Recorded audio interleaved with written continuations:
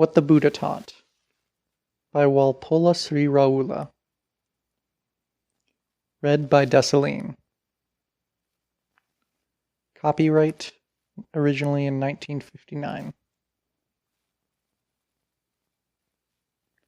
Foreword by Paul Demieville, a member of the Institute of France, professor at the College of France, director of Buddhist Studies at the School of Higher Studies in Paris.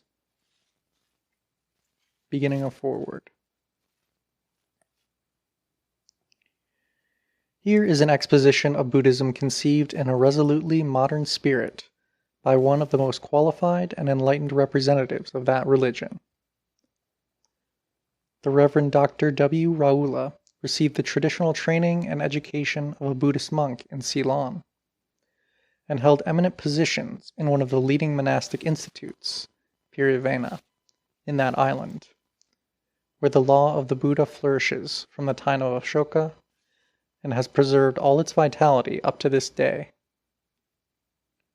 Thus brought up in an ancient tradition, he decided, at this time when all traditions are called in question, to face the spirit and the methods of international scientific learning. He entered the Ceylon University, obtained the BA Honours degree, London, and then won the degree of Doctor of Philosophy of the Ceylon University on a highly learned thesis on the history of Buddhism in Ceylon. Having worked with distinguished professors at the University of Calcutta, and come in contact with adepts of Mahayana, the Great Vehicle, that form of Buddhism which reigns from Tibet to the Far East, he decided to go into the Tibetan and Chinese texts in order to widen his ecumenism. And he has honored us by coming to the University of Paris, Sorbonne, to prepare a study of Ashtanga, the illustrious philosopher of Mahayana, whose principal works in the original Sanskrit are lost, and can only be read in their Tibetan and Chinese translations. It is now 8 years since Dr. Rahula is among us, wearing the yellow robe, breathing the air of the Occident, searching perhaps in our old troubled mirror, a universalized reflection of the religion which is his. The book, which he has kindly asked me to present to the public of the West, is a luminous account, within reach of everybody, of the fundamental principles of the Buddhist doctrine, as they are found in the most ancient texts, which are called the tradition, Agama, in Sanskrit, and the canonic corpus, Nikaya, in Pali. Dr. Rahula, who possesses an incomparable knowledge of these texts, refers to them constantly and almost exclusively. Their authority is recognized unanimously by all the Buddhist schools, which were and are numerous, but none of which ever deviates from these texts, except with the intention of better interpreting the spirit beyond the letter. The interpretation has indeed been varied in the course of the expansion of Buddhism through many centuries and vast regions, and the law has taken more than one aspect.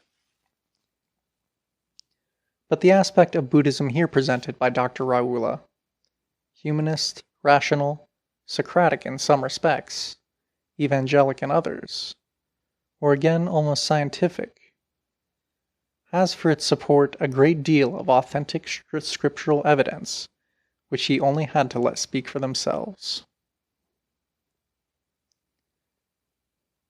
The explanations which he adds to his quotations, always translated with scrupulous accuracy, are clear, simple, direct, and free from all pedantry. Some among them might lead to discussion, as when he wishes to rediscover in the Pali sources all the doctrines of Mahayana.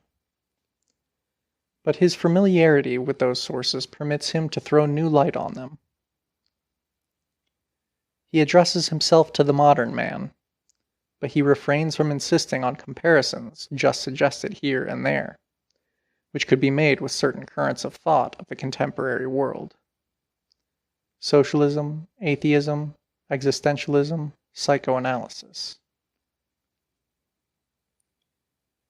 It is for the reader to appreciate the modernity, the possibilities of adaptation of a doctrine which, in this work of genuine scholarship, is presented to him in its primal richness. End of foreword.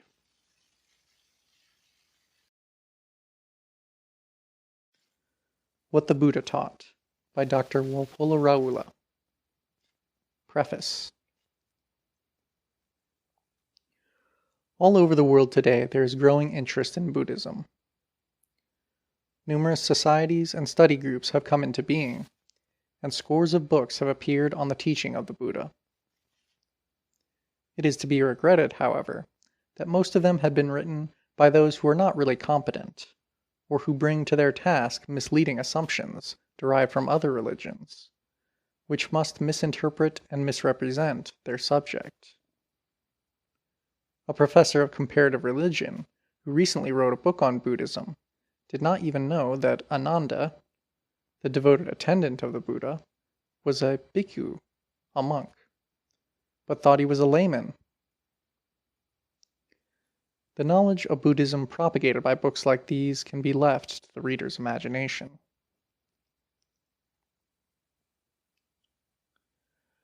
I have tried in this little book to address myself first of all to the educated and intelligent general reader, uninstructed in the subject, who would like to know what the Buddha actually taught. For his benefit, I have aimed at giving briefly, and as directly and simply as possible, a faithful and accurate account of the actual words used by the Buddha as they are to be found in the original Pali texts of the Tipitaka, universally accepted by scholars as the earliest extant records of the teachings of the Buddha. The material used and the passages quoted here are taken directly from these originals. In a few places I have referred to some later works too. I have borne in mind, too, the reader who has already some knowledge of what the Buddha taught, and would like to go further with his studies. I have therefore provided not only the Pali equivalents of most of the key words, but also references to the original texts in footnotes, and a select bibliography.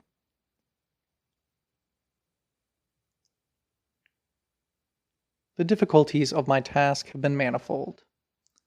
Throughout, I have tried to steer a course between the unfamiliar and the popular, to give the English reader of the present day something which he could understand and appreciate, without sacrificing any of the matter and the form of the discourses of the Buddha.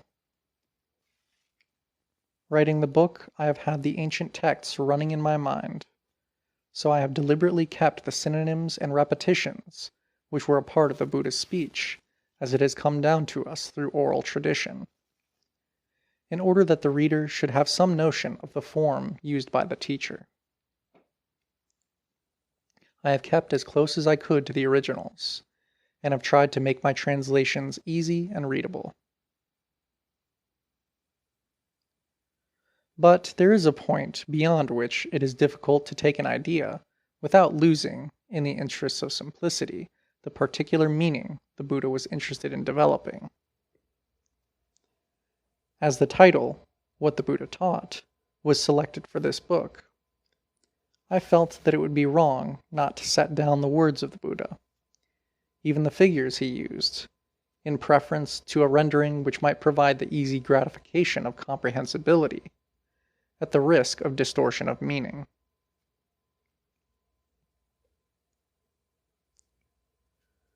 I have discussed in this book almost everything which is commonly accepted as the essential and fundamental teaching of the Buddha.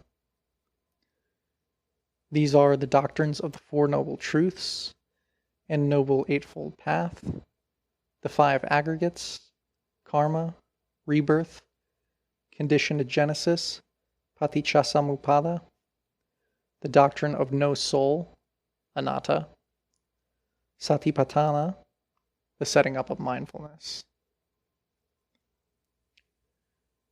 Naturally, there will be in the discussion expressions which must be unfamiliar to the Western reader. I would ask him, if he is interested, to take up on his first reading the opening chapter, and then go on to chapters 5, 7, and 8, returning to chapters 2, 3, and 4, and 6, when the general sense is clearer and more vivid. It would not be possible to write a book on the teaching of the Buddha without dealing with the subjects which Theravada and Mahayana Buddhism have accepted as fundamental in his system of thought. The term Theravada, Hinayana, or small vehicle, is no longer used in informal circles.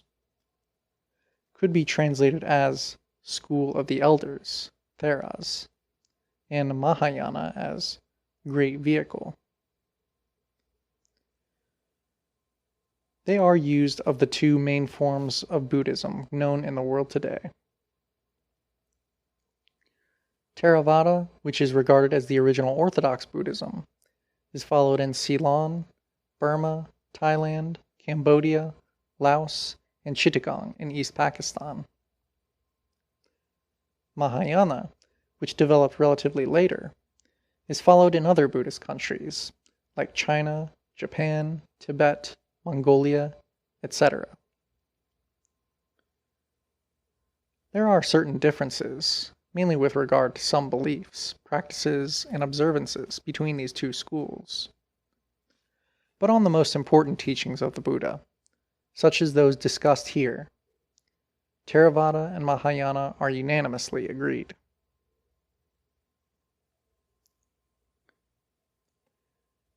It only remains for me now to express my sense of gratitude to Professor E.F.C. Ludovic, who in fact invited me to write this book, for all the help given me, the interest taken in it, the suggestions he offered, and for reading through the manuscript.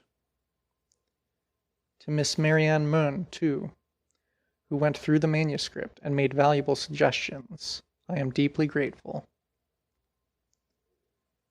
Finally, I am greatly beholden to Professor Paul Demieville, my teacher in Paris, for his kindness in writing the foreword. W. Rahula, Paris, July 1958. End of section.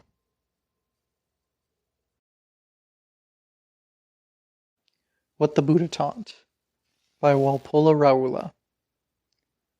Dedication to Mani. Sabadhanam Dhammadanam Jinati. The gift of truth excels all other gifts. Section. The Buddha. The Buddha, whose personal name was Siddhartha in Sanskrit, and family name Gautama, Sanskrit Gautama, lived in North India in the 6th century BC. His father, Suddhodana, was the ruler of the kingdom of the Shakyas in modern Nepal. His mother was Queen Maya. According to the custom of the time, he was married quite young, at the age of 16, to a beautiful and devoted young princess named Yasodhara. The young prince lived in his palace, with every luxury at his command. But all of a sudden, confronted with the reality of life and the suffering of mankind, he decided to find the solution, the way out of this universal suffering. At the age of 29, soon after the birth of his only child, Rahula, he left his kingdom and became an ascetic in search of this solution. For 6 years the ascetic Gautama wandered about the valley of the Ganges, meeting famous religious teachers, studying and following their systems and methods, and submitting himself to rigorous ascetic practices. They did not satisfy him. So he abandoned all traditional religions and their methods and went his own way.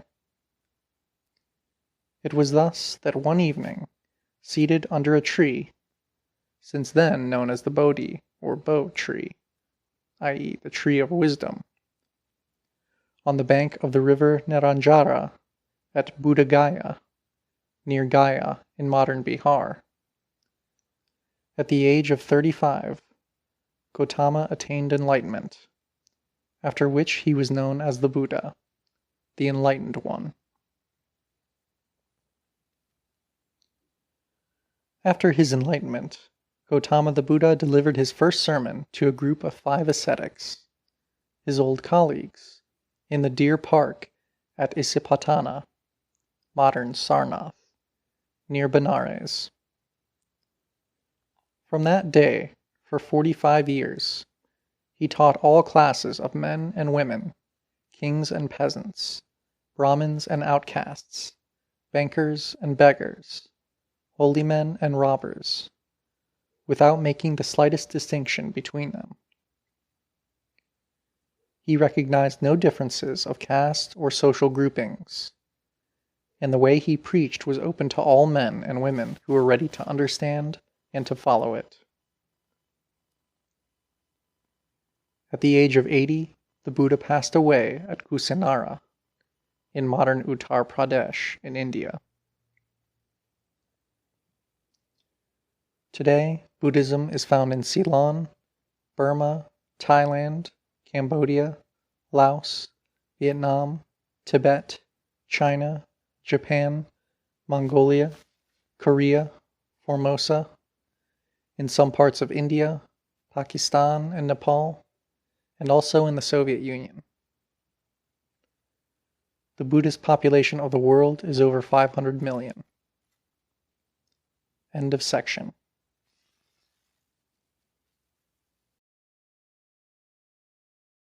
What the Buddha Taught by Dr. Walpola Rahula. Chapter 1.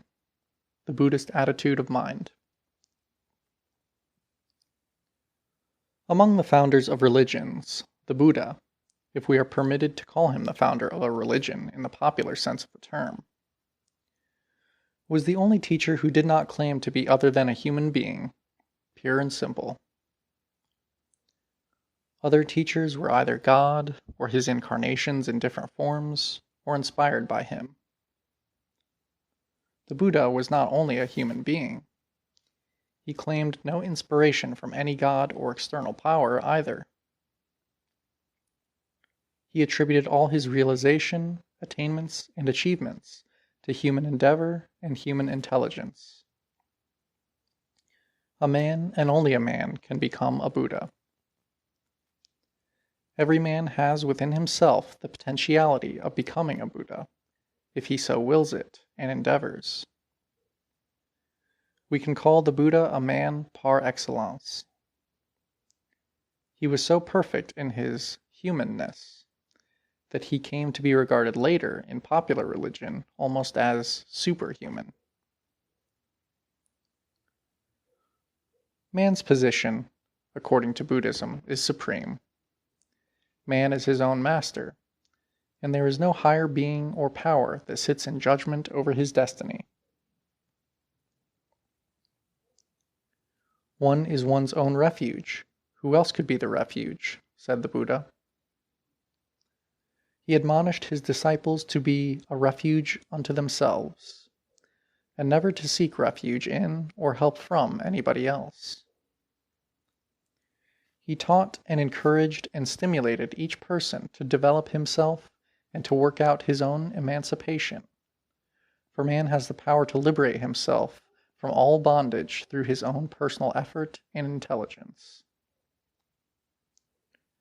The Buddha says, "You should do your work, for the Tathagatas only teach the way." Footnote: Tathagata means one who has come to know the truth, one who has discovered the truth. This term is usually used by the Buddha referring to himself and to the Buddhas in general. End of footnote. If the Buddha is to be called a savior at all, it is only in the sense that he discovered and showed the path to liberation, nirvana. But we must tread the path ourselves.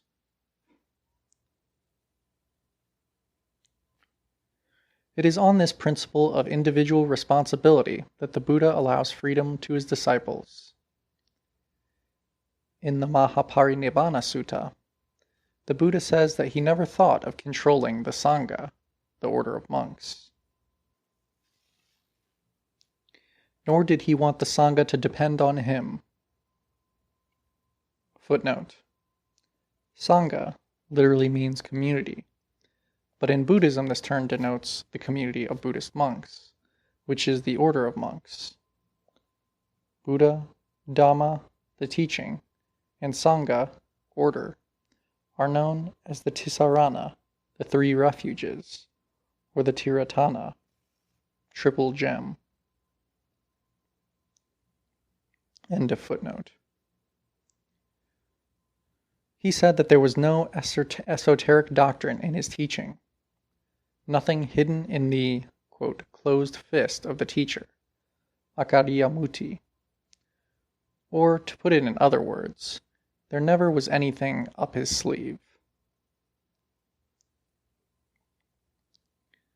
The freedom of thought allowed by the Buddha is unheard of elsewhere in the history of religions.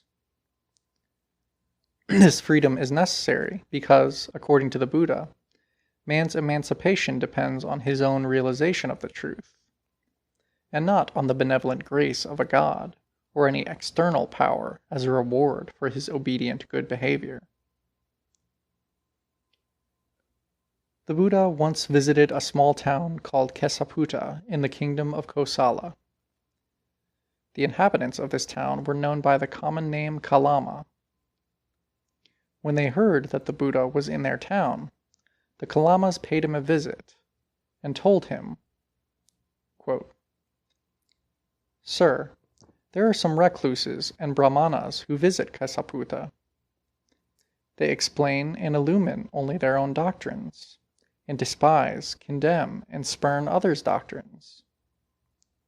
Then come other recluses and brahmanas, and they too, in their turn, explain and illumine only their own doctrines, and despise, condemn, and spurn others' doctrines. But for us, sir, we have always doubt and perplexity as to who among these venerable recluses and brahmanas spoke the truth, and who spoke falsehood." End quote. Then the Buddha gave them this advice, unique in the history of religions. Quote, "Yes, Kalamas, it is proper that you have doubt, that you have perplexity, for a doubt has arisen in a matter which is doubtful. Now look you, Kalamas, do not be led by reports, or tradition, or hearsay. Be not led by the authority of religious texts, nor by mere logic or inference, nor by considering appearances, nor by the delight in speculative opinions, nor by seeming possibilities, nor by the idea, 'this is our teacher.' But, O Kalamas, when you know for yourselves that certain things are unwholesome, akusala, and wrong and bad, then give them up. And when you know for yourselves that certain things are wholesome, kusala, and good, then accept them and follow them." End quote. The Buddha went even further. He told the bhikkhus that a disciple should examine even the Tathagata, Buddha himself, so that he, the disciple, might be fully convinced of the true value of the teacher whom he followed.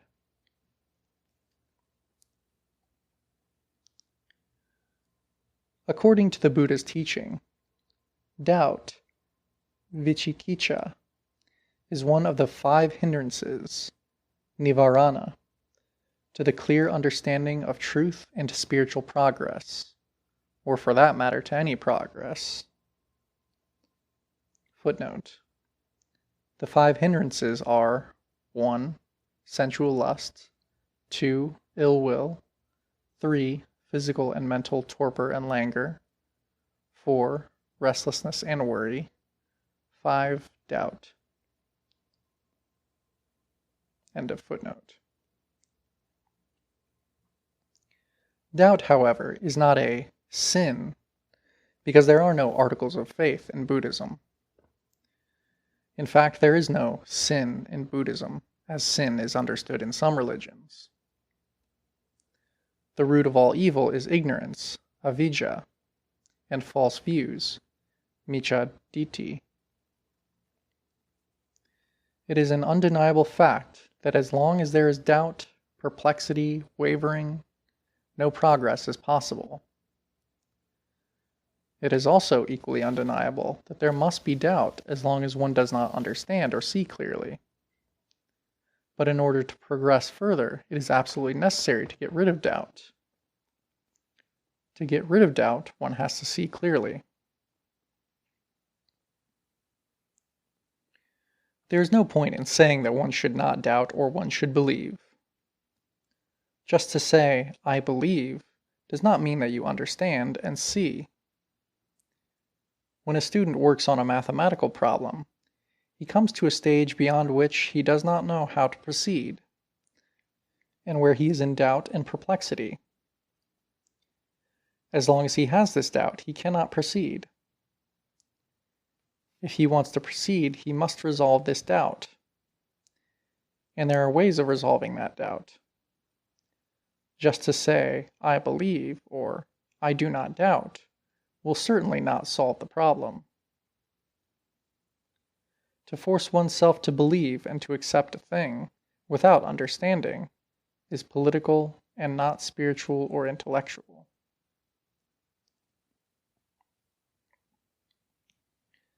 The Buddha was always eager to dispel doubt. Even just a few minutes before his death, he requested his disciples several times to ask him if they had any doubts about his teaching, and not to feel sorry later that they could not clear those doubts. But the disciples were silent. What he said then was touching. Quote, "If it is through respect for the teacher that you do not ask anything, let even one of you inform his friend, i.e., let one tell his friend so that the latter may ask the question on the other's behalf."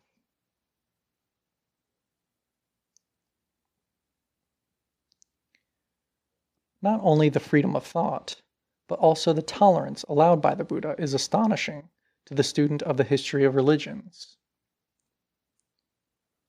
Once, in Nalanda, a prominent and wealthy householder named Upali, a well-known lay disciple of Nigantha Nataputta, Jaina Mahavira, was expressly sent by Mahavira himself to meet the Buddha and defeat him in argument on certain points in the theory of karma, because the Buddha's views on the subject were different from those of Mahavira.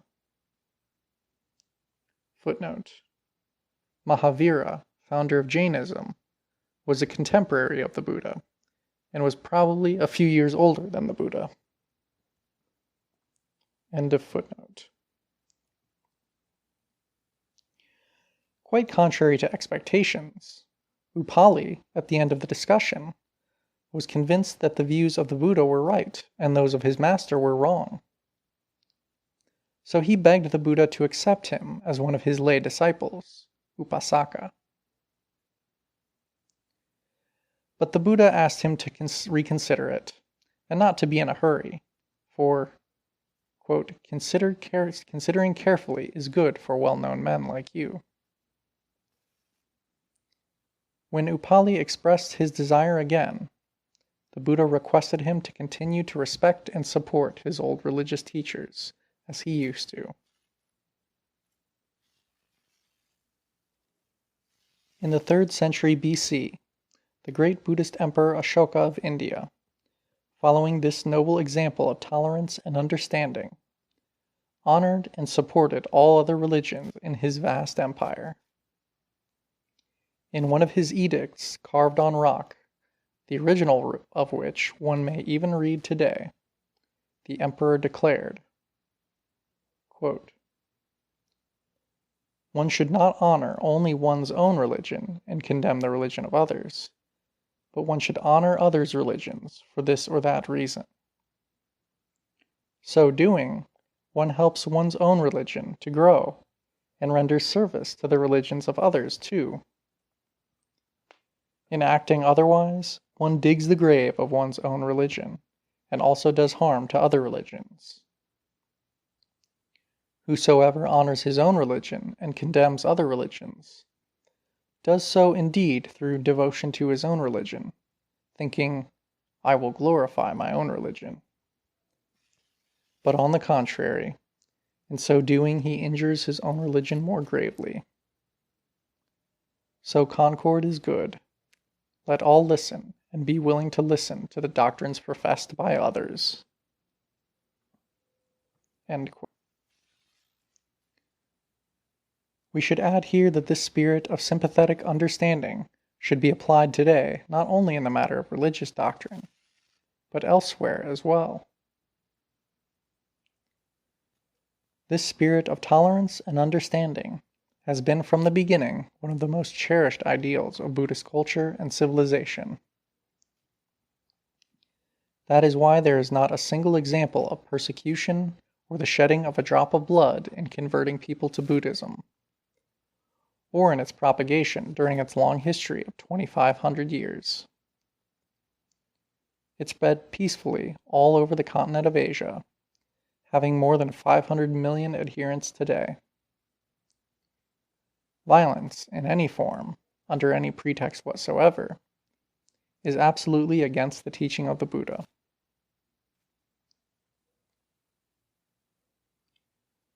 The question has often been asked, is Buddhism a religion or a philosophy? It does not matter what you call it. Buddhism remains what it is, whatever label you may put on it. The label is immaterial. Even the label, Buddhism, which we give to the teaching of the Buddha, is of little importance. The name one gives to it is inessential. Quote, "What's in a name? That which we call a rose, by any other name would smell as sweet."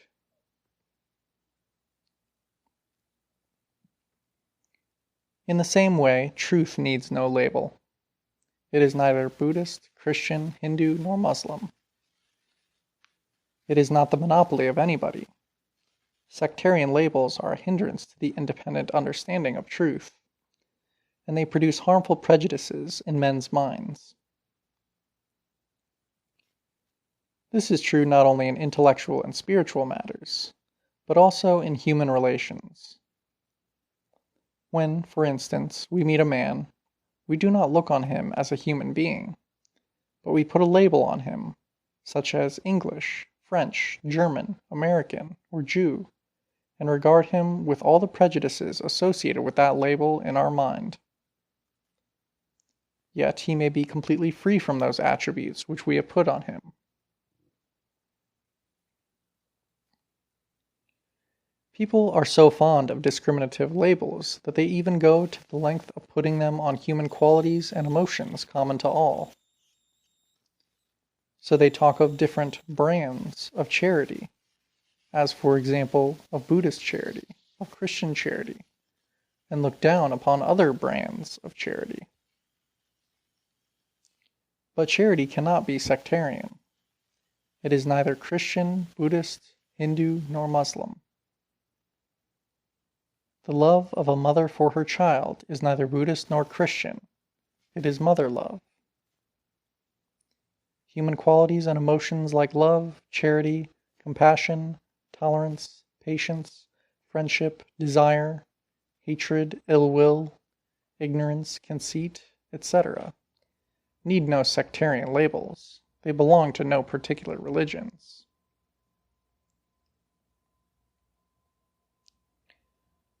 To the seeker after truth, it is immaterial from where an idea comes. The source and development of an idea is a matter for the academic. In fact, in order to understand truth, it is not necessary even to know whether the teaching comes from the Buddha or from anywhere else. What is essential is seeing the thing, understanding it. There is an important story in the Majjhima Nikaya, Sutta number 140, which illustrates this.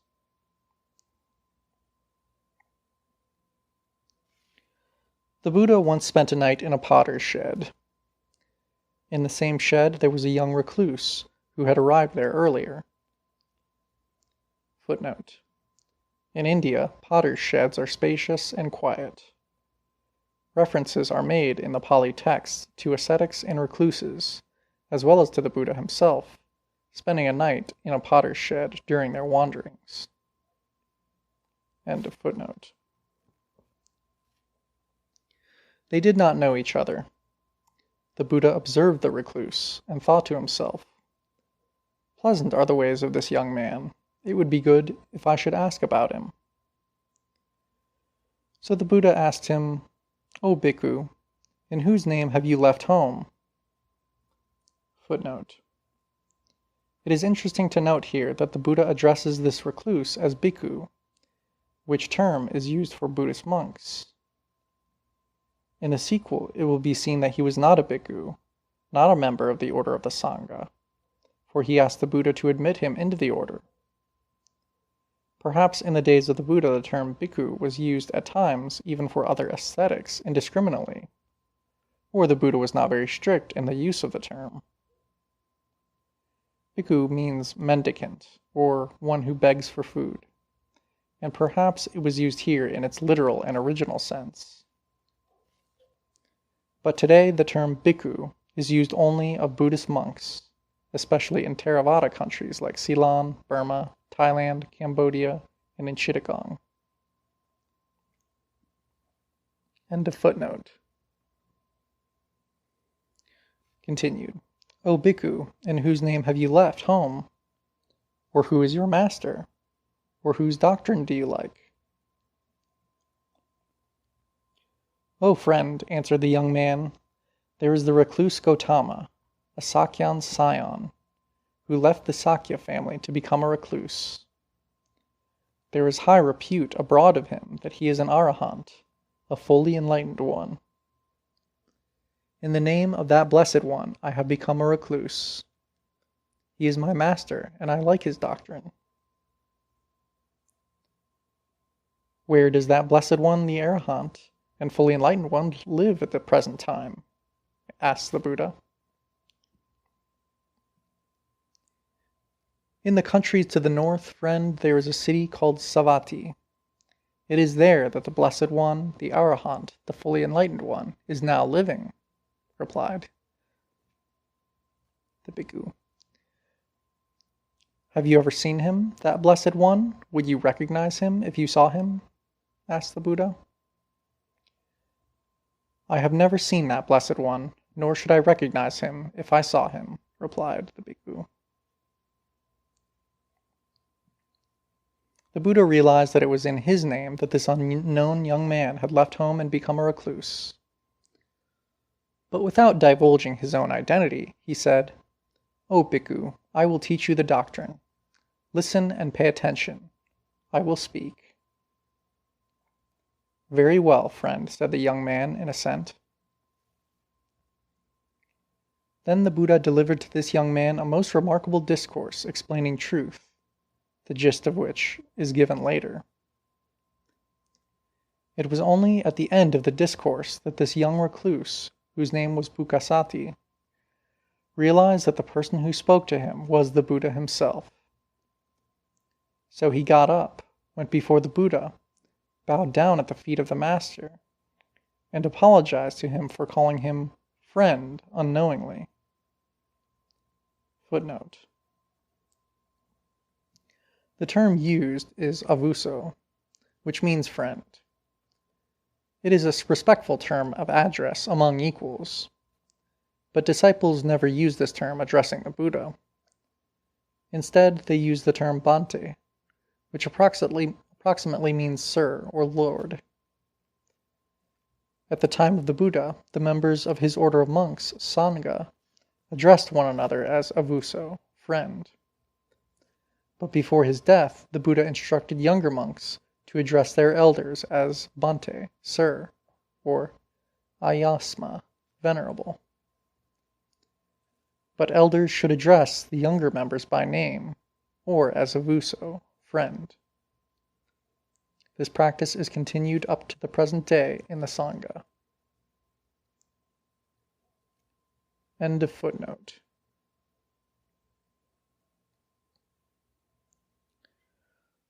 He then begged the Buddha to ordain him and admit him into the order of the Sangha.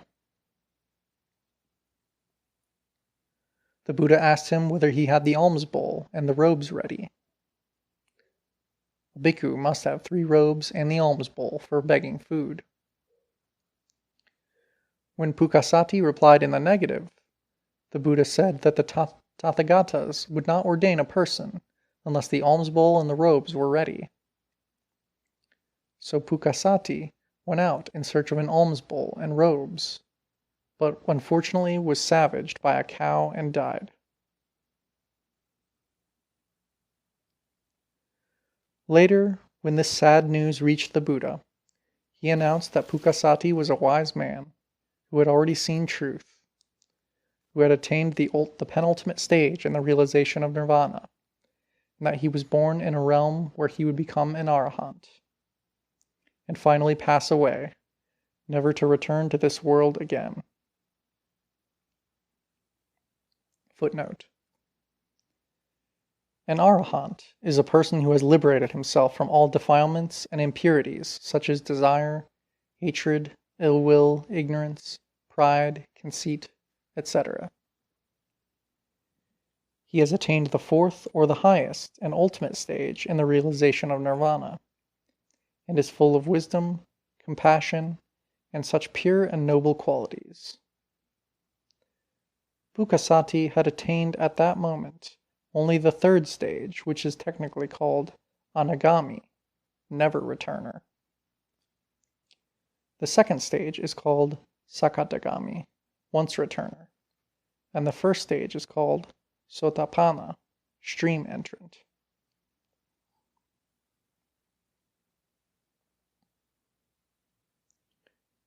End of footnote.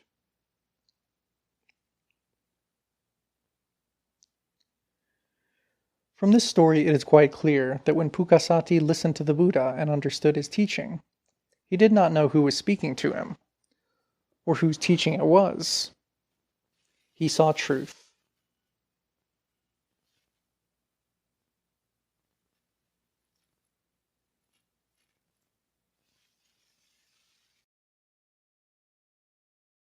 What the Buddha Taught by Walpola Rahula. Chapter 2. The Four Noble Truths. The first noble truth, Dukkha.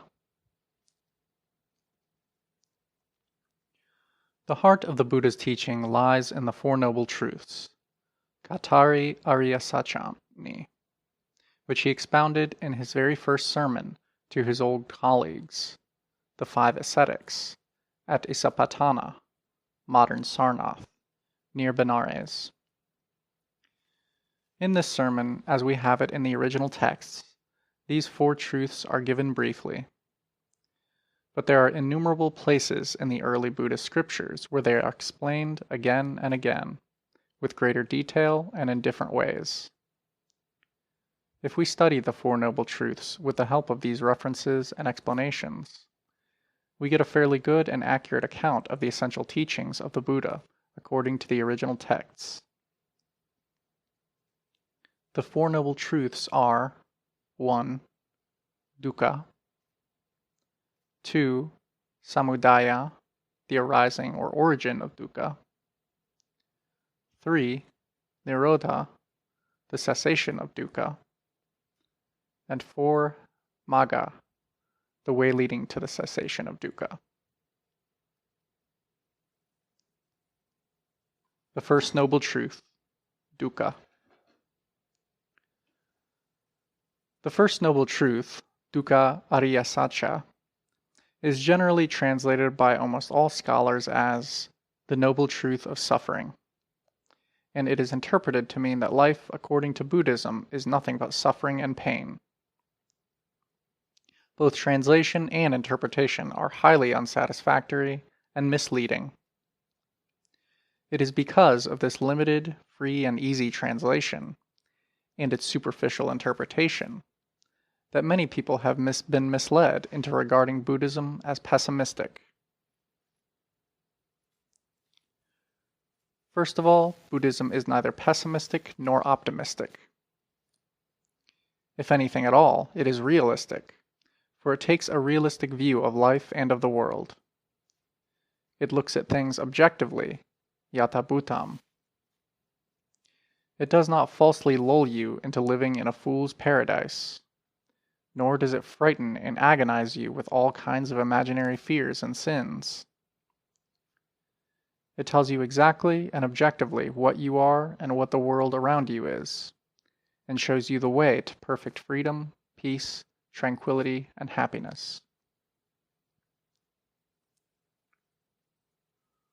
One physician may gravely exaggerate an illness and give up hope altogether. Another may ignorantly declare that there is no illness, and that no treatment is necessary, thus deceiving the patient with a false consolation. You may call the first one pessimistic and the second optimistic. Both are equally dangerous. But a third physician diagnoses the symptoms correctly, understands the cause and nature of the illness, sees clearly that it can be cured, and courageously administers a course of treatment, thus saving his patient. The Buddha is like the last physician. He is the wise and scientific doctor for the ills of the world, Visakha or Visajya Guru.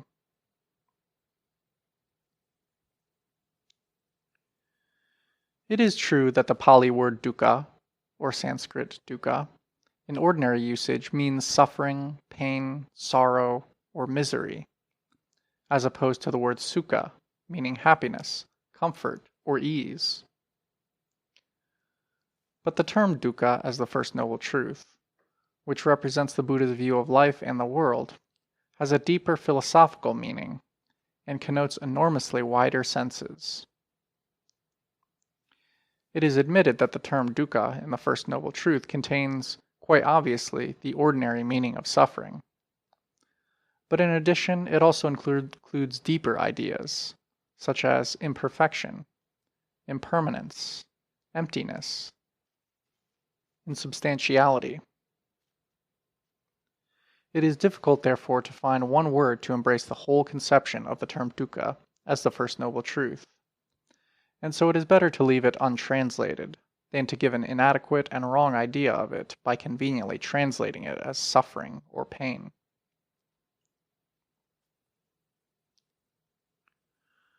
The Buddha does not deny happiness in life when he says there is suffering. On the contrary, he admits different forms of happiness, both material and spiritual, for laymen as well as for monks. In the Anguttara Nikaya, one of the 5 original collections in Pali containing the Buddha's discourses, there is a list of happinesses, sukhani, such as the happiness of family life and the happiness of the life of a recluse, the happiness of sense pleasures, and the happiness of renunciation, the happiness of attachment and the happiness of detachment, physical happiness and mental happiness, etc. But all these are included in dukkha. Even the very pure spiritual states of dhyana, or trance, attained by the practice of higher meditation, free from even a shadow of suffering in the accepted sense of the word, states which may be described as unmixed happiness, as well as the state of dhyana, which is free from sensations both pleasant, sukha, and unpleasant, dukkha, and is only pure equanimity and awareness. Even these very high spiritual states are included in dukkha. In one of the suttas of the Majjhima Nikaya, again one of the original 5 collections, After praising the spiritual happiness of these jhanas, the Buddha says that they are impermanent, dukkha, and subject to change, anicca, dukkha, viparinadama. Notice that the word dukkha is explicitly used. It is dukkha not because there is suffering in the ordinary sense of the word, but because whatever is impermanent is dukkha. Yad anicam tam dukkham.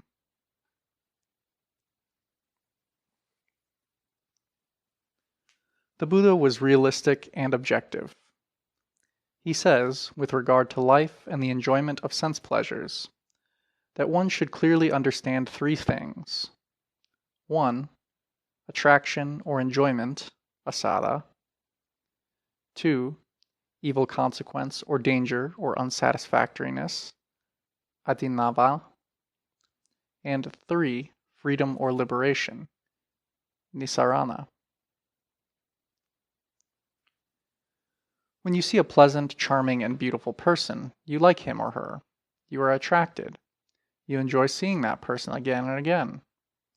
You derive pleasure and satisfaction from that person. This is enjoyment, asada. It is a fact of experience. But this enjoyment is not permanent, just as that person and all his or her attractions are not permanent either.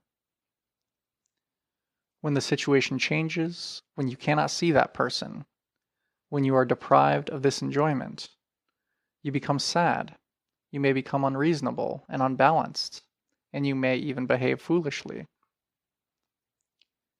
This is the evil, unsatisfactory, and dangerous side of the picture, adinava. This too is a fact of experience. Now, if you have no attachment to the person, if you are completely detached, that is freedom, liberation, nisarana. These three things are true with regard to all enjoyment in life.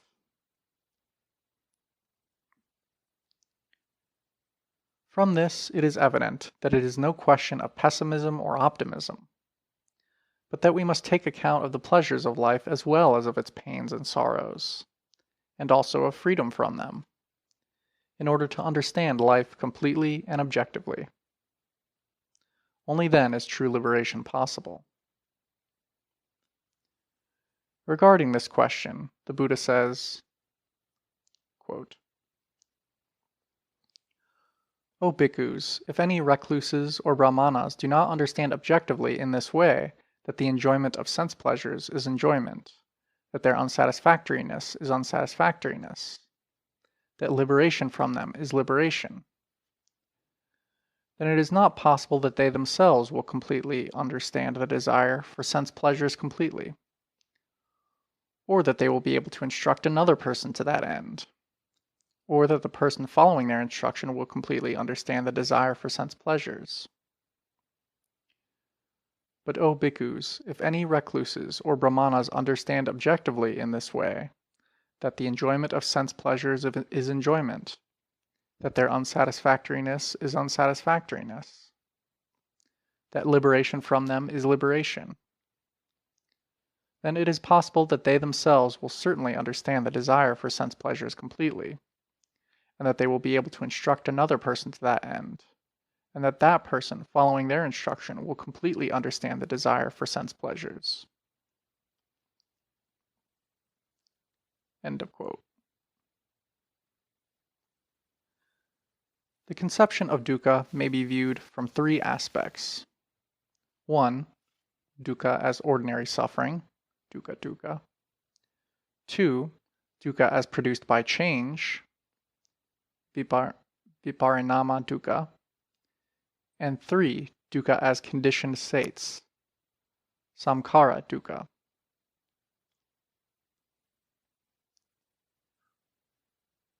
All kinds of suffering in life, like birth, old age, sickness, death, association with unpleasant persons and conditions, separation from beloved ones and pleasant conditions, not getting what one desires, grief, lamentation, distress. All such forms of physical and mental suffering, which are universally accepted as suffering or pain, are included in dukkha as ordinary suffering. Dukkha, dukkha.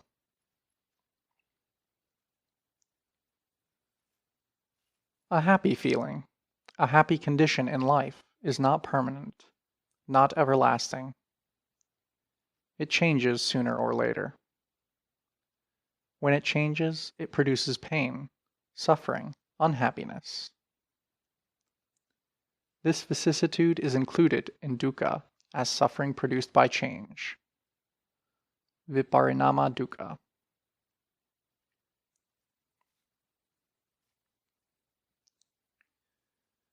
It is easy to understand the two forms of suffering, dukkha, mentioned above.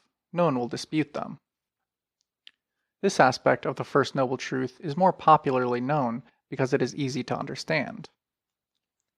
It is common experience in our daily life. But the third form of dukkha, as conditioned states, samkhara dukkha, is the most important philosophical aspect of the First Noble Truth, and it requires some analytical explanation of what we consider as a being, as an individual, or as I.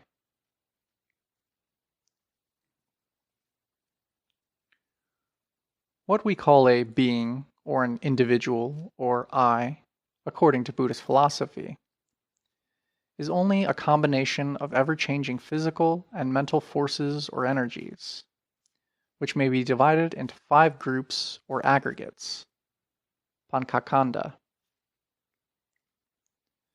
The Buddha says, in short, these 5 aggregates of attachment are dukkha. Elsewhere, he distinctly defines dukkha as the 5 aggregates. O bhikkhus, what is dukkha? It should be said here that it is the 5 aggregates of attachment.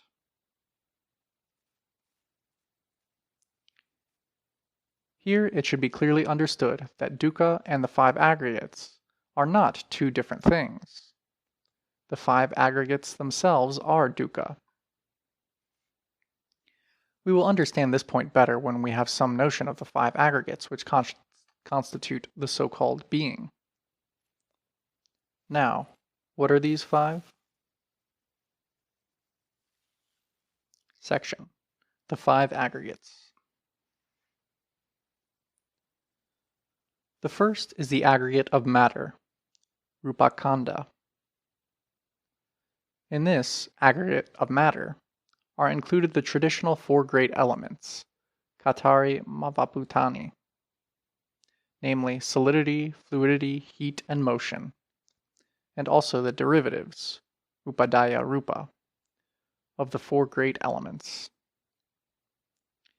In the term derivatives of 4 great elements are included our 5 material sense organs, i.e. the faculties of eye, ear, nose, tongue, and body, and their corresponding objects in the external world, i.e. visible form, sound, odor, taste, and tangible things, and also some thoughts or ideas or conceptions which are in the sphere of mind objects, dharmayatana. Thus the whole realm of matter, both internal and external, is included in the aggregate of matter.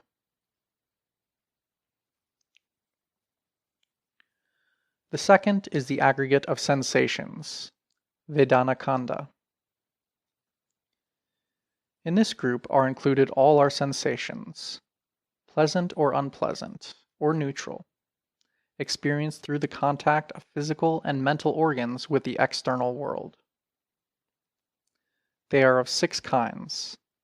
The sensations experienced through the contact of the eye with the visible forms, ear with sounds, nose with odor, tongue with taste, body with tangible objects, and mind, which is the 6th faculty in Buddhist philosophy, with mind objects or thoughts or ideas.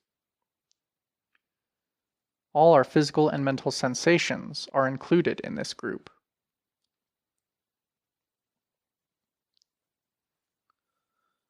A word about what is meant by the term mind, manas, in Buddhist philosophy may be useful here. It should be clearly understood that mind is not spirit as opposed to matter. It should always be remembered that Buddhism does not recognize a spirit opposed to matter, as is accepted by most other systems of philosophies and religions. Mind is only a faculty or organ, indriya, like the eye or the ear. It can be controlled and developed like any other faculty. And the Buddha speaks quite often of the value of controlling and disciplining these 6 faculties. The difference between the eye and the mind as faculties is that the former senses the world of colors and visible forms, while the latter senses the world of ideas and thoughts and mental objects. We experience different fields of the world with different senses. We cannot hear colors, but we can see them. Nor can we see sounds, but we can hear them. Thus, with our 5 physical sense organs, eye, ear, nose, tongue, body, we experience only the world of visible forms, sounds, odors, tastes, and tangible objects. But these represent only a part of the world, not the whole world. What about thoughts and ideas? They are also a part of the world. But they cannot be sensed, they cannot be conceived by the faculty of the eye, ear, nose, tongue, or body. Yet they can be conceived by another faculty, which is mind. Now, ideas and thoughts are not independent of the world experienced by these 5 physical sense faculties. In fact, they depend on and are conditioned by physical experiences. Hence, a person born blind cannot have ideas of color, except through the analogy of sounds or some other things experienced through his other faculties. Ideas and thoughts which form a part of the world are thus produced and conditioned by physical experiences, and are conceived by the mind. Hence, mind, manas, is considered a sense faculty or organ, indriya, like the eye or the ear.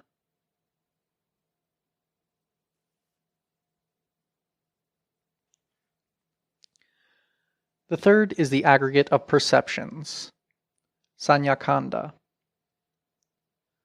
Like sensations, perceptions are also of 6 kinds, in relation to 6 internal faculties and the corresponding 6 external objects. Like sensations, they are produced through the contact of our 6 faculties with the external world. It is the perceptions that recognize objects, whether physical or mental.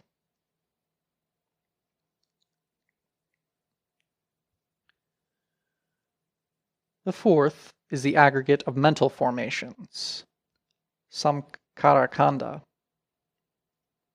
Footnote. Mental formations is now a term generally used to represent the wide meaning of the word samkara in the list of 5 aggregates. Samkara in other contexts may mean anything conditioned, anything in the world, in which all the 5 aggregates are samkara. End of footnote. In this group are included all volitional activities, both good and bad. What is generally known as karma, or kama, comes under this group. The Buddha's own definition of karma should be remembered here. Quote, "O bhikkhus, it is volition, cetana, that I call karma. Having willed, one acts through body, speech, and mind." End quote. Volition is mental construction, mental activity. Its function is to direct the mind in the sphere of good, bad, or neutral activities. Just like sensations and perceptions, volition is of 6 kinds, connected with the 6 internal faculties and the corresponding 6 objects, both physical and mental, in the external world. Sensations and perceptions are not volitional actions. They do not produce karmic effects. It is only volitional actions, such as attention, manasikara, will, chanda, determination, adhimokkha, confidence, saddha, concentration, samadhi, wisdom, panya, energy, viriya, desire, raga, repugnance or hate, patiga, ignorance, avijja, conceit, manya, idea of self, sakkaya ditthi, etc., that can produce karmic effects. There are 52 such mental activities which constitute the aggregate of mental formations. The fifth is the aggregate of consciousness, vijnana khandha. Consciousness is a reaction or response which has one of the 6 faculties, eye, ear, nose, tongue, body, and mind, as its basis, and one of the 6 corresponding external phenomena, visible form, sound, odor, taste, tangible things, and mind objects, i.e., an idea or thought, as its object. For instance, visual consciousness, cakkhu vijnana, has the eye as its basis, and a visible form as its object. Mental consciousness, mano vijnana, has the mind, manas, as its basis, and a mental object, i.e., an idea or thought, dhamma, as its object. So consciousness is connected with other faculties. Thus, like sensation, perception, and volition, consciousness also is of 6 kinds, in relation to 6 internal faculties, and corresponding 6 external objects. It should be understood clearly that consciousness does not recognize an object. It is only a sort of awareness of the presence of an object. When the eye comes in contact with a color, for instance blue, visual consciousness arises, which simply is awareness of the presence of a color. But it does not recognize that it is blue. There is no recognition at this stage.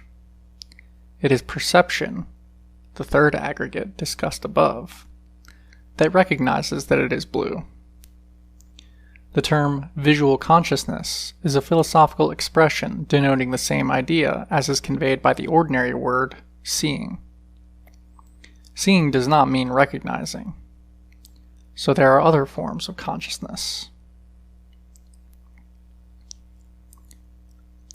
It must be repeated here that according to Buddhist philosophy, there is no permanent, unchanging spirit which can be considered self, or soul, or ego, as opposed to matter, and that consciousness, vijnana, should not be taken as spirit in opposition to matter. This point has to be particularly emphasized, because a wrong notion that consciousness is a sort of self or soul that continues as a permanent substance through life has persisted from the earliest time to the present day. One of the Buddha's own disciples, Sati by name, held that the master taught, "It is the same consciousness that transmigrates and wanders about." The Buddha asked him what he meant by consciousness.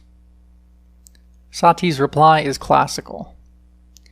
It is that which expresses, which feels, which experiences the results of good and bad deeds here and there. "To whomever, you stupid one," remonstrated the master, "have you heard me expounding the doctrine in this manner? Haven't I in many ways explained consciousness as arising out of conditions? That there is no arising of consciousness without conditions."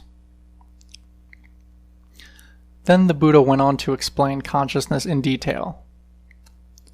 Consciousness is named according to whatever condition through which it arises, On account of the eye and visible forms arises a consciousness, and it is called visual consciousness. On account of the ear and sounds arises a consciousness, and it is called auditory consciousness.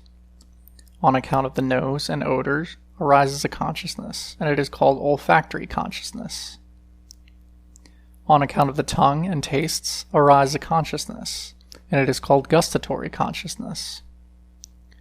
On account of the body and tangible objects arises a consciousness, and it is called tactile consciousness. On account of the mind and mind objects, ideas and thoughts, arises a consciousness, and it is called mental consciousness. Then the Buddha explained it further by an illustration. A fire is named according to the material on account of which it burns. A fire may burn on account of wood, and it is called a wood fire. It may burn on account of straw, and then it is called a straw fire. So consciousness is named according to the condition through which it arises.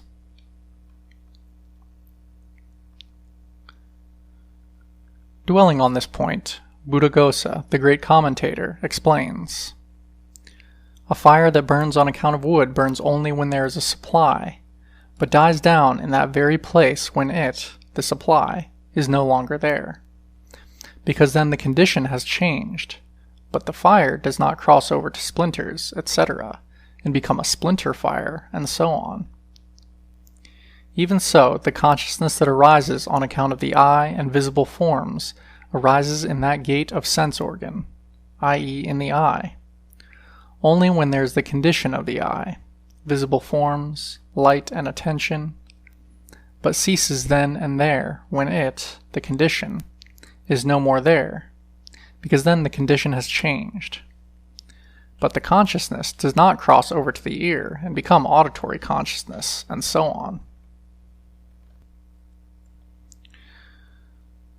The Buddha declared in unequivocal terms that consciousness depends on matter, sensation, perception, and mental formations, and that it cannot exist independently of them. He says, "Consciousness may exist having matter as its means, rupupayam, matter as its object, ruparananam, matter as its support, rupapatitam, and seeking delight it may grow, increase, and develop.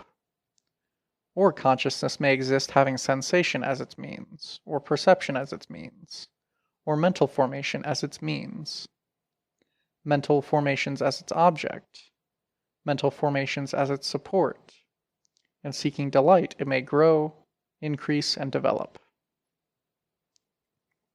Quote continued. "Were a man to say, 'I shall show the coming, the going, the passing away, the arising, the growth, the increase, or the development of consciousness, apart from matter, sensation, perception, and mental formations,' he would be speaking of something that does not exist." End quote.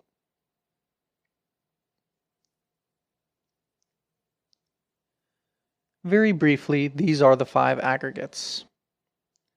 What we call a being, or an individual, or I, is only a convenient name or a label given to the combination of these 5 groups. They are all impermanent, all constantly changing. Whatever is impermanent is dukkha. Yat anicam tam dukkham. This is the true meaning of the Buddha's words. Quote, "In brief, the 5 aggregates of attachment are dukkha." End quote. They are not the same for 2 consecutive moments. Here, A is not equal to A. They are in a flux of momentary arising and disappearing. Quote, "O Brahmana, it is just like a mountain river, flowing far and swift, taking everything along with it. There is no moment, no instant, no second when it stops flowing, but it goes on flowing and continuing. So, Brahmana, is human life, like a mountain river." End quote. Footnote. These words are attributed by the Buddha to a teacher, Satta, named Araka, who was free from desires and who lived in the dim past. It is interesting to remember here the doctrine of Heraclitus, about 500 BC, that everything is in a state of flux, and his famous statement, "You cannot step twice into the same river, for fresh waters are ever flowing in upon you."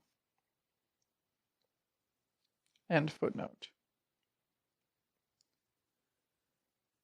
As the Buddha told Rathapala, the world is in continuous flux and is impermanent.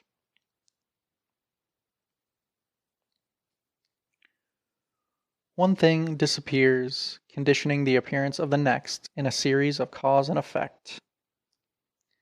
There is no unchanging substance in them. There is nothing behind them that can be called a permanent self, Atman, individuality, or anything that can in reality be called I. Everyone will agree that neither matter, nor sensation, nor perception, nor any one of those mental activities, nor consciousness can really be called I. But when these 5 physical and mental aggregates, which are interdependent, are working together in a combination as a physio-psychological machine, we get the idea of I. Footnote. In fact, Buddhaghosa compares a being to a wooden mechanism. End footnote.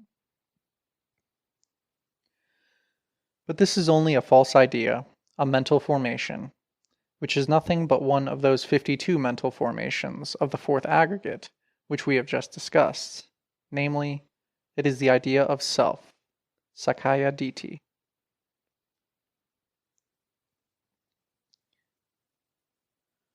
These 5 aggregates together, which we popularly call a being, are dukkha itself, samkhara dukkha. There is no other being or I standing behind these 5 aggregates who experiences dukkha. As Buddhaghosa says, mere suffering exists, but no sufferer is found. The deeds are, but no doer is found. End quote. There is no unmoving mover behind the movement. It is only movement. It is not correct to say that life is moving, but life is movement itself. Life and movement are not 2 different things. In other words, there is no thinker behind the thought. Thought itself is the thinker. If you remove the thought, there is no thinker to be found. Here we cannot fail to notice how this Buddhist view is diametrically opposed to the Cartesian cogito ergo sum, I think therefore I am.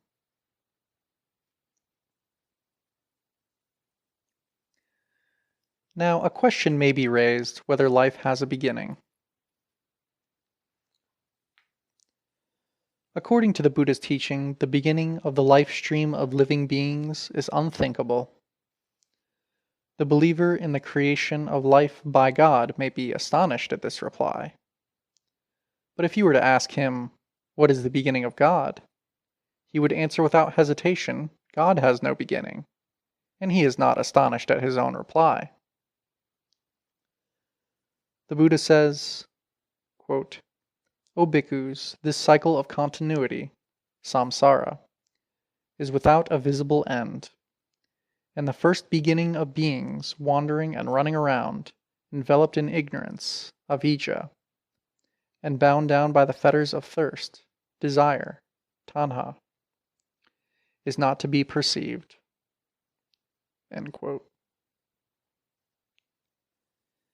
And further, referring to ignorance, which is the main cause of the continuity of life, the Buddha states, "The first beginning of ignorance, avijja, is not to be perceived in such a way as to postulate that there was no ignorance beyond a certain point. Thus, it is not possible to say that there was no life beyond a certain definite point.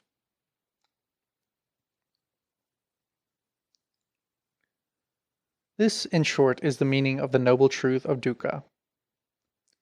It is extremely important to understand this first noble truth clearly because, as the Buddha says, he who sees dukkha also sees the arising of dukkha, sees also the cessation of dukkha, and sees also the path leading to the cessation of dukkha. Beginning of footnote. In fact, the Buddha says that he who sees any one of the Four Noble Truths sees the other three as well. These Four Noble Truths are interconnected. End footnote. This does not at all make the life of a Buddhist melancholy or sorrowful, as some people wrongly imagine. On the contrary, a true Buddhist is the happiest of beings. He has no fears or anxieties. He is always calm and serene, and cannot be upset or dismayed by changes or calamities, because he sees things as they are. The Buddha was never melancholy or gloomy. He was described by his contemporaries as ever smiling, Mihita Bubama. In Buddhist painting and sculpture, the Buddha is always represented with a countenance happy, serene, contented, and compassionate. Never a trace of suffering or agony or pain is to be seen. Footnote. There is a statue from Gandhara, and also one from Fujian, China, depicting Gautama as an ascetic, emaciated, with all his ribs showing. But this is before his enlightenment, when he was submitting himself to the rigorous ascetic practices, which he condemned after he became the Buddha. End of footnote. Buddhist art and architecture, Buddhist temples never give the impression of gloom or sorrow, but produce an atmosphere of calm and serene joy. Although there is suffering in life, a Buddhist should not be gloomy over it, should not be angry or impatient at it. One of the principal evils in life, according to Buddhism, is repugnance or hatred. Repugnance, pratiga, is explained as ill will with regard to living beings, with regard to suffering, and with regard to things pertaining to suffering. Its function is to produce a basis for unhappy states and bad conduct. Thus, it is wrong to be impatient at suffering. Being impatient or angry at suffering does not remove it. On the contrary, it adds a little more to one's troubles, and aggravates and exacerbates a situation already disagreeable. What is necessary is not anger or impatience, but the understanding of the question of suffering, how it comes about, and how to get rid of it, and then to work accordingly with patience, intelligence, determination, and energy.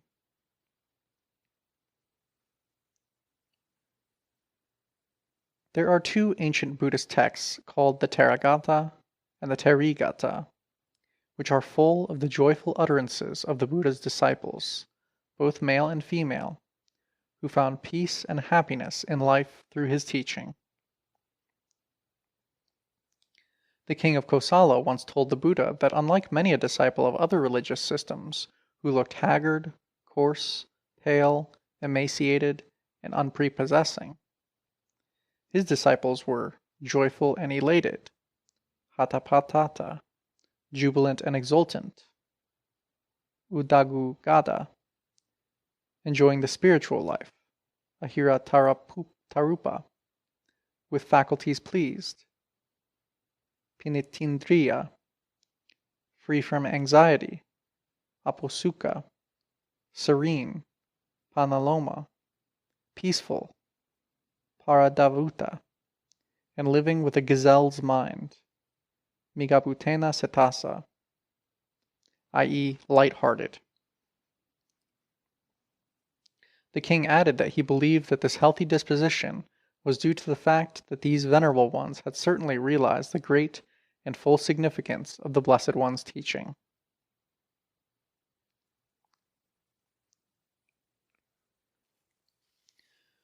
Buddhism is quite opposed to the melancholic, sorrowful, penitent, and gloomy attitude of mind, which is considered a hindrance to the realization of truth.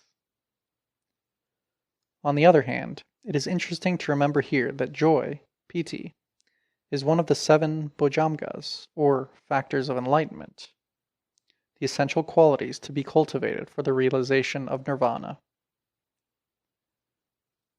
Footnote: for these 7 factors of enlightenment, see chapter on meditation. End of chapter 2.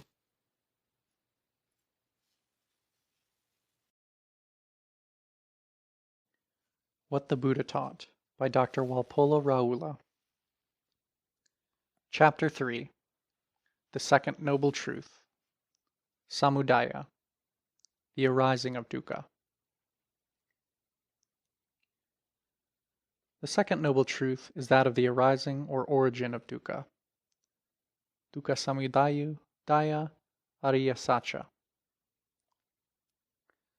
The most popular and well-known definition of the second truth, as found in innumerable places in the original text, runs as follows.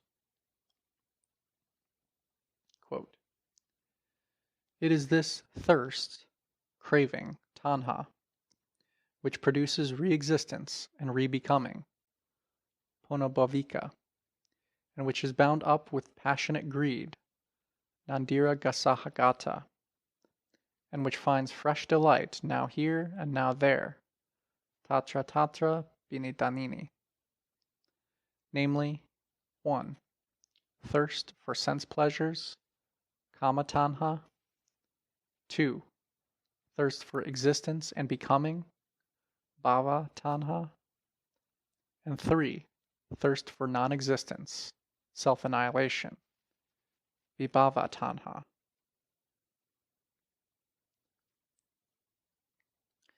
It is this thirst, desire, greed, craving, manifesting itself in various ways that gives rise to all forms of suffering and the continuity of beings. But it should not be taken as the first cause, for there is no first cause possible, as, according to Buddhism, everything is relative and interdependent. Even this thirst, tanha, which is considered as the cause or origin of dukkha, depends for its arising, samudaya, on something else, which is sensation, vedana. And sensation arises depending on contact, phassa. And so on and so forth goes on the circle which is known as conditioned genesis, paticca samuppada, which we will discuss later. So tanha, thirst, is not the first or the only cause of the arising of dukkha, but it is the most palpable and immediate cause, the principal thing, and the all-pervading thing. Hence, in certain places of the original Pali texts themselves, the definition of samudaya, or the origin of dukkha, includes other defilements and impurities, kilesa sasara dhamma, in addition to tanha, thirst, which is always given the first place. Within the necessarily limited space of our discussion, it will be sufficient if we remember that this thirst has at its center the false idea of self-arising out of ignorance.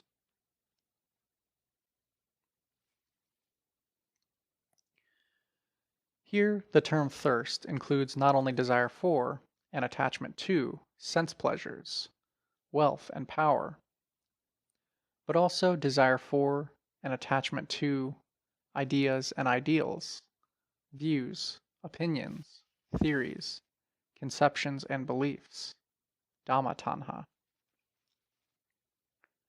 According to the Buddha's analysis, all the troubles and strife in the world, from little personal quarrels in families to great wars between nations and countries, arise out of this selfish thirst. From this point of view, all economic, political, and social problems are rooted in this selfish thirst.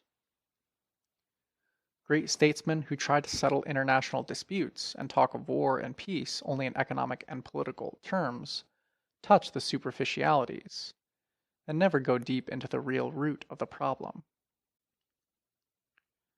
As the Buddha told Ratapala, the world lacks and hankers and is enslaved to thirst. Tanhadaso.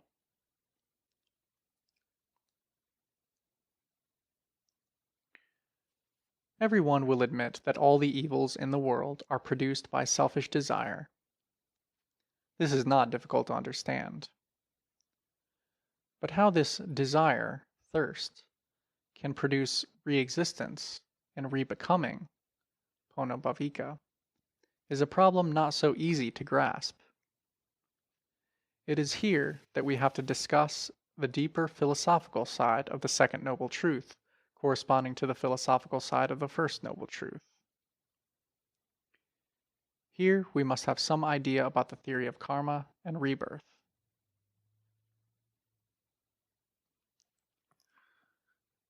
There are four nutriments, ahara, in the sense of cause or condition, necessary for the existence and continuity of beings. 1. Ordinary material food, kahalinkarhara. 2. Contact of our sense organs, including mind, with the external world, vasahara. 3. Consciousness, vijnanahara. And 4. Mental volition or will, manosansetanahara.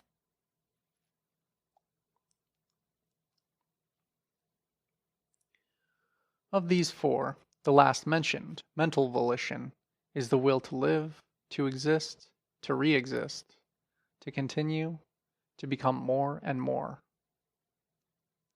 Footnote. It is interesting to compare this mental volition with libido in modern psychology. End of footnote.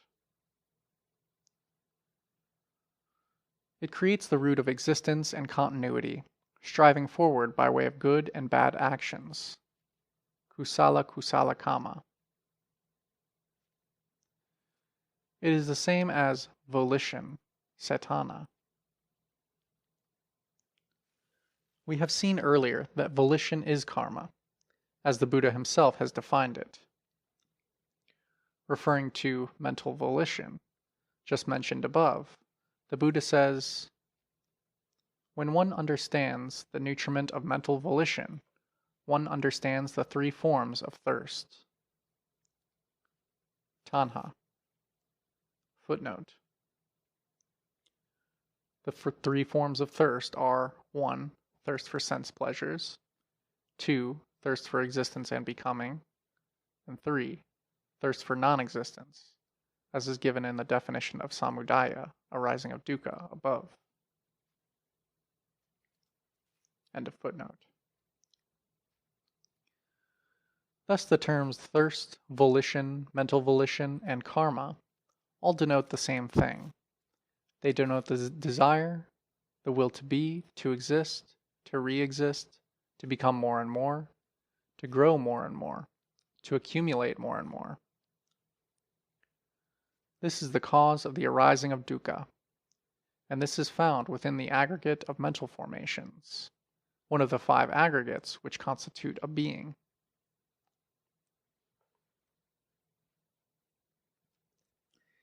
Here is one of the most important and essential points in the Buddha's teaching. We must therefore clearly and carefully mark and remember that the cause, the germ, of the arising of dukkha is within dukkha itself, and not outside. And we must equally well remember that the cause, the germ, of the cessation of dukkha, of the destruction of dukkha, is also within dukkha itself, and not outside. This is what is meant by the well-known formula often found in original Pali texts. Yam kinchi samudayadamam sabam tam nirodapam. Whatever is of the nature of arising, all that is of the nature of cessation. A being, a thing, or a system, if it has within itself the nature of arising, the nature of coming into being, has also within itself the nature, the germ, of its own cessation and destruction.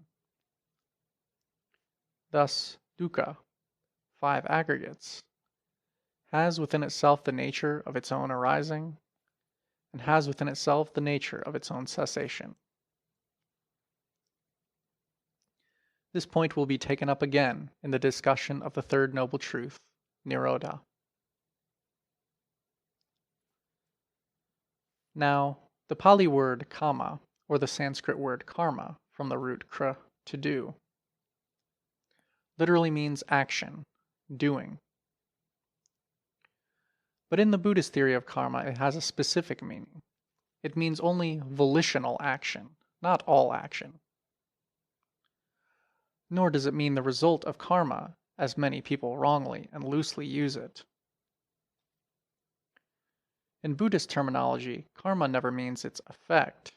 Its effect is known as the fruit, or the result of karma, kamaphala, or kama vipaka.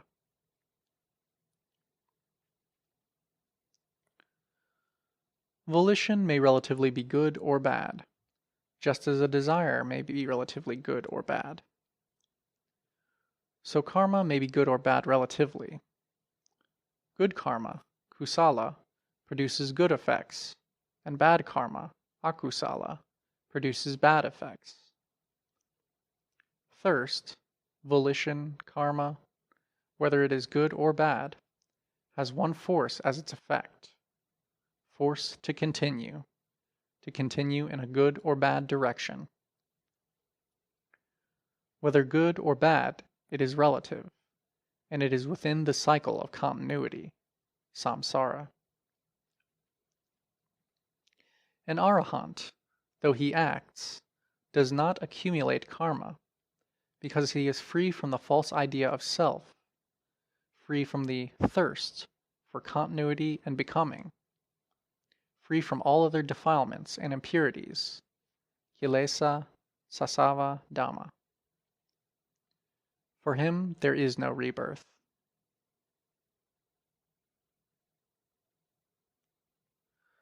The theory of karma should not be confused with the so-called moral justice, or reward and punishment. The idea of moral justice or reward and punishment arises out of the conception of a supreme being, a god, who sits in judgment, who is a lawgiver, and who decides what is right and wrong. The term justice is ambiguous and dangerous, and in its name more harm than good is done to humanity. The theory of karma is the theory of cause and effect, of action and reaction. It is a natural law, which has nothing to do with the idea of justice or reward and punishment. Every volitional action produces its effects or results. If a good action produces good effects, and a bad action bad effects, it is not justice or reward, or punishment meted out by anybody, or any power sitting in judgment on your action. But this is in virtue of its own nature, its own law. This is not difficult to understand. But what is difficult is that, according to the karma theory, the effects of a volitional action may continue to manifest themselves, even in a life after death. Here we have to explain what death is, according to Buddhism.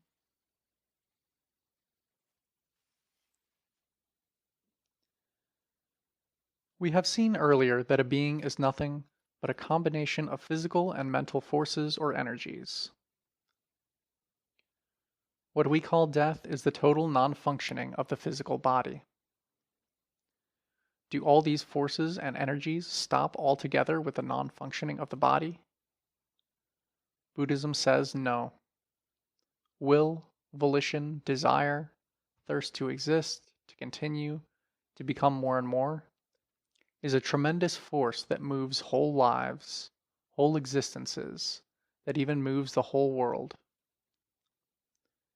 This is the greatest force, the greatest energy in the world. According to Buddhism, this force does not stop with the non-functioning of the body, which is death, but it continues manifesting itself in another form, producing re-existence, which is called rebirth.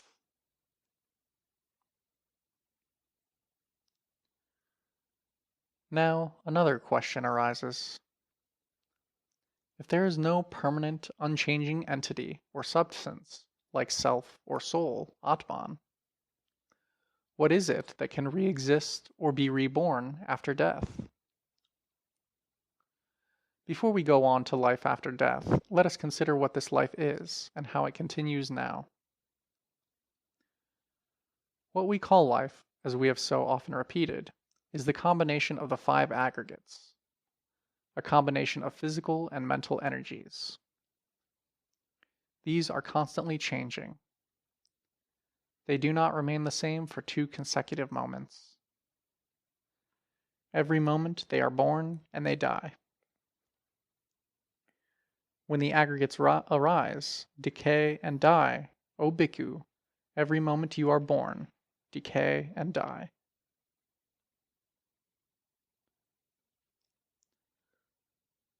Thus, even now during this very lifetime, every moment we are born and die, but we continue. If we can understand that in this life we can continue without a permanent unchanging substance like self or soul, why can't we understand that those forces themselves can continue without a self or a soul behind them after the non-functioning of the body?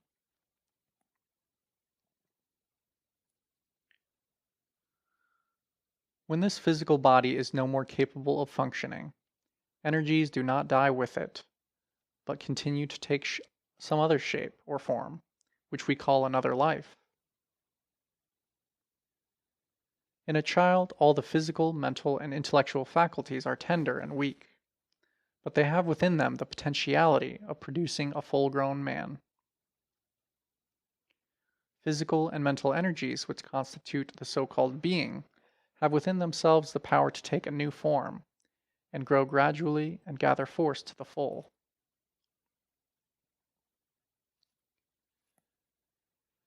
As there is no permanent, unchanging substance, nothing passes from one moment to the next.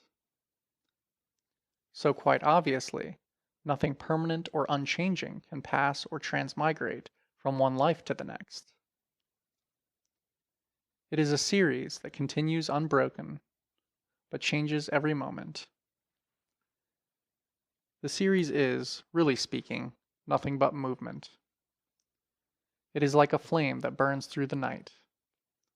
It is not the same flame, nor is it another. A child grows up to be a man of 60. Certainly the man of 60 is not the same as the child of 60 years ago, nor is he another person. Similarly, a person who dies here and is reborn elsewhere is neither the same person, not another, nacha so nacha anano. It is the continuity of the same series. The difference between death and birth is only a thought moment. The last thought moment in this life conditions the first thought moment in the so-called next life, which in fact is the continuity of the same series. During this life itself too, one thought moment conditions the next thought moment. So, from the Buddhist point of view, the question of life after death is not a great mystery, and a Buddhist is never worried about this problem. As long as there is this thirst to be and to become, the cycle of continuity, samsara, goes on. It can stop only when its driving force, this thirst, is cut off through wisdom which sees reality, truth, nirvana. End of chapter 3.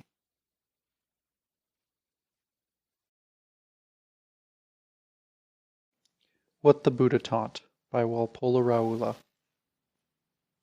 Chapter 4. The Third Noble Truth. Nirodha. The Cessation of Dukkha. The third noble truth is that there is emancipation, liberation, freedom from suffering, from the continuity of dukkha.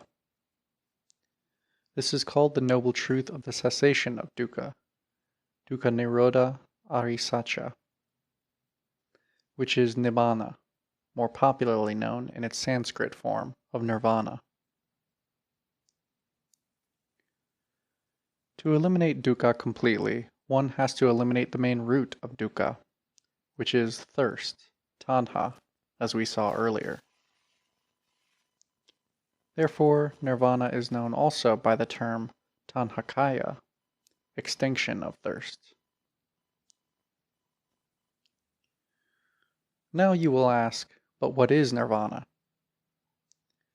Volumes have been written in reply to this quite natural and simple question.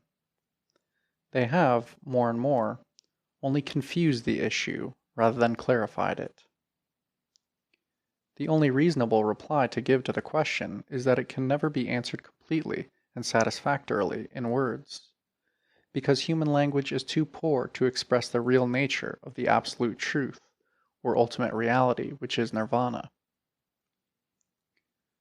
Language is created and used by masses of human beings to express things and ideas experienced by their sense organs and their mind. A supramundane experience like that of absolute truth is not of such a category. Therefore, there cannot be words to express that experience, just as the fish had no words in his vocabulary to express the nature of the solid land. The tortoise told his friend the fish that he, the tortoise, just returned to the lake after a walk on the land. Of course, the fish said, you mean swimming. The tortoise tried to explain that one couldn't swim on land, that it was solid, and that one walked on it. But the fish insisted that there could be nothing like it, that it must be liquid like his lake, with waves, and that one must be able to dive and swim there. Words and symbols representing things and ideas known to us. And these symbols do not and cannot convey the true nature of even ordinary things. Language is considered deceptive and misleading in the manner of understanding of the truth. So the Lankavatara Sutra says that ignorant people get stuck in words, like an elephant in the mud.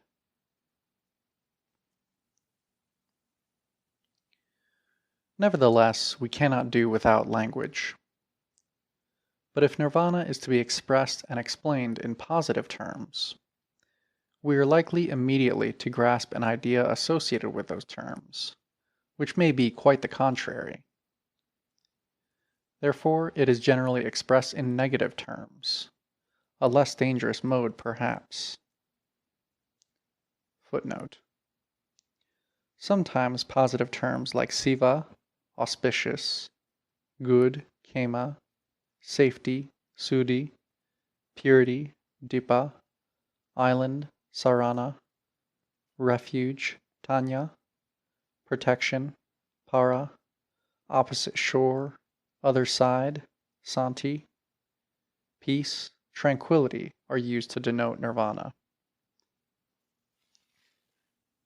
There are 32 synonyms for nibbana in the Amsakata Samyutta of the Samyutta Nikaya. They are mostly metaphorical. End footnote.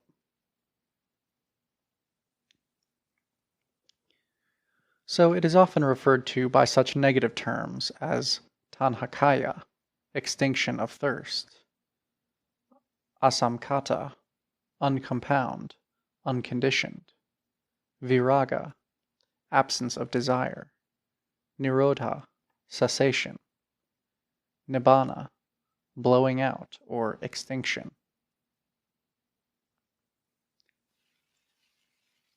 Let us consider a few definitions and descriptions of nirvana as is found in the original Pali texts.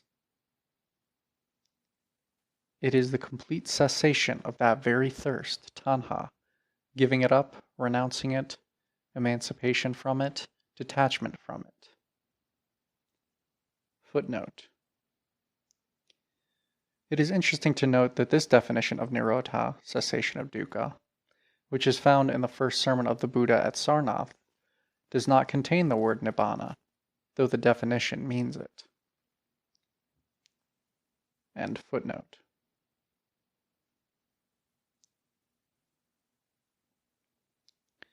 Quote, calming of all conditioned things, giving up of all defilements, extinction of thirst, detachment, cessation, nibbana. Another quote. O bhikkhus, what is the absolute, asamkata, unconditioned? It is, O bhikkhus, the extinction of desire, ragakayo, the extinction of hatred, dosakayo, the extinction of illusion, mohakayo. This, O bhikkhus, is called the absolute. Another quote. O Radha, this extinction of thirst, tanhakayo, is nibbana. Another quote. O bhikkhus, wherever there may be things conditioned or unconditioned, among them detachment, viraga, is the highest. End quote. That is to say, freedom from conceit, destruction of thirst, the uprooting of attachment, the cutting off of continuity, the extinction of thirst, tanha, detachment, cessation, nibbana.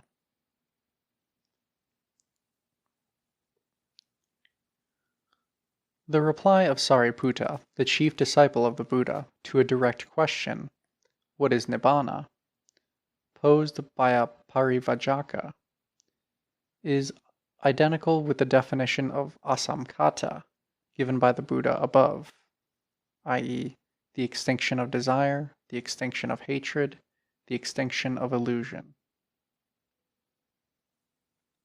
Another quote. The abandoning and destruction of desire and craving for these 5 aggregates of attachment. That is the cessation of dukkha. Quote, the cessation of continuity and becoming, Bhava Nirodha, is nibbana.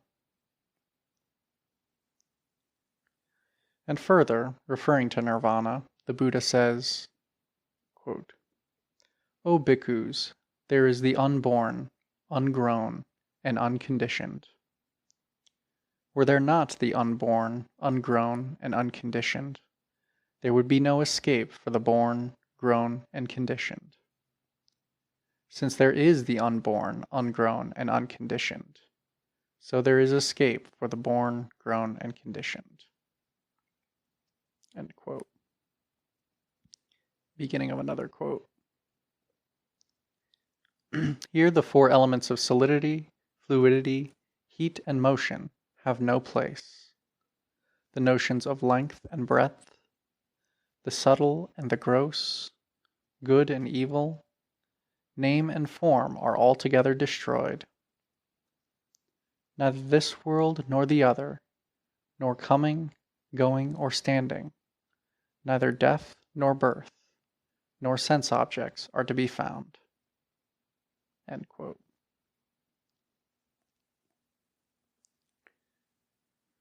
Because nirvana is thus expressed in negative terms, there are many who have got a wrong notion that it is negative and expresses self-annihilation.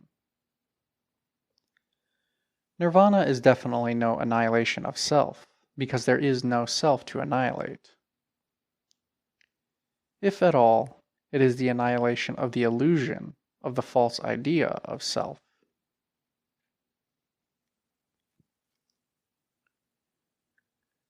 It is incorrect to say that nirvana is negative or positive. The ideas of negative and positive are relative, and are within the realm of duality. These terms cannot be applied to nirvana, absolute truth, which is beyond duality and relativity.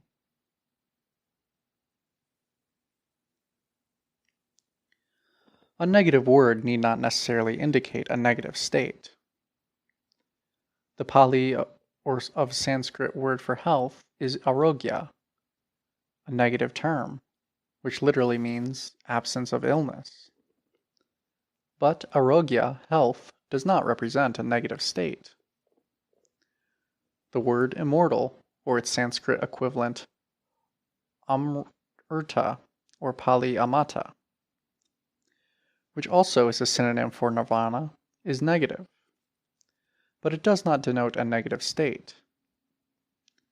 The negation of negative values is not negative. One of the well-known synonyms for nirvana is freedom, Pali muti, Sanskrit mukti.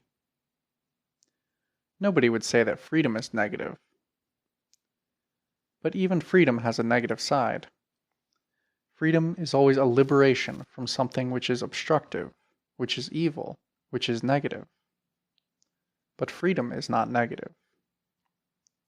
So nirvana, muti or vimutti, the absolute freedom, is freedom from all evil, freedom from craving, hatred, and ignorance, freedom from all terms of duality, relativity, time, and space.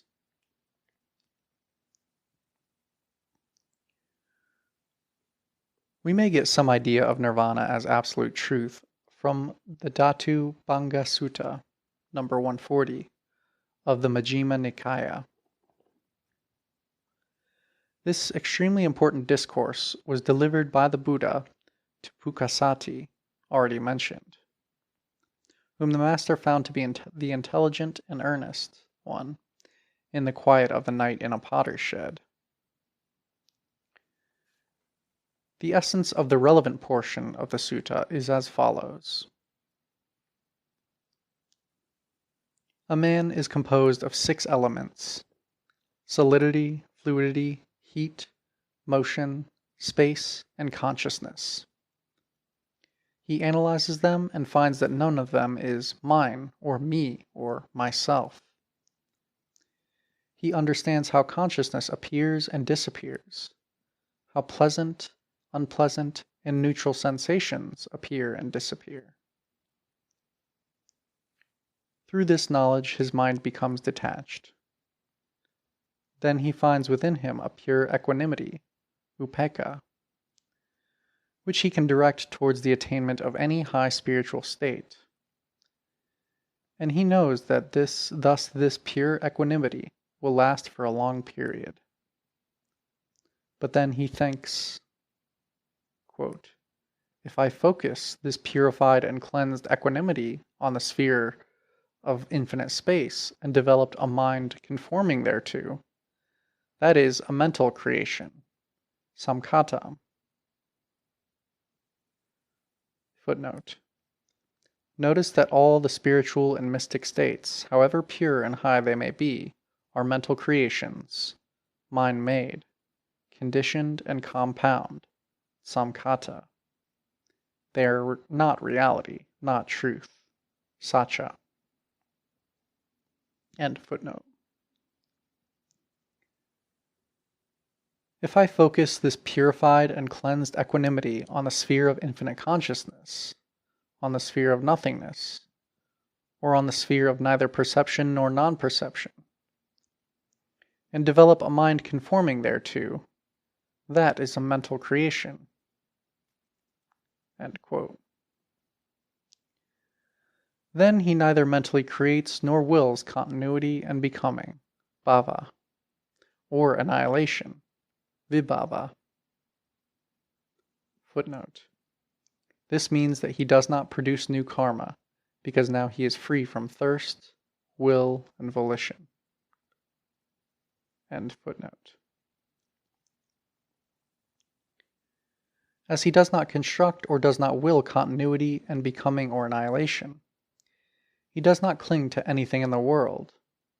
As he does not cling, he is not anxious. As he is not anxious, he is completely calmed within, fully blown out within. And he knows, quote, finished is birth, lived is pure life. What should be done is done, nothing more is left to be done. End quote. And footnote. This expression means that he is an arahant.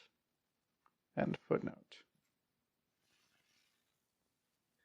Now, when he experiences a pleasant, unpleasant, or neutral sensation, he knows that it is impermanent, that it does not bind him, that it is not experienced with passion. Whatever may be the sensation, he experiences it without being bound to it, visamyuto. He knows that all those sensations will be pacified with the dissolution of the body, just as the flame of a lamp goes out when oil and the wick give out.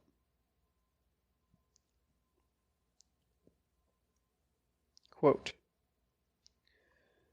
therefore, O bhikkhu, a person so endowed is endowed with the absolute wisdom, for the knowledge of the extinction of all dukkha is the absolute noble wisdom. This his deliverance, founded on truth, is unshakable. O bhikkhu, that which is unreality, mosadhamma, is false. That which is reality, amosadhamma, nibbana, is truth, satcha. Therefore, O bhikkhu, a person so endowed is endowed with this absolute truth. For the absolute noble truth, paramam arya satcham, is nibbana, which is reality. End quote.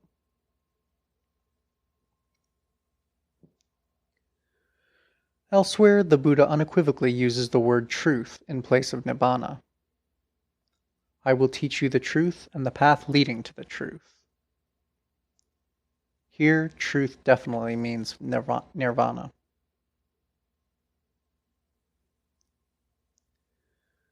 Now, what is absolute truth?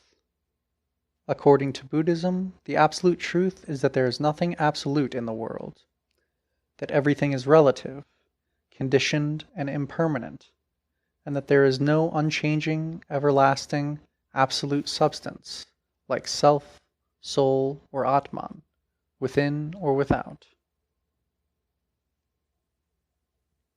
This is the absolute truth. Truth is never negative, though there is a popular expression as negative truth.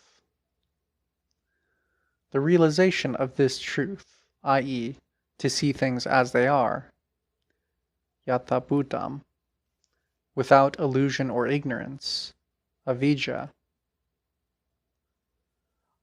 is the extinction of craving, thirst, tanhakaya, and the cessation, Nirodha, of dukkha, which is nirvana.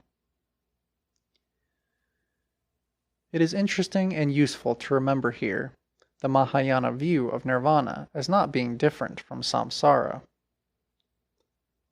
Footnote. Nagarjuna clearly says that, quote, samsara has no difference whatever from nirvana, and nirvana has no difference whatever from samsara. End footnote. The same thing is samsara or nirvana according to the way you look at it, subjectively or objectively. This Mahayana view was probably developed out of the ideas found in the original Theravada Pali texts, to which we have just referred in our brief discussion.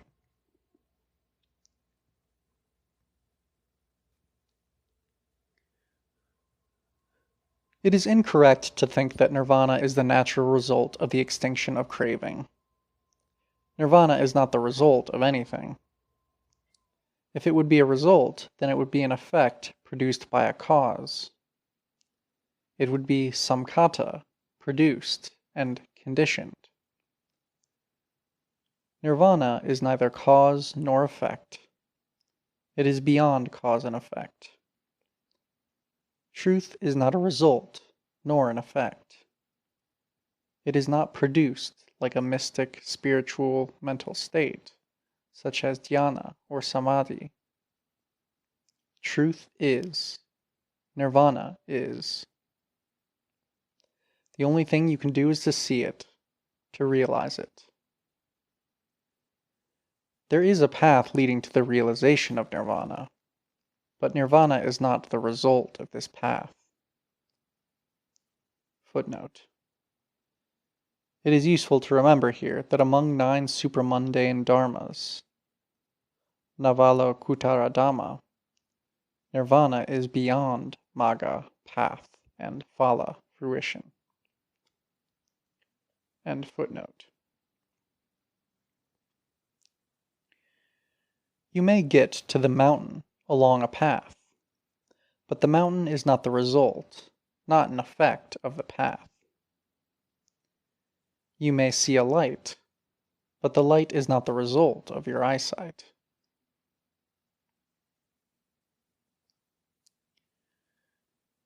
People often ask, what is there after nirvana? This question cannot arise, because nirvana is the ultimate truth. If it is ultimate, there can be nothing after it.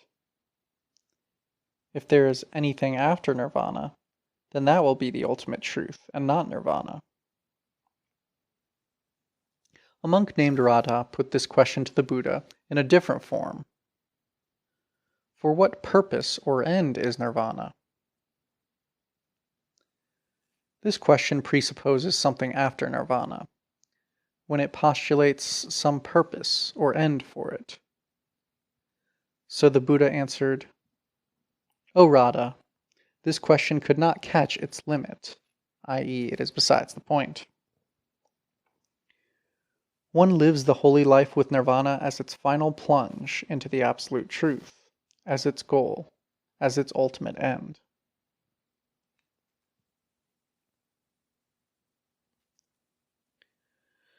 Some popular inaccurately phrased expressions like the Buddha entered into nirvana or peri-nirvana after his death have given rise to many imaginary speculations about nirvana. Footnote. There are some who write after the nirvana of the Buddha instead of after the peri-nirvana of the Buddha. After the nirvana of the Buddha has no meaning, and the expression is unknown in Buddhist literature. It is always after the peri-nirvana of the Buddha. End of footnote.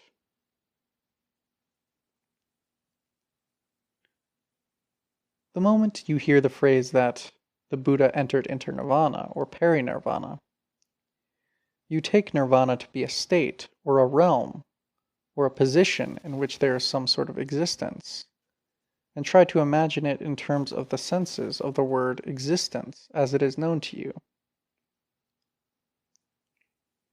This popular expression, entered into nirvana, has no equivalent in the original texts.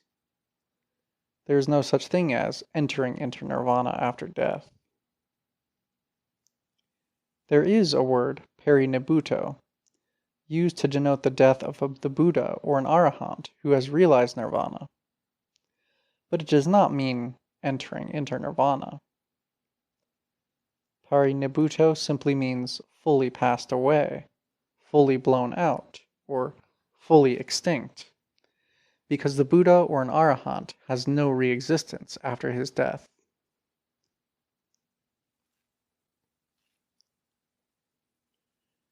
Now another question arises. What happens to the Buddha or an arahant after his death? Peri-nirvana. This comes under the category of unanswered questions, avyakata. Even when the Buddha spoke about this, he indicated that no words in our vocabulary could express what happens to an arahant after his death. In a reply to a parivrajaka named Vacha, the Buddha said that terms like born or not born do not apply in the case of an arahant, because those things, matter, sensation, perception, mental activities, consciousness, with which the terms like born and not born are associated, are completely destroyed and uprooted, never to rise again after his death.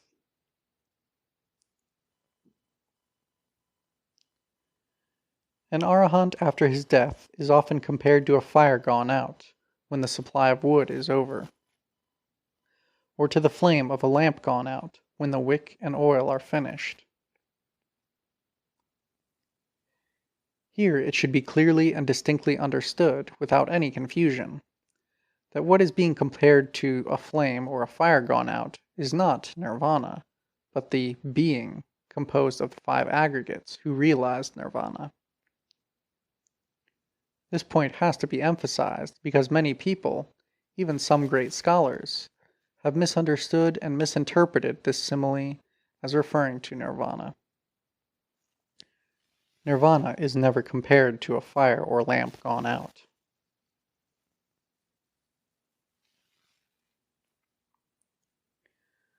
There is another popular question. If there is no self, no Atman, who realizes nirvana? Before we go on to nirvana, let us ask the question, who thinks now if there is no self? We have seen earlier that it is the thought that thinks, that there is no thinker behind the thought. In the same way, it is wisdom, panya, realization that realizes. There is no other self behind the realization. In the discussion of the origin of dukkha, we saw that whatever it may be, whether being or thing or system, if it is of the nature of arising, it has within itself the nature, the germ of its cessation, its destruction. Now, dukkha, samsara, the cycle of continuity, is of the nature of arising. It must also be of the nature of cessation. Dukkha arises because of thirst, tanha, and it ceases because of wisdom, panya. Thirst and wisdom are both within the five aggregates, as we saw earlier.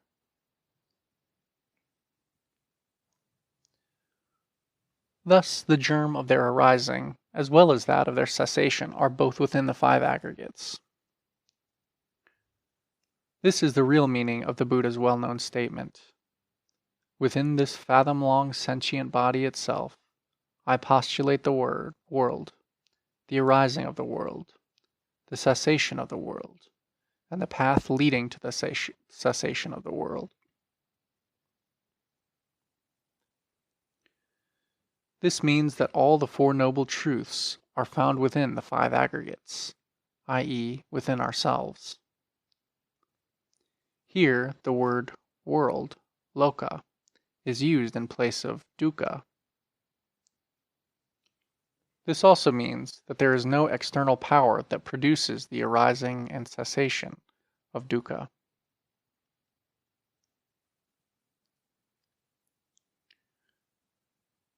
When wisdom is developed and cultivated according to the fourth noble truth, the next to be taken up, it sees the secret of life, the reality of things as they are.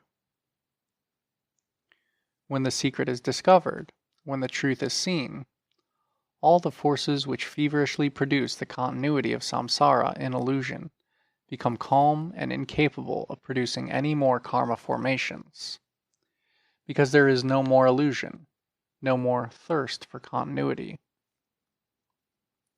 It is like a mental disease which is cured when the cause or the secret of the malady is discovered and seen by the patient.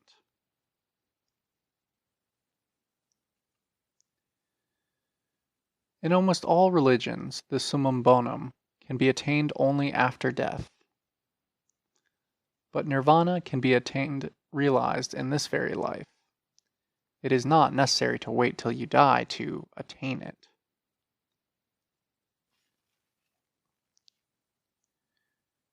He who has realized the truth, nirvana, is the happiest being in the world.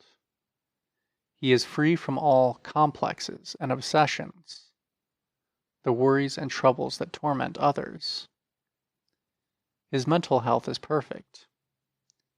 He does not repent the past, nor does he brood over the future. He lives fully in the present. Therefore, he appreciates and enjoys things in the purest sense without self-projections. He is joyful, exultant, enjoying the pure life, his faculties pleased, free from anxiety, serene and peaceful. As he is free from selfish desire, hatred, ignorance, conceit, pride, and all such defilements, he is pure and gentle, full of universal love, compassion, kindness, sympathy, understanding, and tolerance. His service to others is of the purest, for he has no thought of self. He gains nothing, accumulates nothing, not even anything spiritual, because he is free from the illusion of self and the thirst for becoming.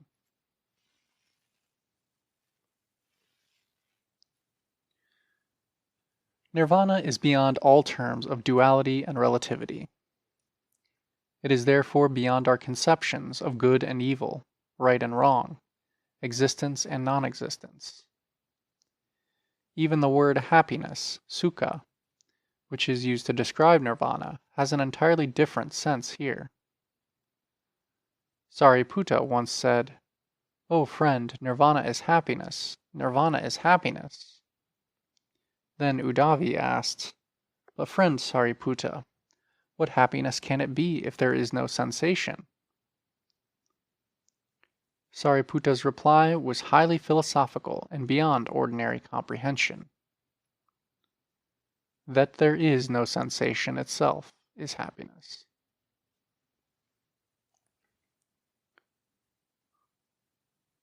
Nirvana is beyond logic and reasoning, atakavakara. However much we may engage, often as a vain intellectual pastime, in highly speculative discussions regarding nirvana or ultimate truth or reality, we shall never understand it that way. A child in the kindergarten should not quarrel about the theory of relativity. Instead, if he follows his studies patiently and diligently, one day he may understand it. Nirvana is to be realized by the wise within themselves. Pachatam veditabo vinyuhi. If we follow the path patiently and with diligence, train and purify ourselves earnestly, and attain the necessary spiritual development, we may one day realize it within ourselves, without taxing ourselves with puzzling and high-sounding words. Let us now turn to the path which leads to the realization of nirvana. End of chapter 4.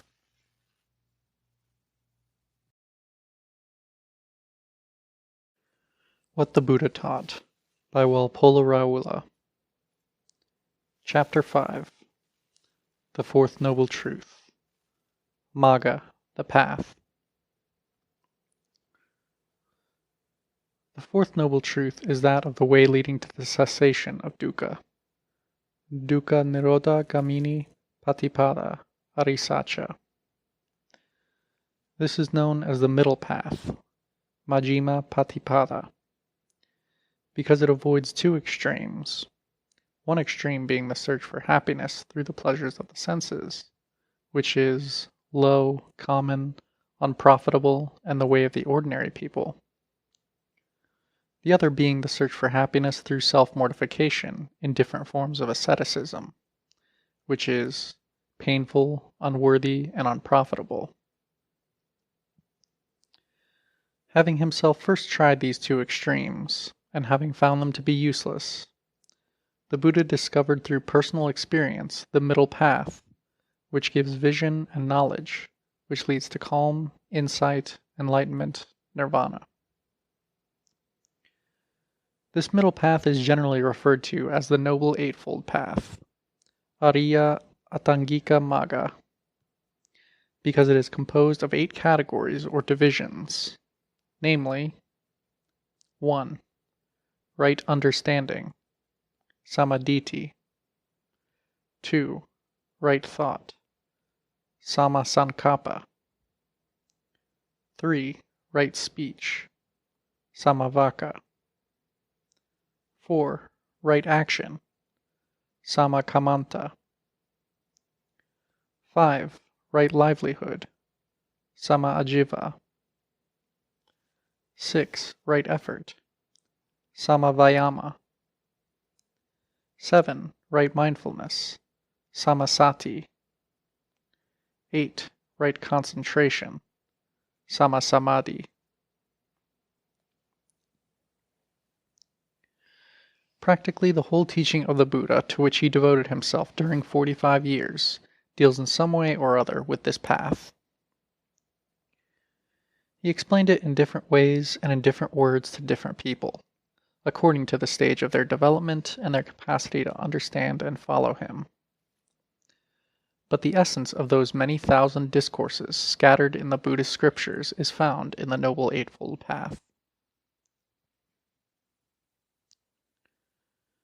It should not be thought that the 8 categories or divisions of the path should be followed and practiced one after the other in numerical order, as given in the usual list above. But they are to be developed more or less simultaneously, as far as possible according to the capacity of each individual. They are all linked together, and each helps the cultivation of the others. These 8 factors aim at promoting and perfecting the 3 essentials of Buddhist training and discipline, namely A. Ethical conduct, Sila, B. Mental discipline, Samadhi, and C. Wisdom, Panya. It will therefore be more helpful for a coherent and better understanding of the 8 divisions of the path if we group them and explain them according to these 3 heads. Ethical conduct, Sila, is built on the vast conception of universal love and compassion for all living beings, on which the Buddha's teaching is based. It is regrettable that many scholars forget this great ideal of the Buddha's teaching and indulge in only dry philosophical and metaphysical divagations when they talk and write about Buddhism. The Buddha gave his teaching for the good of the many, for the happiness of the many, out of compassion for the world. Bahujana Tikaya, Bahujana Sukhaya, Lokanaskampaya. According to Buddhism, for a man to be perfect, there are 2 qualities that he should develop equally: compassion, karuna, on one side, and wisdom, panya, on the other. Here compassion represents love, charity, kindness, tolerance, and such noble qualities on the emotional side, or qualities of the heart, while wisdom would stand for the intellectual side, or the qualities of the mind. If one develops only the emotional, neglecting the intellectual, one may become a good-hearted fool, while to develop only the intellectual side, neglecting the emotional, may turn one into a hard-hearted intellect without feeling for others. Therefore, to be perfect, one has to develop both equally. That is the aim of the Buddhist way of life. In it, wisdom and compassion are inseparably linked together, as we shall see later. Now, in ethical conduct, Sila, based on love and compassion, are included three factors of the Noble Eightfold Path, namely right speech, right action, and right livelihood. Numbers 3, 4, and 5 in the list. Right speech means abstention, 1. From telling lies, 2. From backbiting and slander and talk that may bring about hatred, enmity, disunity, and disharmony among individuals or groups of people, 3. From harsh, rude, impolite, malicious, and abusive language, 4. From idle, useless, and foolish babble and gossip. When one abstains from these forms of wrong and harmful speech, one naturally has to speak the truth, has to use words that are friendly and benevolent, pleasant and gentle, meaningful and useful. One should not speak carelessly. Speech should be at the right time and place. If one cannot say something useful, one should keep noble silence.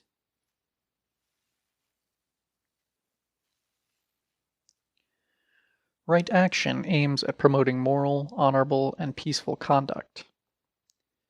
It admonishes us that we should abstain from destroying life, from stealing, from dishonest dealings, from illegitimate sexual intercourse, and that we should also help others to lead a peaceful and honorable life in the right way.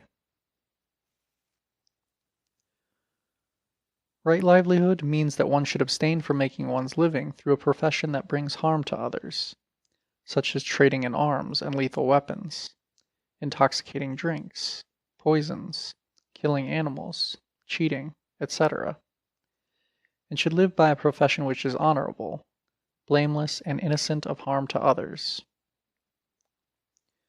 One can clearly see here that Buddhism is strongly opposed to any kind of war, when it lays down that trade in arms and lethal weapons is an evil and unjust means of livelihood.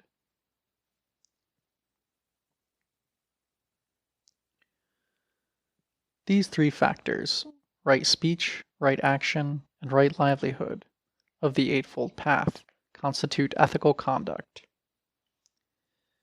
It should be realized that the Buddhist ethical and moral conduct aims at promoting a happy and harmonious life, both for the individual and for society. This moral conduct is considered as the indispensable foundation for all higher spiritual attainments. No spiritual development is possible without this moral basis.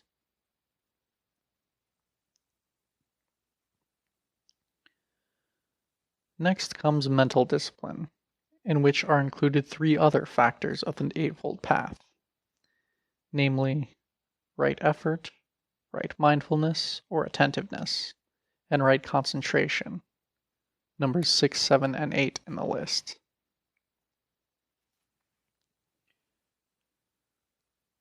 Right effort is the energetic will, 1. To prevent evil and unwholesome states of mind from arising, and 2.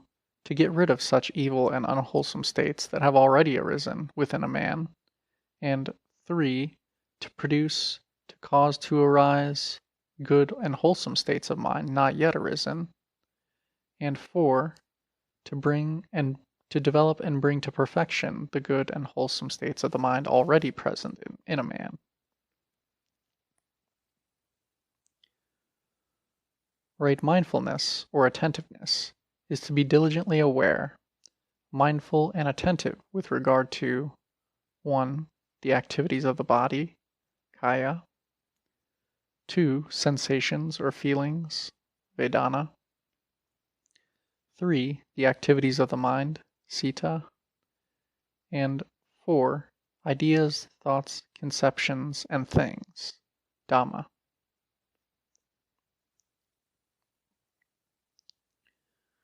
The practice of concentration on breathing, anapanasati, is one of the well-known exercises connected with the body for mental development.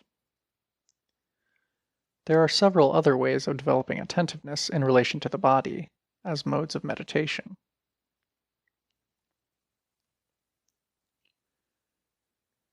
With regard to sensations and feelings, one should be clearly aware of all forms of feelings and sensations, pleasant, unpleasant, and neutral, of how they appear and disappear within oneself.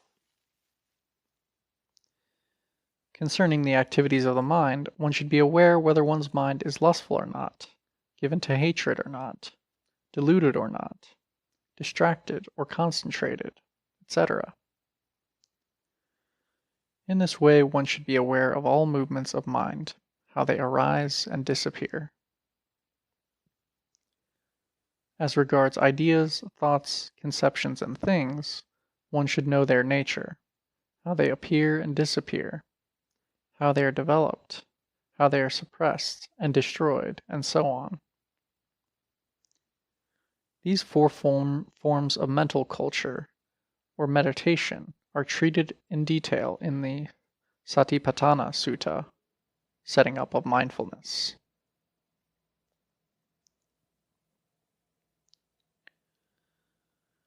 The third and last factor of mental discipline is right concentration, leading to the 4 stages of dhyana, generally called trance or requiem. In the first stage of dhyana, passionate desires and certain unwholesome thoughts like sensuous lust, ill will, languor, worry, restlessness, and skeptical doubt are discarded, and feelings of joy and happiness are maintained, along with certain mental activities. In the second stage, all intellectual activities are suppressed, tranquility and one-pointedness of mind developed, and the feelings of joy and happiness are still retained. In the third stage, the feeling of joy, which is an active sensation, also disappears, while the disposition of happiness still remains in addition to mindful equanimity. In the fourth stage of dhyana, all sensations, even of happiness and unhappiness, of joy and sorrow, disappear, only pure equanimity and awareness remaining.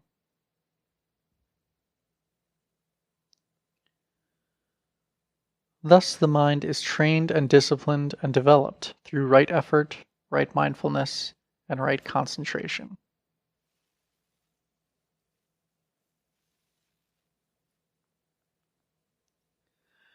The remaining 2 factors, namely right thought and right understanding, go to constitute wisdom.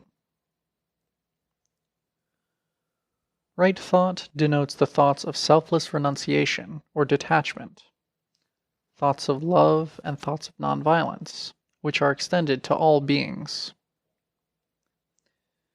It is very interesting and important to note here that thoughts of selfless detachment, love, and nonviolence are grouped on the side of wisdom. This clearly shows that true wisdom is endowed with these noble qualities, and that all thoughts of selfish desire, ill will, hatred, and violence are the result of a lack of wisdom in all spheres of life, whether individual, social, or political.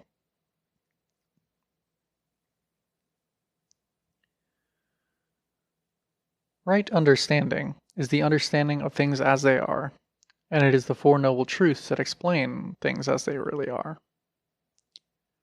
Right understanding, therefore, is ultimately reduced to the understanding of the 4 noble truths. This understanding is the highest wisdom which sees the ultimate reality. According to Buddhism, there are 2 sorts of understanding. What we generally call understanding is knowledge, an accumulated memory, an intellectual grasping of a subject according to a certain given data. This is knowing accordingly, AudioBuddha. It is not very deep. Real deep understanding is called penetration, Pativeda, seeing a thing in its true nature, without name and label. This penetration is possible only when the mind is free from all impurities and is developed fully through meditation.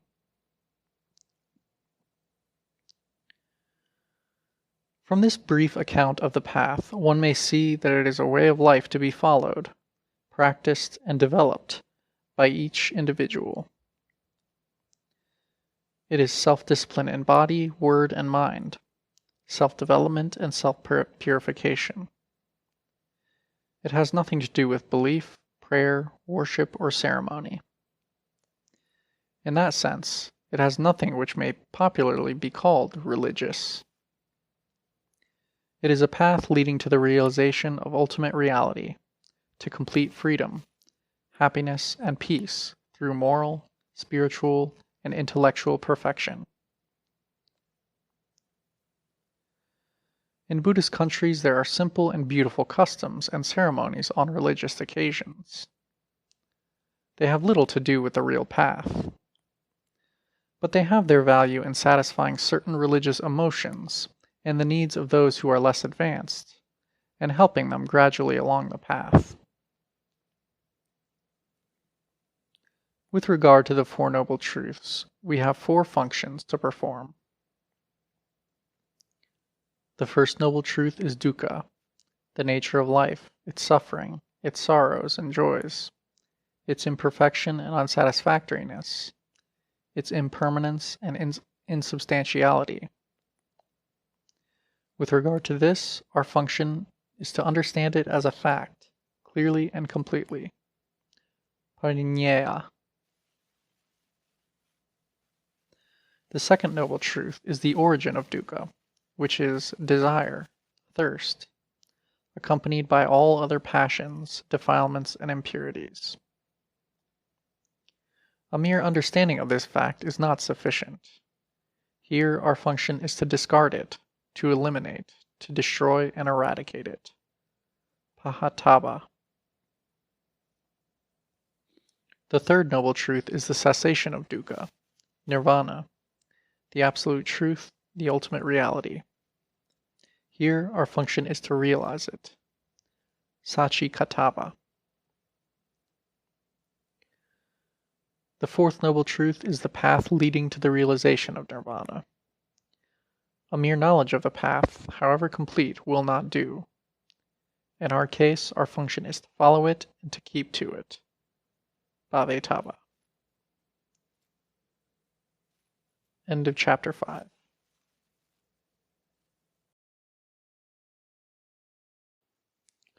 What the Buddha Taught by Walpola Rahula. Chapter 6. The Doctrine of No Soul, Anatta.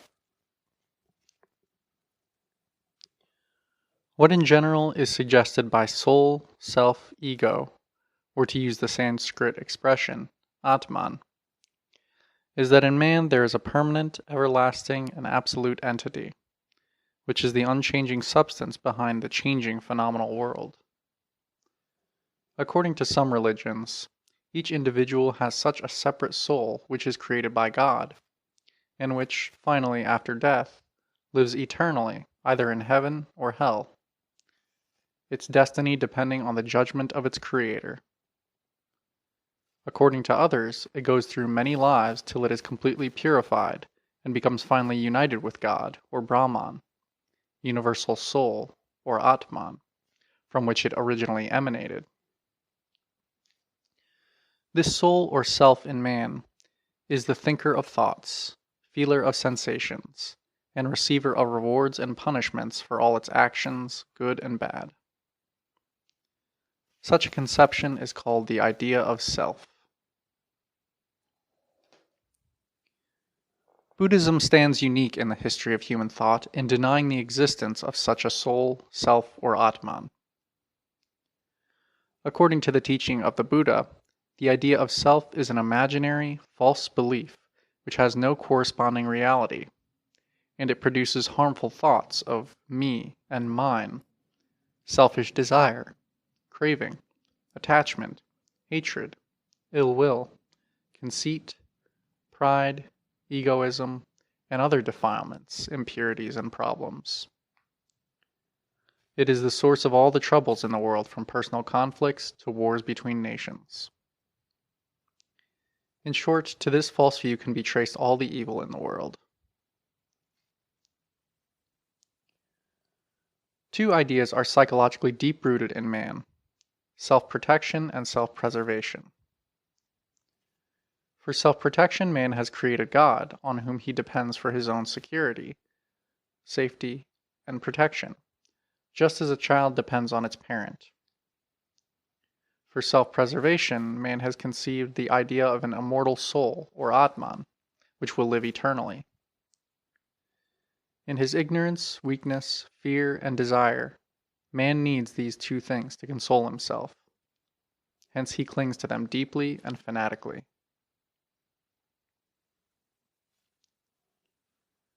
The Buddha's teaching does not support this ignorance, weakness, fear, and desire, but aims at making man enlightened by removing and destroying them, striking at their very root. According to Buddhism, our ideas of God and soul are false and empty. Though highly developed as theories, they are all the same extremely subtle mental projections, garbed in an intricate metaphysical and philosophical phraseology. These ideas are so deeply rooted in man, and so near and dear to him, that he does not wish to hear, nor does he want to understand, any teaching against them.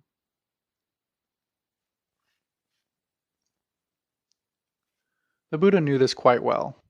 In fact, he said that his teaching was against the current, patiso tagami, against man's selfish desires.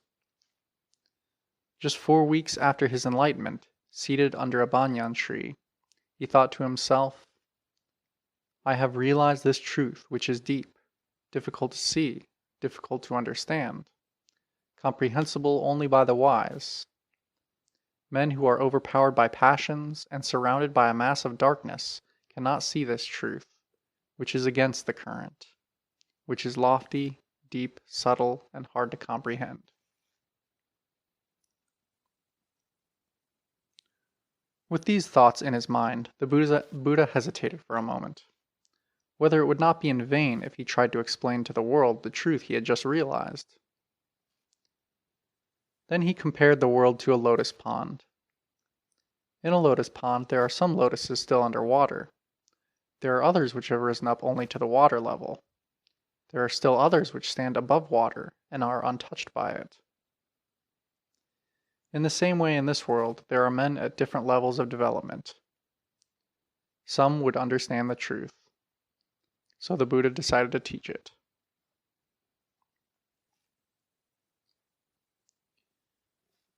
The doctrine of Anatta, or no soul, is the natural result of, or the corollary to, the analysis of the 5 aggregates and the teaching of conditioned genesis, paticca samuppada.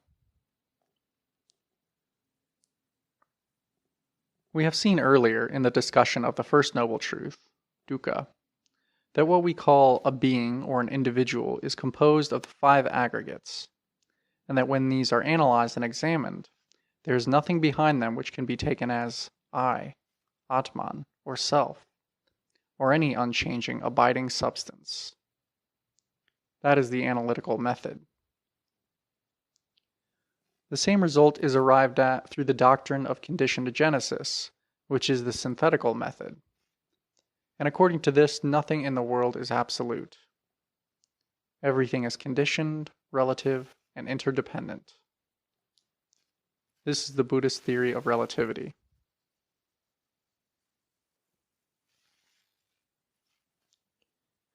Before we go into the question of anatta proper, it is useful to have a brief idea of the conditioned genesis. The principle of this doctrine is given in a short formula of 4 lines. When this is, that is. Imasmim sati idam hoti. This arising, that arises. Imasupada idam upajati. When this is not, that is not. Imasmim asati idam nahoti. This ceasing, that ceases. Imasa nirodha idam nirujati. Footnote. To put it into a modern form, when A is, B is. A arising, B arises. When A is not, B is not. A ceasing, B ceases. End of footnote. On this principle of conditionality, relativity, and interdependence, the whole existence and continuity of life and its cessation are explained in a detailed formula, which is called Paticca conditioned genesis, consisting of 12 factors. 1. Through ignorance are conditioned volitional actions or karma formations, avijja pachaya samkara. Through volitional actions is conditioned consciousness, samkara pachaya vijnanam. Through consciousness are conditioned mental and physical phenomena, vijnana pachaya namarupam. Through mental and physical phenomena are conditioned the 6 faculties, i.e., 5 physical sense organs and mind. Namarupa pachaya salayatanam. 5. Through the 6 faculties is conditioned sensorial and mental contact, salayatana pachaya phaso. 6. Through sensorial and mental contact is conditioned sensation, phasa pachaya vedana. 7. Through sensation is conditioned desire, thirst, vedana pachaya tanha. 8. Through desire, thirst is conditioned clinging, tanha pachaya upadanam. 9. Through clinging is conditioned the process of becoming, upadana pachaya bhavo. 10. Through the process of becoming is conditioned birth, bhava pachaya jati. 11. Through birth are conditioned 12. Decay, death, lamentation, pain, etc. Jati pachaya jamaramamam.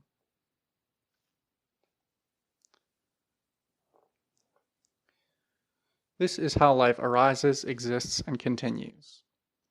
If we take this formula in reverse order, we come to the cessation of the process.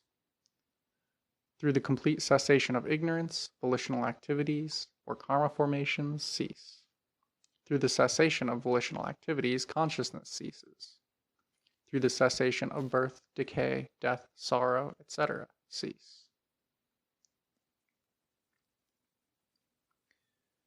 It should be remembered that each of these factors is conditioned, paticca as well as conditioning, paticca. Therefore, they are all relative, interdependent, and interconnected, and nothing is absolute or independent. Hence, no first cause is accepted by Buddhism, as we have seen earlier. Conditioned genesis should be considered a circle, and not as a chain.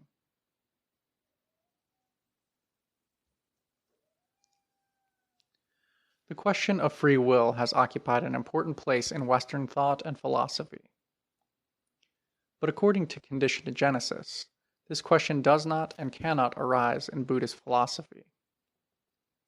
If the whole of existence is relative, conditioned, and interdependent, how can will alone be free?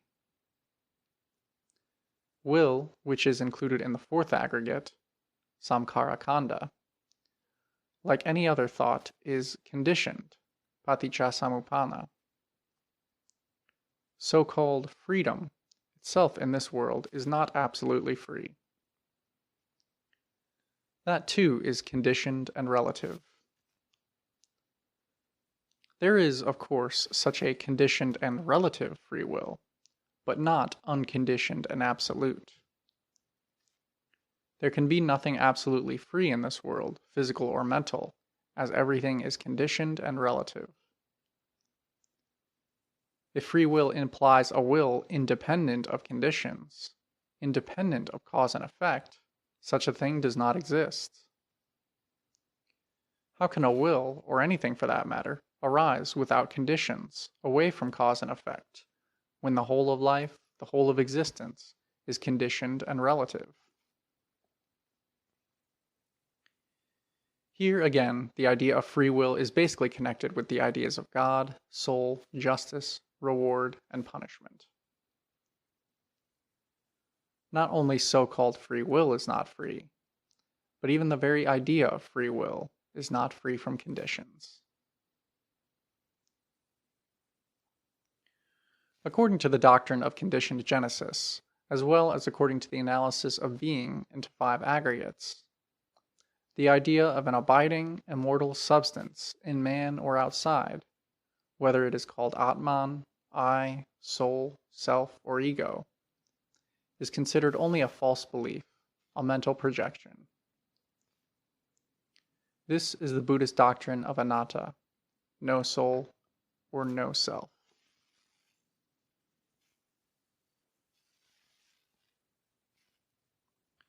In order to avoid a confusion, it should be mentioned here that there are 2 kinds of truths: conventional truth, samoti-sacca, and ultimate truth, paramatta-sacca. When we use such expressions in our daily life as I, you, being, individual, etc., we do not lie because there is no self or being as such, but we speak a truth conforming to the convention of the world. But the ultimate truth is that there is no I, or being, in reality. As the Mahayana Sutralankara says, a person, Pudgala, should be mentioned as existing only in designation, prajnapti, i.e., conventionally there is a being, but not in reality, or substance.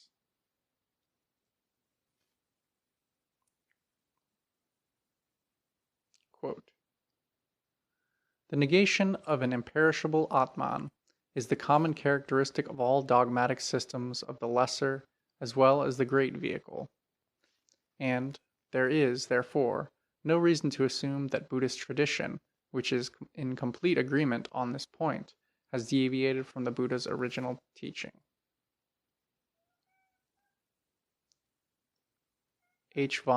Footnote, H. von Glasenapp, in an article Vedanta and Buddhism on the question of Anatta. End footnote. An end of quote.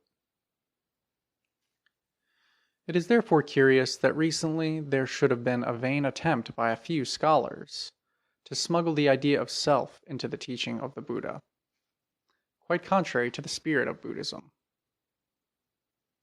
Footnote. The late Mrs. Rice Davids and others. See Mrs. Rice Davids' Gautama the Man, Shakya or Buddhist Origins, A Manual of Buddhism, What Was the Original Buddhism, etc. End of footnote. These scholars respect, admire, and venerate the Buddha and his teaching. They look up to Buddhism. But they cannot imagine that the Buddha, whom they consider the most clear and profound thinker, could have denied the existence of an Atman, or self, which they need so much. They unconsciously seek the support of the Buddha for this need for eternal existence. Of course not in a petty individual self with a small s, but in the big self with a capital S. It is better to say frankly that one believes in an Atman or self. Or one may even say that the Buddha was totally wrong in denying the existence of an Atman. But certainly it will not do for anyone to try to introduce into Buddhism an idea which the Buddha never accepted, as far as we can see from the extant original texts. Religions which believe in God and soul make no secret of these 2 ideas. On the contrary, they proclaim them, constantly and repeatedly, in the most eloquent terms. If the Buddha had accepted these two ideas, so important in all religions, he certainly would have declared them publicly, as he had spoken about other things, and would not have left them hidden to be discovered only 25 centuries after his death.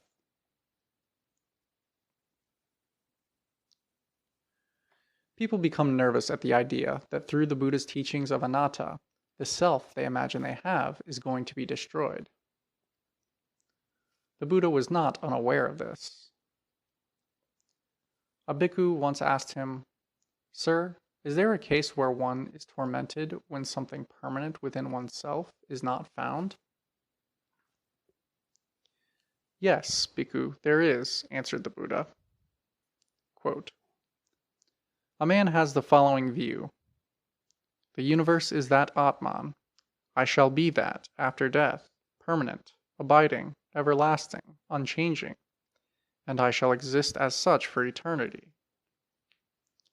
He hears the Tathagata or a disciple of his preaching the doctrine aiming at the complete destruction of all speculative views, aiming at the extinction of thirst, aiming at detachment, cessation, nirvana. Then that man thinks, "I will be annihilated, I will be destroyed, I will be no more." So he mourns, worries himself, laments, weeps, beating his breast, and becomes bewildered. Thus, O bhikkhu, there is a case where one is tormented when something permanent within oneself is not found. End quote. Elsewhere, the Buddha says, "O bhikkhus, this idea that I may not be, I may not have, is frightening to the uninstructed worldling."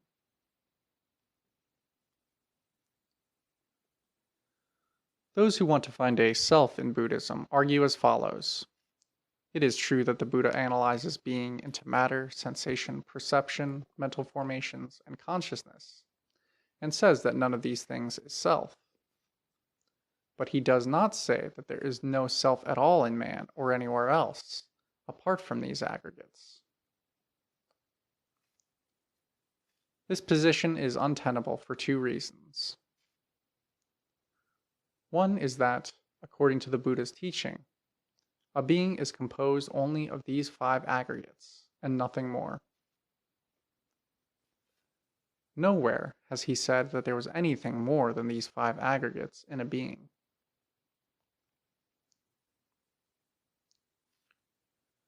The second reason is that the Buddha denied categorically, in unequivocal terms, in more than one place, the existence of Atman, soul, self, or ego within man or without, or anywhere else in the universe. Let us take some examples.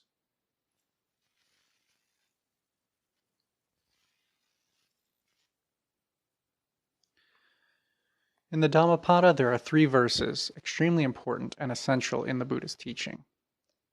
They are numbers 5, 6, and 7 of chapters 20, or verses 277, 78, and 79. The first 2 verses say, "All conditioned things are impermanent, sabba samkara anicca," and "All conditioned things are dukkha, sabba samkara dukkha." The third verse says, "All dhammas are without self, sabbe dhamma anatta." Here it should be carefully observed that in the first 2 verses the word samkara, conditioned things, is used. But in its place in the third verse the word dhamma is used. Why didn't the third verse use the word samkara, conditioned things, as the previous 2 verses? And why did it use the term dhamma instead? Here lies the crux of the whole matter. The term samkara denotes the 5 aggregates, all conditioned, interdependent, relative things and states, both physical and mental. If the third verse has said all samkara, conditioned things, are without self, then one might think that, although conditioned things are without self, yet there may be a self outside conditioned things, outside of the five aggregates. It is in order to avoid misunderstanding that the term Dhamma is used in the third verse. The term Dhamma is much wider than Samkhara. There is no term in Buddhist philosophy, Buddhist terminology wider than Dhamma. It includes not only the conditioned things and states, but also the non-conditioned, the absolute, nirvana. There is nothing in the universe or outside, good or bad, conditioned or non-conditioned, relative or absolute, which is not included in this term. Therefore, it is quite clear, according to this statement, all Dhammas are without self. There is no self, no Atman, not only in the five aggregates, but nowhere else too outside them, or apart from them.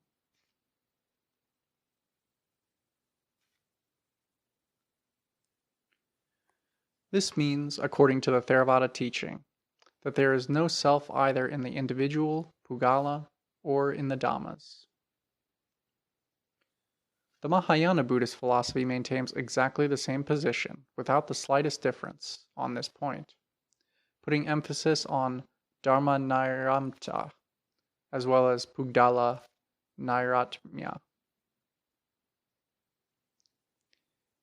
In the Alagadupama Sutta of the Majjhima Nikaya, addressing his disciples, the Buddha said, "O bhikkhus, accept a soul theory, Attavada, in the acceptance of which there would not arise grief, lamentation, suffering, distress, and tribulation. But do you see, O bhikkhus, such a soul theory in the acceptance of which there would not arise grief, lamentation, suffering, distress, and tribulation?" "Certainly not, sir." He replies, "Good, O bhikkhus. I too, O bhikkhus, do not see a soul theory, in acceptance of which there would not arise grief, lamentation, suffering, distress, and tribulation."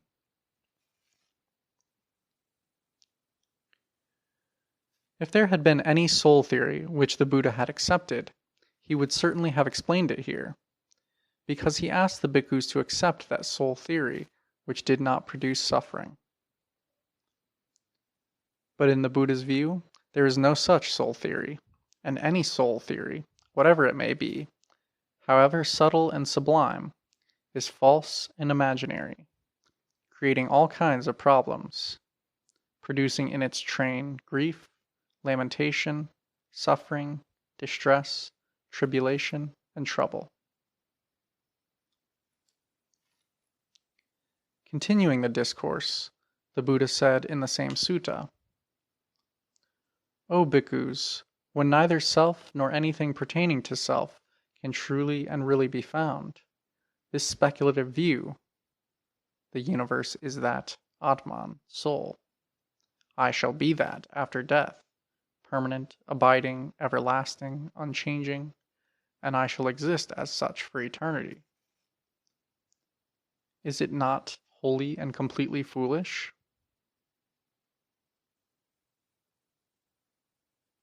Footnote. Referring to this passage, S. Radhakrishnan, Indian philosophy, says, quote, "It is the false view that clamors for the perpetual continuance of the small self that the Buddha refutes." End quote. We cannot agree with this remark. On the contrary, the Buddha in fact here refutes the universal term, Atman or soul. As we saw just now in the earlier passage, the Buddha did not accept any self, great or small. In his view, all theories of Atman were false, mental projections. End footnote. Here the Buddha explicitly states that an Atman or soul or self is nowhere to be found in reality, and it is foolish to believe that there is such a thing.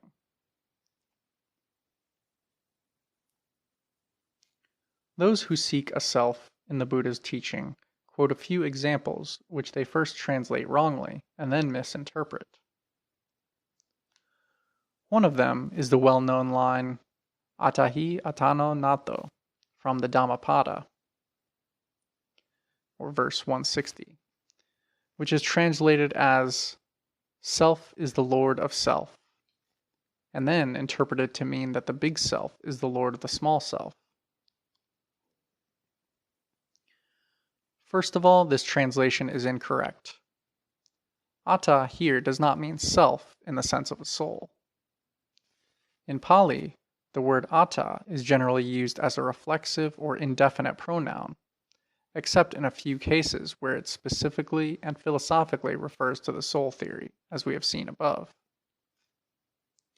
But in general usage, as in the chapter 7 in the Dhammapada where this line occurs, and in many other places, it is used as a reflexive or indefinite pronoun, meaning myself, yourself, himself, oneself, etc. Footnote. In his article Vedanta and Buddhism, H. von Glassenop explains this point clearly. End footnote.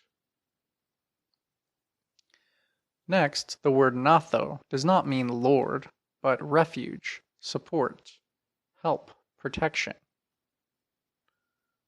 Footnote. The commentary on the Dhammapada says, Natto ti patita. Natto means support, refuge, help, protection. The old Sinhalese Sanaya of the Dhammapada paraphrases the word natto as pihiti vaneya, is a support, refuge, help. If we take the negative form of natto, this becomes further confirmed. Anatta does not mean without a lord or lordless, but it means helpless, supportless, unprotected, poor. Even the PTS Pali Dictionary explains the word natha as protector, refuge, help, but not as lord. The translation of the word Lokanatta by Savior of the World, just using a popular Christian expression, is not quite correct because the Buddha is not a savior. This epithet really means refuge of the world. End of footnote. Therefore, Atahi atano natto really means one is one's own refuge, or one is one's own help or support. It has nothing to do with any metaphysical soul or self. It simply means that you have to rely on yourself and not rely on others.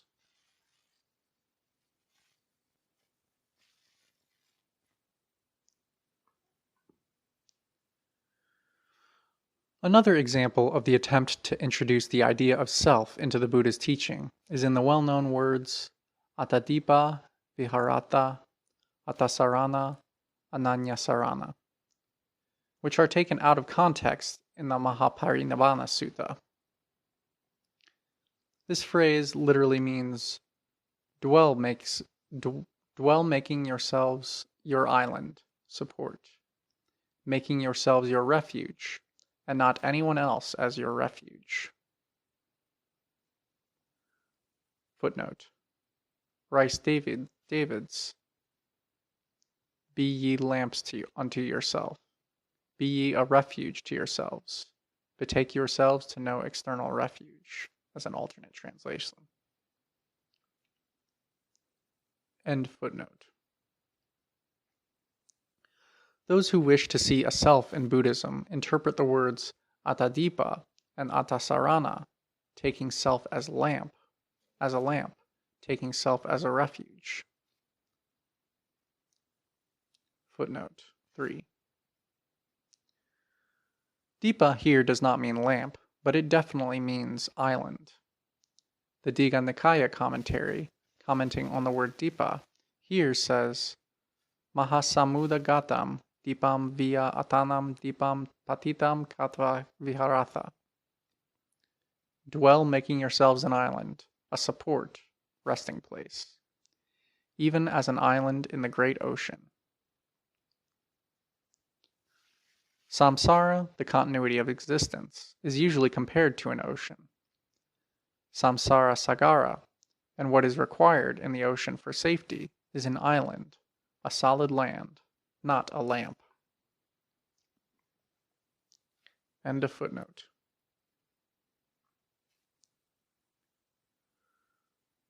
We cannot understand the full meaning and significance of the advice of the Buddha to Ananda unless we take into consideration the background and the context in which these words were spoken.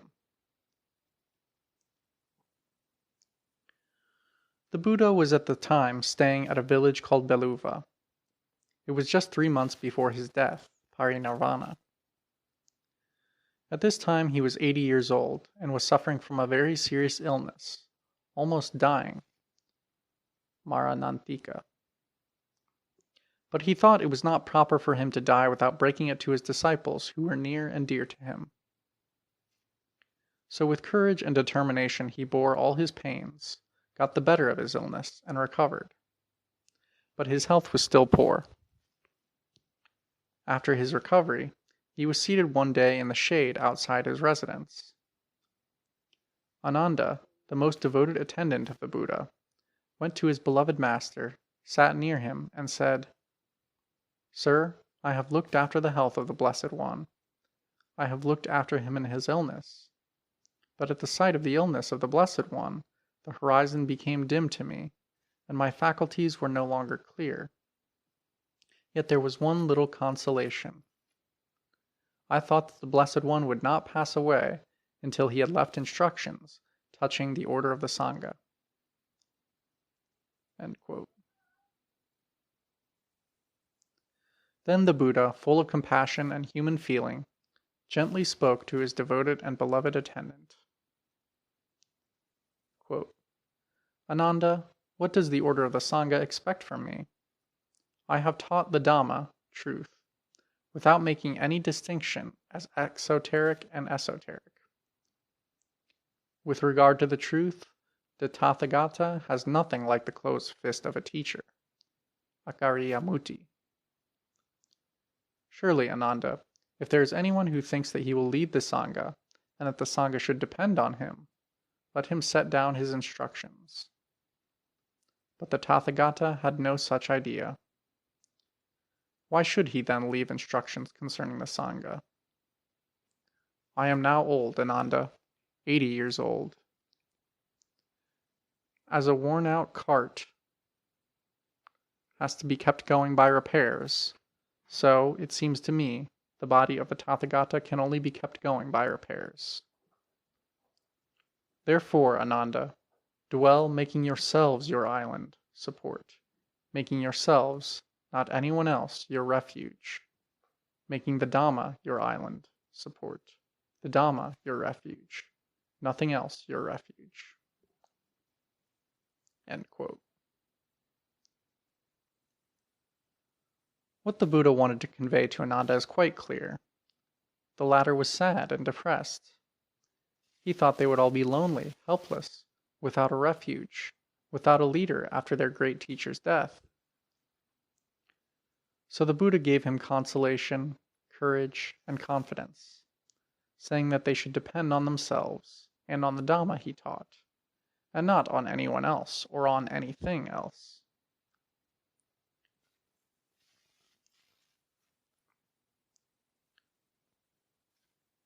Here the question of a metaphysical Atman, or self, is quite beside the point.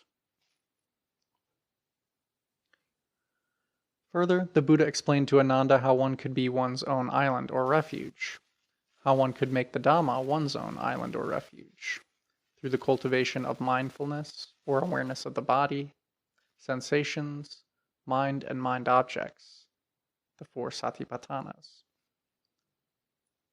There is no talk at all here about an Atman or self.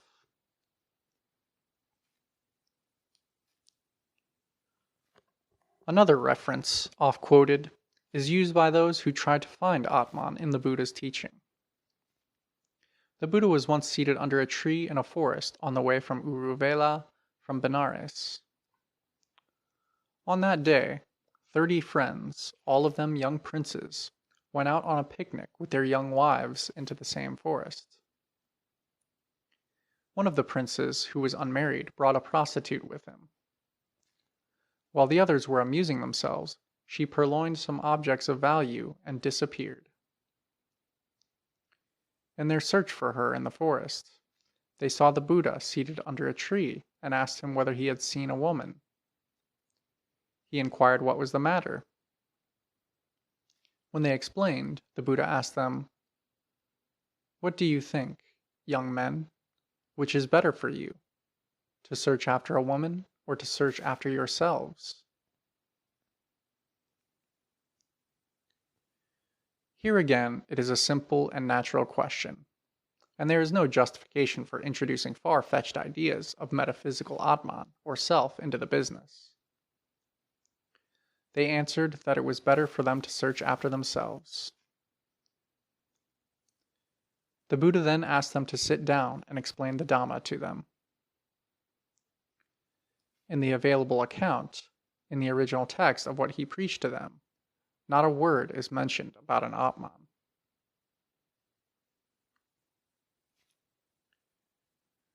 Much has been written on the subject of the Buddha's silence when a certain parivrajaka, wanderer, named Vakagota, asked him whether there was an Atman or not.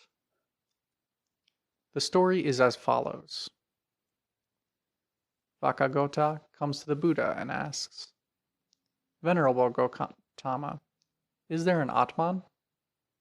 The Buddha is silent. "Then, Venerable Gautama, is there no Atman?" Again the Buddha is silent.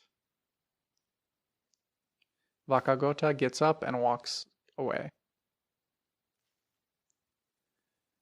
After the parivrajaka had left, Ananda asked the Buddha why he did not answer Vakagota's question. The Buddha explains his position. "Ananda, when asked by Vakagota the wanderer, 'Is there a self?' If I had answered, 'There is a self,' then, Ananda, that would be siding with those recluses and brahmanas who hold the eternalist theory, Sasatavada. And, Ananda, when asked by the wanderer, 'Is there no self?' If I had answered, 'There is no self,' then that would be siding with those recluses and brahmanas who hold the annihilationist theory, Ukeda-vada. Footnote. On another occasion, the Buddha had told this same Vakagota that the Tathagata had no theories because he had seen the nature of things. Here too he does not want to associate himself with any theorists. End footnote.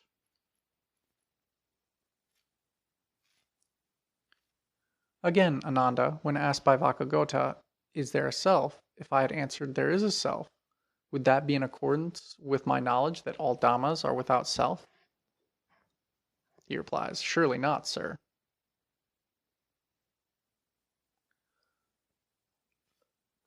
The Buddha replies, "And again, Ananda, when asked by the wanderer, 'Is there no self?' If I had answered, 'There is no self,' then that would have been a greater confusion to the already confused Vakagota."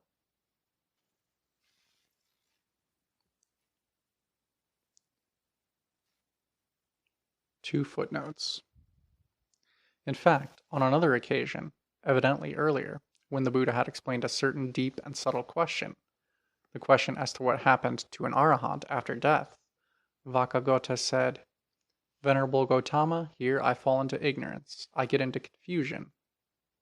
Whatever little faith I had at the beginning of this conversation with the Venerable Gautama, that too is gone now." So the Buddha did not want to confuse him again.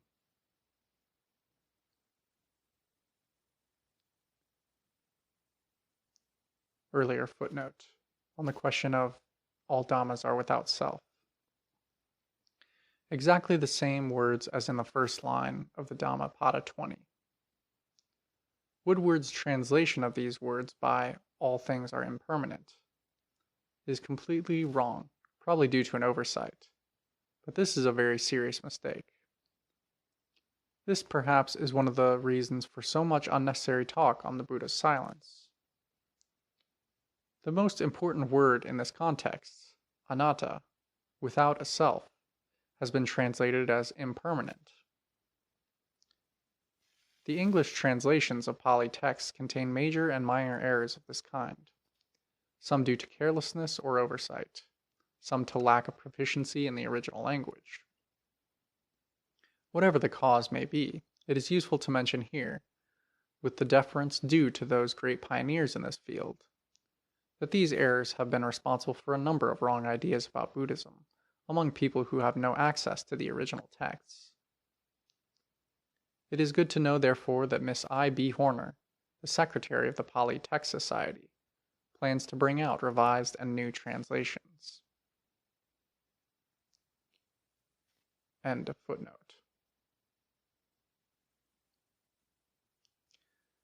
For Vakagota would have thought, formerly, indeed, I had an Atman, but now I haven't got one. It should now be quite clear why the Buddha was silent. But it would be still clearer if we take into consideration the whole background and the way the Buddha treated questions and questioners, which is altogether ignored by those who have discussed this problem. The Buddha was not a computing machine giving answers to whatever questions were put to him by anyone at all, without any consideration. He was a practical teacher, full of compassion and wisdom. He did not answer questions to show his knowledge and intelligence, but to help the questioner on the way to realization. He always spoke to people bearing in mind their standard of development, their tendencies, their mental makeup, their character, their capacity to understand a particular question.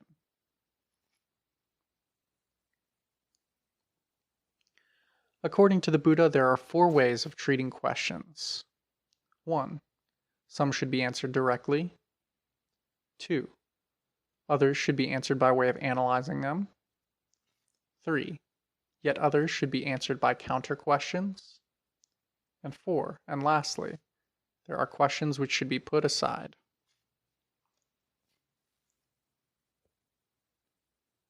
There may be several ways of putting aside a question.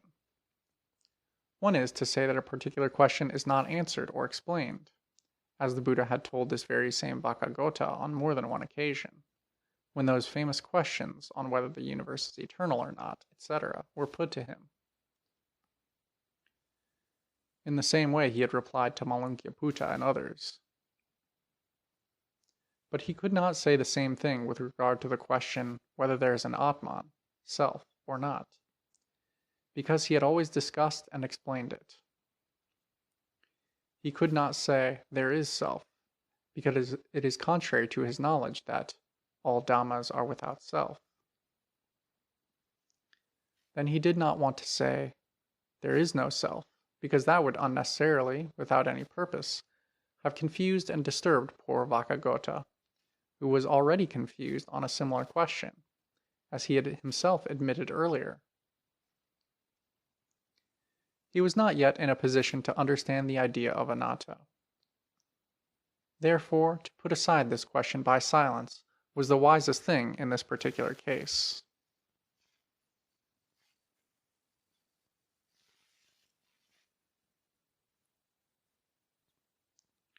We must not forget, too, that the Buddha had known Vakagota quite well for a long time. This was not the first occasion on which this inquiring wanderer had come to see him. The wise and compassionate teacher gave much thought and showed great consideration for this confused seeker. There are many references in the Pali texts to this same Vakagota, the wanderer.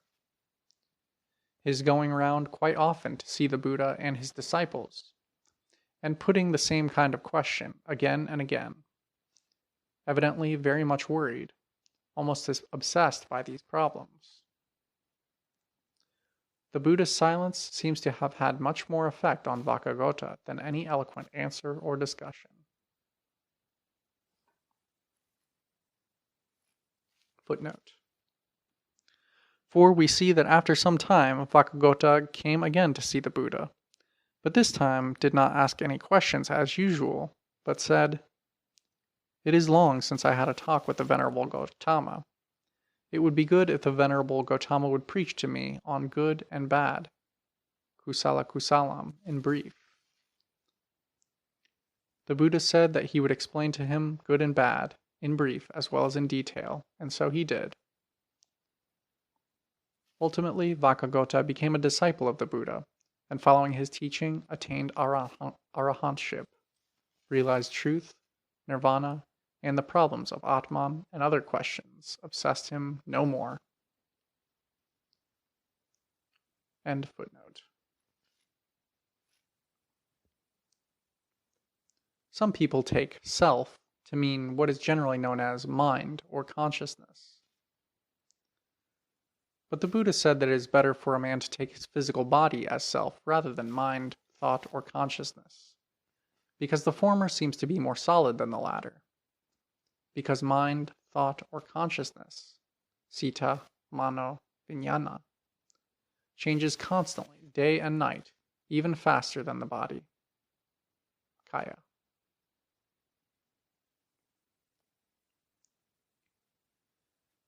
It is the vague feeling, I am, that creates the idea of self, which has no corresponding reality.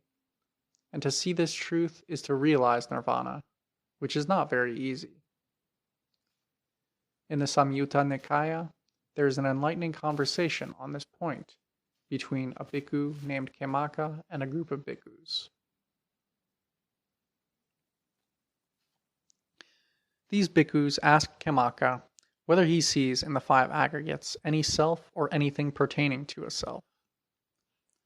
Khemaka replies, no. Then the bhikkhus say that, if so, he should be an arahant free from all impurities. But Khemaka confesses that though he does not find in the five aggregates a self or anything pertaining to a self, quote, I am not an arahant free from all impurities. O friends, with regard to the five aggregates of attachment, I have a feeling, I am, but I do not clearly see this is I am. End quote.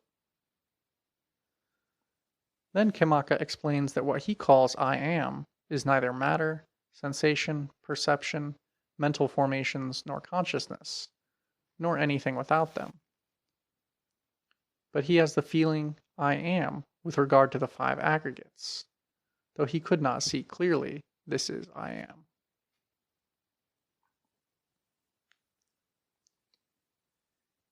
He says it is like the smell of a flower. It is neither the smell of the petals, nor of the color, nor of the pollen, but the smell of the flower.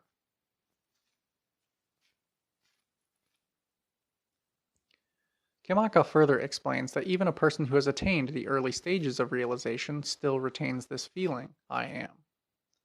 But later on, when he progresses further, this feeling of I am altogether disappears, just as the chemical smell of a freshly washed cloth disappears after a time when it is kept in a box.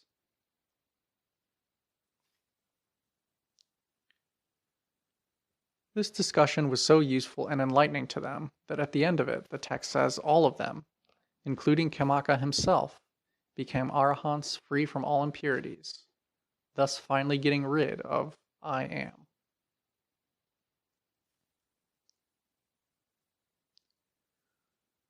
According to the Buddha's teaching, it is as wrong to hold the opinion, I have no self, which is the annihilationist theory, as to hold the opinion, I have self, which is the eternalist theory, because both are fetters, both arising out of the false idea, I am.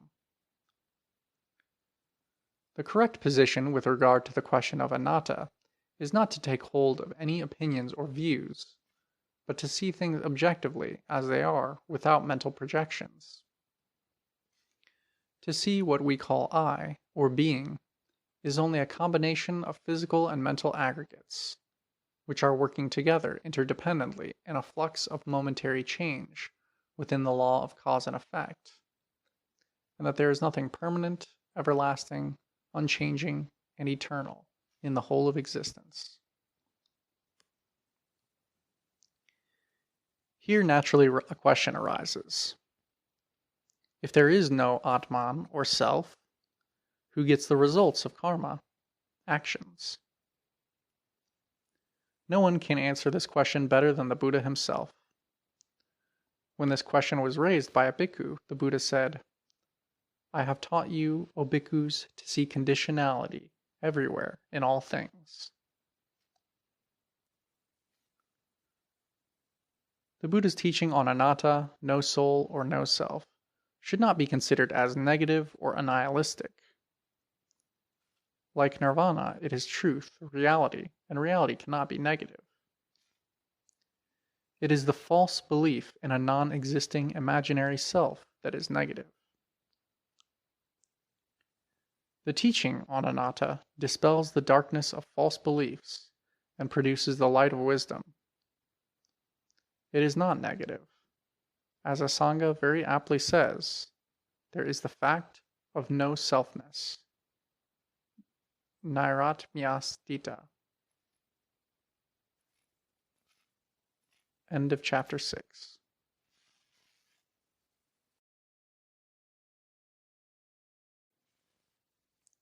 What the Buddha Taught by Walpola Rahula. Chapter 7. Meditation or mental culture. Bhavana. The Buddha said, "O bhikkhus, there are two kinds of illness. What are those two? Physical illness and mental illness. There seem to be people who enjoy freedom from physical illness even for a year or two, even for 100 years or more. But O bhikkhus, rare in this world are those who enjoy freedom from mental illness, even for one moment, except those who are free from mental defilements, i.e., except arahants."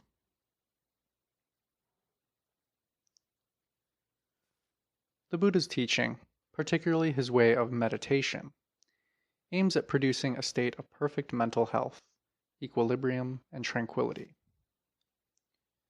It is unfortunate that hardly any other section of the Buddha's teaching is so much misunderstood as meditation, both by Buddhists and non-Buddhists. The moment the word meditation is mentioned, one thinks of an escape from the daily activities of life, assuming a particular posture, like a statue in some cave or cell in a monastery, in some remote place cut off from society, and musing on, or being absorbed in, some kind of mystic or mysterious thought or trance. True Buddhist meditation does not mean this kind of escape at all. The Buddha's teaching on this subject was so wrongly, or so little understood, that in later times the way of meditation deteriorated and generated into a kind of ritual or ceremony, almost technical in its routine. Footnote. The Yogavatara's Manual, edited by Rice Davids. A text on meditation written in Ceylon probably, about the 18th century, shows how meditation at the time had degenerated into a ritual of reciting formulas, burning candles, etc. End of footnote. Most people are interested in meditation or yoga in order to gain some spiritual or mystic powers, like the third eye, which others do not possess.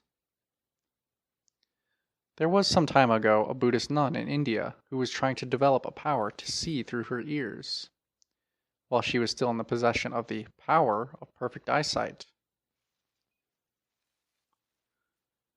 This kind of idea is nothing but spiritual perversion. It is always a question of desire, thirst for power.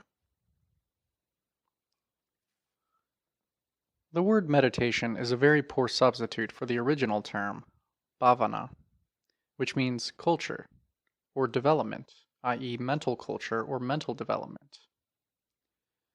The Buddhist Bhavana, properly speaking, is mental culture in the full sense of the term. It aims at cleansing the mind of impurities and disturbances, such as lustful desires, hatred, ill will, indolence, worries, and restlessness, skeptical doubts, and cultivating such qualities as concentration, awareness, intelligence, will, energy, the analytical faculty, confidence, joy, tranquility, leading finally to the attainment of the highest wisdom which sees the nature of things as they are, and realizes the ultimate truth, nirvana. There are two forms of meditation. One is the development of mental concentration, samatha or samadhi, of one-pointedness of mind, siddhikagata, or Sanskrit sitai kagrata, by various methods prescribed in the texts, leading up to the highest mystic states such as the sphere of nothingness or the sphere of neither perception nor non-perception. All these mystic states, according to the Buddha, are mind-created, mind-produced, conditioned, samkhata. They have nothing to do with reality, truth, nirvana. This form of meditation existed before the Buddha. Hence, it is not purely Buddhist, but it is not excluded from the field of Buddhist meditation. However, it is not essential for the realization of nirvana. The Buddha himself, before his enlightenment, studied these yogic practices under different teachers and attained to the highest mystic states. But he was not satisfied with them because they did not give complete liberation. They did not give insight into the ultimate reality. He considered these mystic states only as happy living in this existence, ditthadhamma sakku kavikara, or peaceful living, santavihara, and nothing more. He therefore discovered the other form of meditation, known as vipassana, insight into the nature of things, leading to the complete liberation of mind, to the realization of the ultimate truth, nirvana. This is essentially Buddhist meditation, Buddhist mental culture. It is an analytical method based on mindfulness, awareness, vigilance, observation. It is impossible to do justice to such a vast subject in a few pages. However, an attempt is made here to give a very brief and very rough idea of the true Buddhist meditation, mental culture, or mental development, in a practical way. The most important discourse ever given by the Buddha on mental development, meditation, is called the Satipatthana Sutta, the setting up of mindfulness, number 22 of the Digha Nikaya, or number 10 of the Majjhima Nikaya.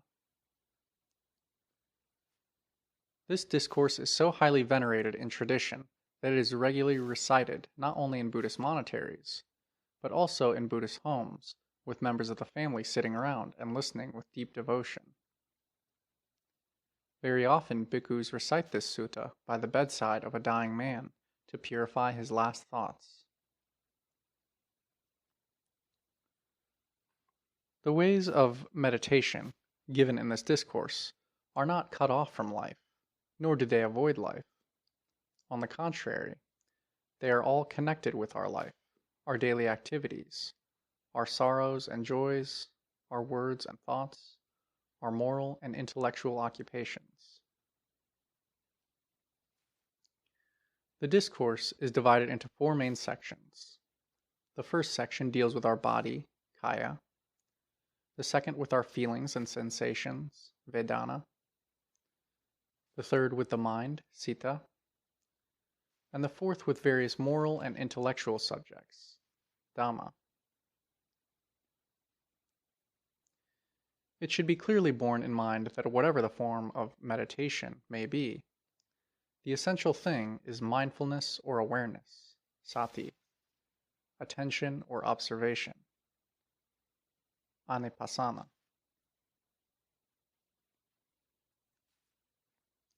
One of the most well-known, popular, and practical examples of meditation connected with the body is called the mindfulness or awareness of in and out breathing, anapanasati. It is for this meditation only that a particular and definite posture is prescribed in the texts. For other forms of meditation given in this sutta, you may sit, stand, walk, or lie down as you like. But for cultivating mindfulness of in and out breathing, one should sit, according to the text, cross-legged, keeping the body erect and mindfulness alert. But sitting cross-legged is not practical and easy for people of all countries, particularly for Westerners. Therefore, those who find it difficult to sit cross-legged may sit on a chair, keeping the body erect and mindfulness alert. It is very necessary for this exercise that the meditator should sit erect, but not stiff. His hands placed comfortably on his lap. Thus seated, you may close your eyes, or you may gaze at the tip of your nose, as it may be convenient to you. You breathe in and out all day and night, but you are never mindful of it. You never for a second concentrate your mind on it. Now you are going to do just this. Breathe in and out as usual, without any effort or strain. Now, bring your mind to concentrate on your breathing in and breathing out. Let your mind watch and observe your breathing in and out. Let your mind be aware and vigilant of your breathing in and out. When you breathe, you sometimes take deep breaths, sometimes not. This does not matter at all. Breathe normally and naturally. The only thing is that when you take deep breaths, you should be aware that they are deep breaths, and so on. In other words, your mind should be so fully concentrated on your breathing that you are aware of its movements and changes. Forget all other things, your surroundings, your environment. Do not raise your eyes and look at anything. Try to do this for 5 or 10 minutes. At the beginning, you will find it extremely difficult to bring your mind to concentrate on your breathing. You will be astonished how your mind runs away. It does not stay. You begin to think of various things. You hear sounds outside. Your mind is disturbed and distracted. You may be dismayed and disappointed. But if you continue to practice this exercise twice daily, morning and evening, for about 5-10 minutes at a time, you will gradually, by and by, begin to concentrate your mind on your breathing. After a certain period, you will experience just that split second when your mind is fully concentrated on your breathing, when you will not hear even sounds nearby, when no external world exists for you. This slight moment is such a tremendous experience for you, full of joy, happiness, and tranquility, that you would like to continue it. But still you cannot. Yet, if you go on practicing this regularly, you may repeat the experience again and again for longer and longer periods. That is the moment when you lose yourself completely in your mindfulness of breathing. As long as you are conscious of yourself, you can never concentrate on anything.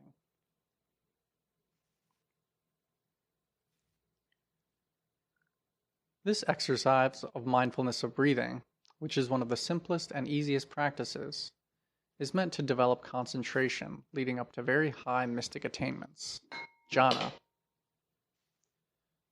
Besides, the power of concentration is essential for any kind of deep understanding, penetration, insight into the nature of things, including the realization of nirvana.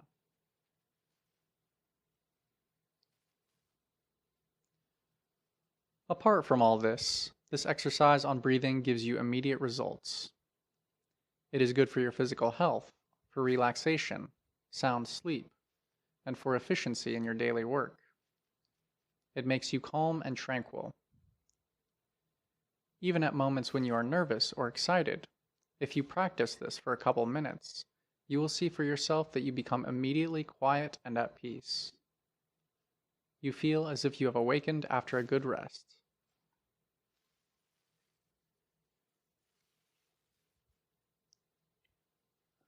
Another very important, practical, and useful form of meditation, mental development, is to be aware and mindful of whatever you do, physically or verbally, during the daily routine of work in your life, private, public, or professional. Whether you walk, stand, sit, lie down, or sleep, whether you stretch or bend your limbs, whether you look around, whether you put on your clothes, whether you talk or keep silence, whether you eat or drink, even whether you answer the calls of nature. In these and other activities, you should be fully aware and mindful of the act you perform at that moment. That is to say, that you should live in the present moment, in the present action. This does not mean that you should not think of the past or the future at all. On the contrary, you think of them in relation to the present moment, the present action, when and where it is relevant.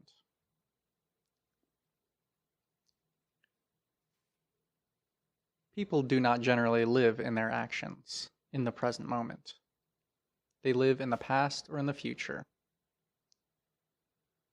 Though they seem to be doing something now, here, they live somewhere else in their thoughts, in their imaginary problems and worries, usually in the memories of the past or in desires and speculations about the future.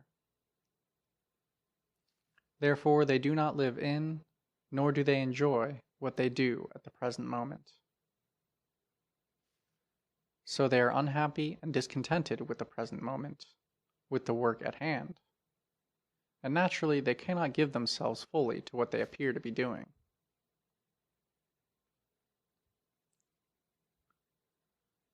Sometimes you see a man in a restaurant reading while eating, a very common sight. He gives you the impression of being a very busy man, with no time even for eating. You wonder whether he eats or reads. One may say that he does both. In fact, he does neither. He enjoys neither. He is strained and disturbed in mind, and he does not enjoy what he does at the present moment, does not live his life in the present moment, but unconsciously and foolishly tries to escape from life. This does not mean, however, that one should not talk with a friend while having lunch or dinner.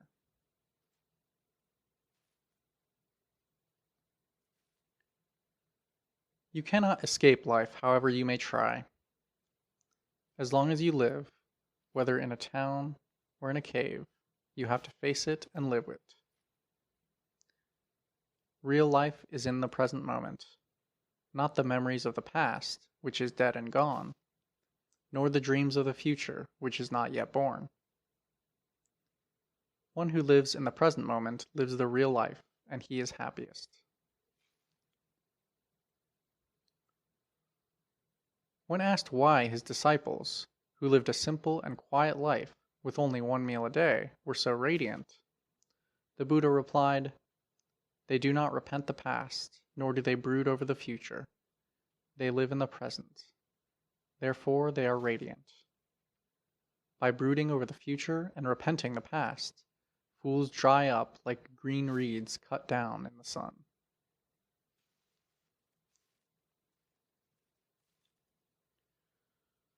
Mindfulness, or awareness, does not mean that you should think and be conscious, "I am doing this," or "I am doing that." No, just the contrary. The moment you think, "I am doing this," you become self-conscious, and then you do not live in the action, but you live in the idea, "I am." And consequently, your work too is spoiled. You should forget yourself completely, and lose yourself in what you do. The moment a speaker becomes self-conscious and thinks, "I am addressing an audience," his speech is disturbed and his trend of thought broken.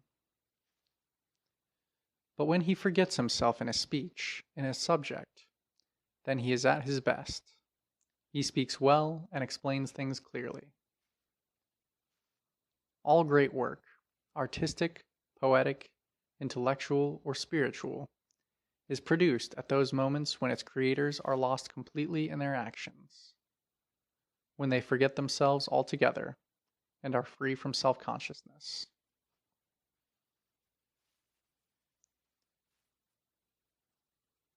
This mindfulness or awareness with regard to our activities, taught by the Buddha, is to live in the present moment, to live in the present action. This is also the Zen way, which is based primarily on this teaching.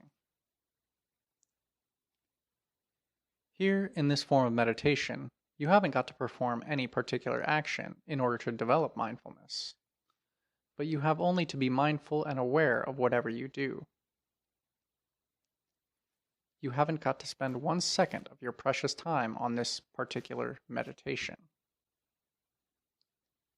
You have only to cultivate mindfulness and awareness, always, day and night, with regard to all activities in your usual daily life.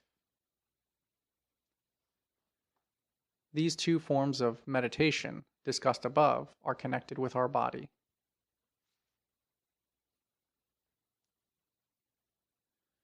Then there is a way of practicing mental development meditation with regard to all our sensations or feelings, whether happy, unhappy, or neutral. Let us take only one example.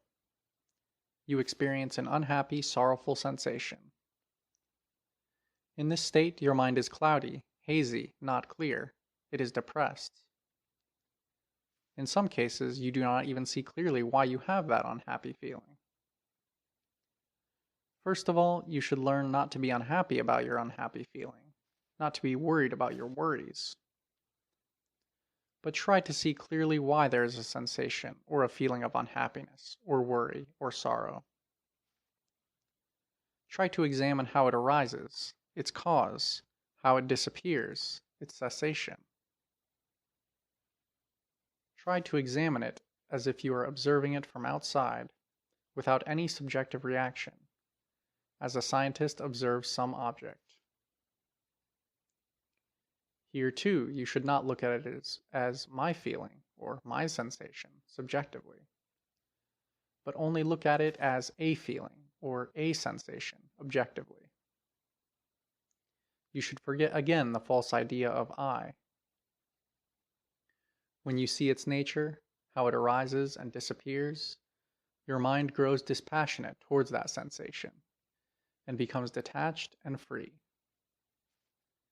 It is the same with regard to all sensations or feelings.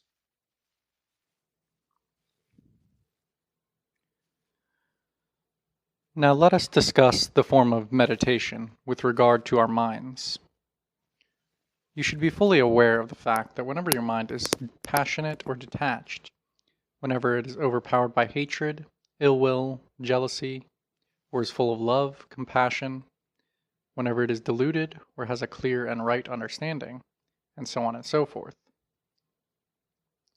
We must admit that very often we are afraid or ashamed to look at our own minds, so we prefer to avoid it. One should be bold and sincere, and look at one's own mind as one looks at one's face in a mirror. Here is no attitude of criticizing or judging, or discriminating between right and wrong, or good and bad. It is simply observing, watching, examining. You are not a judge, but a scientist. When you observe your mind, you see its true nature clearly. You become dispassionate with regard to its emotions, sentiments, and states. Thus, you become detached and free, so that you may see things as they are. Let us take one example. Say you are really angry, overpowered by anger, ill will, hatred. It is curious and paradoxical that the man who is in anger is not really aware, not mindful that he is angry. The moment he becomes aware and mindful of that state of his mind, the moment he sees his anger, it becomes, as it were, shy and ashamed, and begins to subside. You should examine its nature, how it arises, how it disappears. Here again, it should be remembered that you should not think, I am angry, or of my anger. You should only be aware and mindful of the state of an angry mind. You are only observing and examining an angry mind objectively. This should be the attitude with regard to all sentiments, emotions, and states of mind. Then there is a form of meditation on ethical, spiritual, and intellectual subjects. All our studies, reading, discussions, conversation, and deliberations on such subjects are included in this meditation. To read this book and to think deeply about the subjects discussed in it is a form of meditation. We have seen earlier that the conversation between Khemaka and the group of monks was a form of meditation, which led to the realization of nirvana.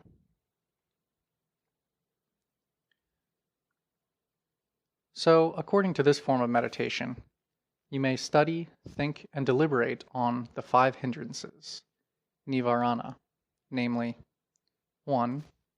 Lustful desires, kamachanda. 2.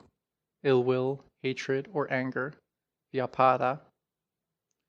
3. Torpor and languor, thinamida. 4. Restlessness and worry, uddaka kukaka. 5. Skeptical doubts, vichikicha. These 5 are considered as hindrances to any kind of clear understanding, as a matter of fact, to any kind of progress. When one is overpowered by them, and when one does not know how to get rid of them, then one cannot understand right and wrong, or good and bad. One may also meditate on the 7 factors of enlightenment, bojjhanga. They are 1. Mindfulness, sati, i.e. to be aware and mindful in all activities and movements, both physical and mental, as we discussed above. 2. Investigation and research into the various problems of doctrine, Dhammapada. Included here are all our religious, ethical, and philosophical studies, readings, researches, discussions, conversation, even attending lectures relating to such doctrinal subjects. 3. Energy, viriya, to work with determination till the end. 4. Joy, piti, the quality quite contrary to the pessimistic, gloomy, or melancholic attitude of mind. 5. Relaxation, passaddhi, of both body and mind. One should not be stiff, physically or mentally. 6. Concentration, samadhi, as discussed above. 7. Equanimity, upekkha, i.e. to be able to face life in all its vicissitudes with calm of mind, tranquility, without disturbance.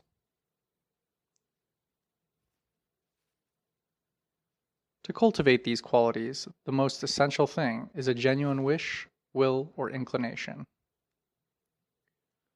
Many other material and spiritual conditions conducive to the development of each quality are described in the texts.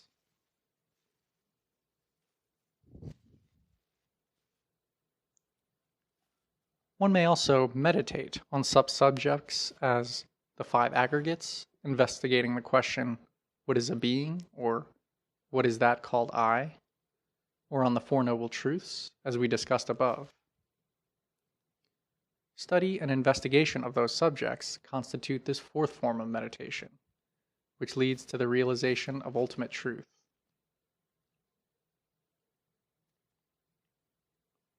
Apart from those we have discussed here, there are many other subjects of meditation, traditionally 40 in number, among which mention should be made particularly of the 4 sublime states, Brahmavihara. 1. Extending unlimited universal love and goodwill, metta, to all living beings without any kind of discrimination, just as a mother loves her only child. 2. Compassion, karuna, for all living beings who are suffering, in trouble and affliction. 3. Sympathetic joy, mudita, in others' success, welfare, and happiness. And 4. Equanimity, upekkha, in all vicissitudes of life. End of chapter 7.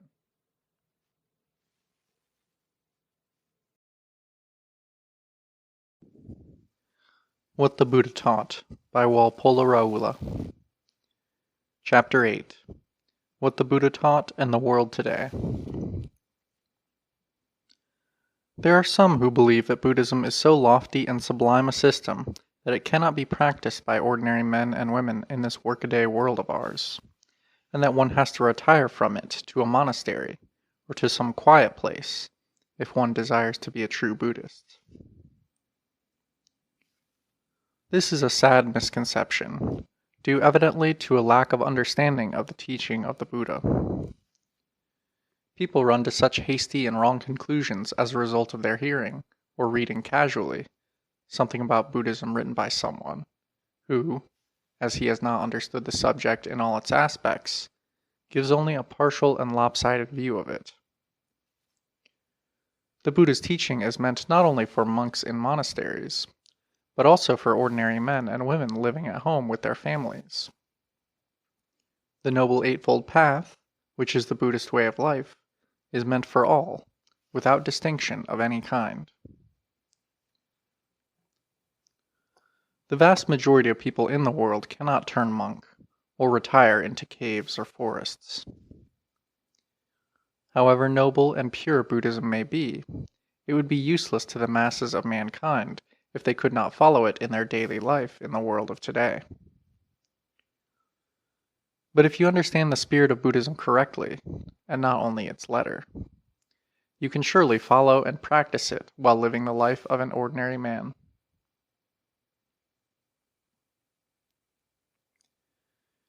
There may be some who find it easier and more convenient to accept Buddhism, if they do live in a remote place, cut off from the society of others. Others may find that that kind of retirement dulls and depresses their whole being, both physically and mentally, and that it may not therefore be conducive to the development of their spiritual and intellectual life. True renunciation does not mean running away physically from the world. Sariputta, the chief disciple of the Buddha, said that one man might live in a forest devoting himself to ascetic practices, but might be full of impure thoughts and defilements. Another might live in a village or a town, practicing no ascetic discipline, but his mind might be pure and free from defilements. Of these two, said Sariputta, the one who lives a pure life in the village or town is definitely far superior to, and greater than, the one who lives in the forest.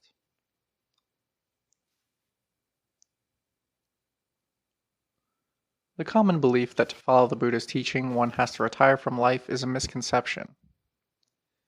It is really an unconscious defense against practicing it. There are numerous references in Buddhist literature to men and women living ordinary, normal family lives who successfully practiced what the Buddha taught and realized nirvana. Vakagota the Wanderer, whom we met earlier in the chapter on Anatta, once asked the Buddha straightforwardly whether there were laymen and women leading the family life who followed his teaching successfully and attained to high spiritual states. The Buddha categorically stated that there were not one or two, not 100 or 200 or 500, but many more laymen and women leading the family life who followed his teaching successfully and attained to high spiritual states.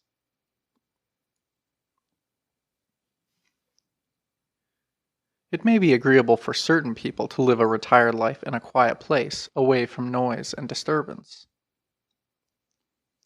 But it is certainly more praiseworthy and courageous to practice Buddhism living among your fellow beings, helping them and being of service to them. It may, perhaps, be useful in some cases for a man to live in retirement for a time in order to improve his mind and character, as preliminary moral, spiritual, and intellectual training, to be strong enough to come out later and help others. But if a man lives all his life in solitude, thinking only of his own happiness and salvation, without caring for his fellows, this surely is not in keeping with the Buddha's teaching, which is based on love, compassion, and service to others. One might now ask, if a man can follow Buddhism while living the life of an ordinary layman, why was the Sangha, the order of monks, established by the Buddha? The order provides opportunity for those who are willing to devote their lives not only to their own spiritual and intellectual development, but also to the service of others. An ordinary layman with a family cannot be expected to devote his whole life to the service of others, whereas a monk, who has no family responsibilities or any other worldly ties, is in a position to devote his whole life for the good of the many, for the happiness of the many, according to the Buddha's advice. That is how, in the course of history, the Buddhist monastery became not only a spiritual center, but also a center of learning and culture. The Sigala Sutta, number 31 of the Digha Nikaya, shows with what great respect the layman's life, his family, and social relations are regarded by the Buddha.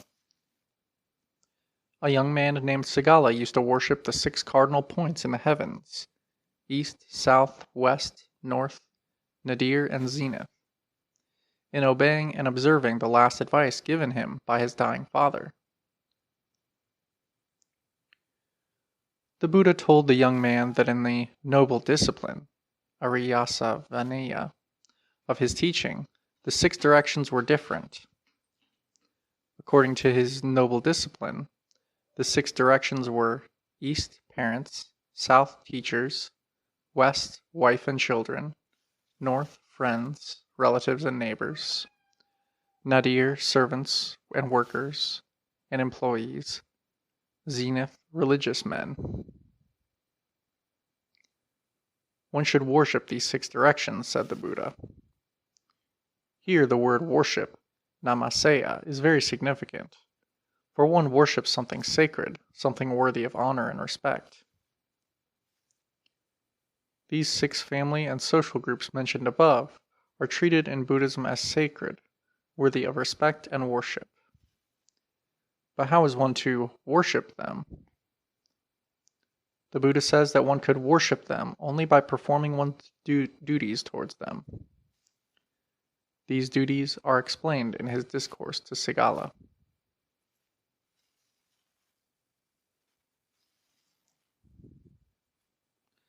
First, parents are sacred to their children.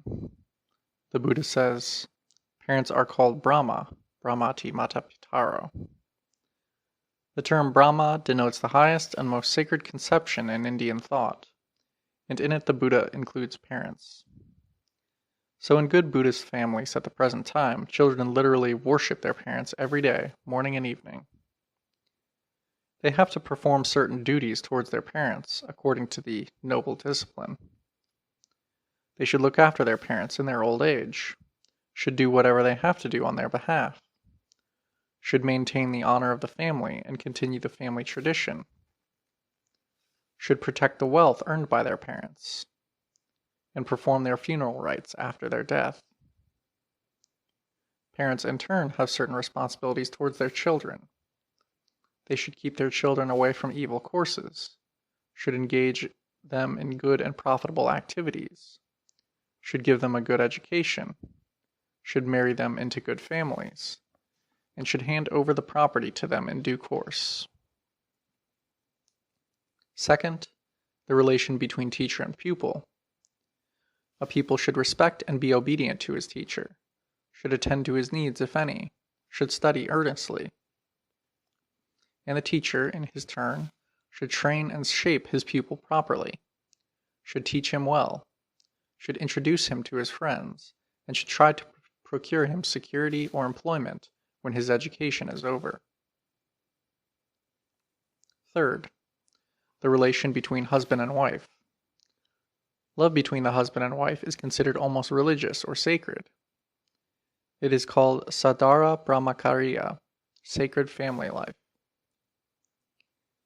Here too, the significance of the term Brahma should be noted. The highest respect is given to this relationship. Wives and husbands should be faithful, respectful, and devoted to each other, and they have certain duties towards each other. The husband should always honor his wife and never be wanting in respect to her.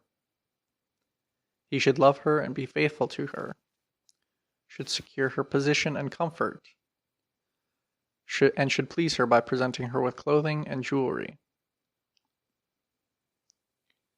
The fact that the Buddha did not forget to mention even such a thing as the gifts a husband should make to his wife shows how understanding and sympathetic were his humane feelings towards ordinary human emotions. The wife, in her turn, should supervise and look after household affairs, should entertain guests, visitors, friends, relatives, and employees, should love and be faithful to her husband, should protect his earnings, should be clever and energetic in all activities.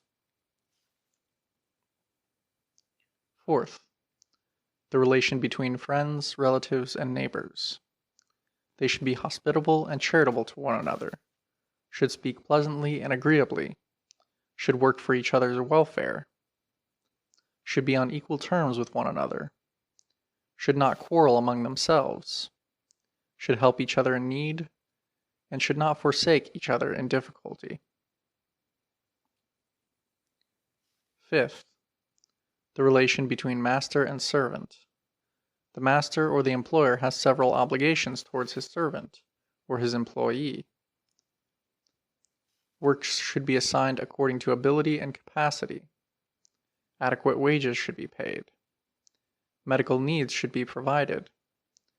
Occasional donations or bonuses should be granted. The servant or employee, in his turn, should be diligent and not lazy, honest and obedient and not cheat his master. He should be earnest in his work.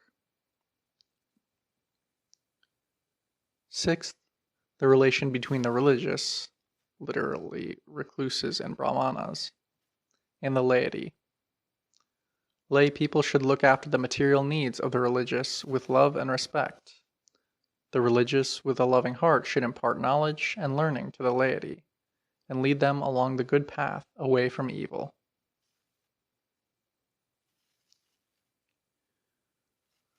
We see then that the lay life, with its family and social relations, is included in the noble discipline, and is within the framework of the Buddhist way of life, as the Buddha envisaged it.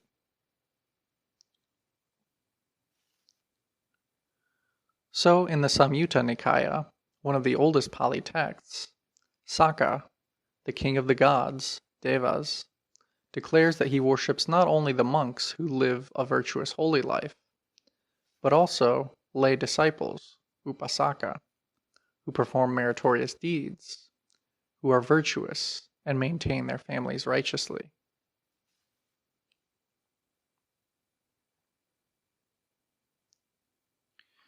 If one desires to become a Buddhist, there is no initiation ceremony or baptism which one has to undergo. But to become a bhikkhu, a member of the order of the Sangha, one has to undergo a long process of disciplinary training and education. If one understands the Buddha's teaching, and if one is convinced that his teaching is the right path, and if one tries to follow it, then one is a Buddhist.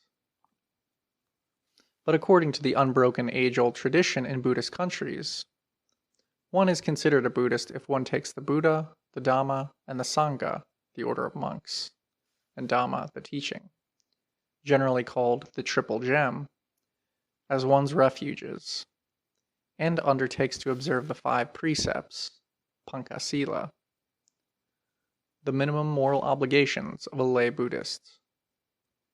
1. Not to destroy life. 2. Not to steal. 3. Not to commit adultery. 4. Not to tell lies. And 5. Not to take intoxicating drinks. Reciting the formulas given in the ancient texts. On religious occasions, Buddhists in congregation usually recite these formulas, following the lead of a Buddhist monk.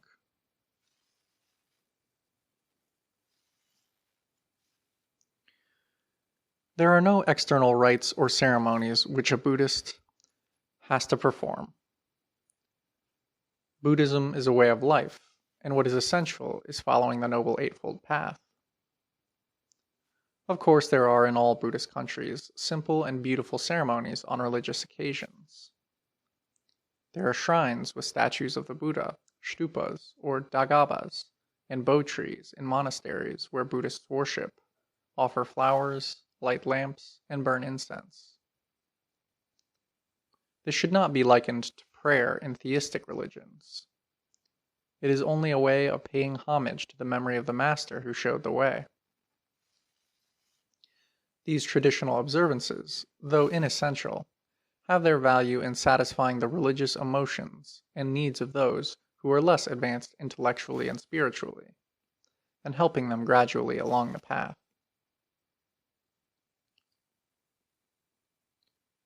Those who think that Buddhism is interested only in lofty ideals, high moral and philosophical thought, and that it ignores the social and economic welfare of the people, are wrong. The Buddha was interested in the happiness of men.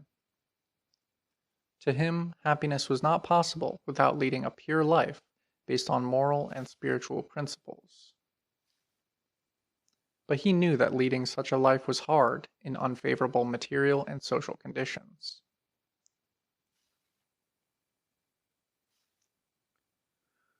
Buddhism does not consider material welfare as an end in itself.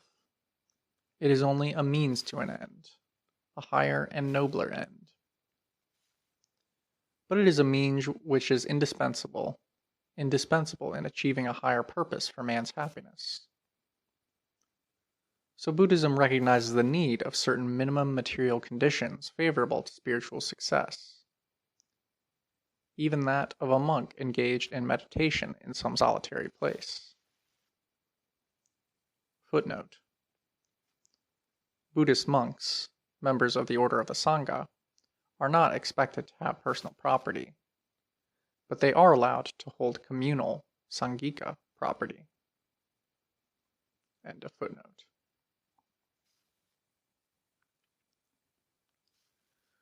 The Buddha did not take life out of the context of its social and economic background. He looked at it as a whole, in all its social, economic, and political aspects. His teachings on ethical, spiritual, and philosophical problems are fairly well known. But little is known, particularly in the West, about his teaching on social, economic, and political matters. Yet there are numerous discourses dealing with these scattered throughout the ancient Buddhist texts. Let us take only a few examples. The Kakavati Sihananda Sutta of the Digha Nikaya clearly states that poverty, dalidya, is the cause of immorality and crimes such as theft, falsehood, violence, hatred, cruelty, etc. Kings in ancient times, like governments today, tried to suppress crime through punishment. The Kuttadanta Sutta of the same Nikaya explains how futile this is. It says that this method can never be successful. Instead, the Buddha suggests that, in order to eradicate crime, the economic condition of the people should be improved. Grain and other facilities for agriculture should be provided for farmers and cultivators. Capital should be provided for traders and those engaged in business. Adequate wages should be paid to those who are employed. When people are thus provided for with opportunities for earning a sufficient income, they will be contented, will have no fear or anxiety, and consequently the country will be peaceful and free from crime.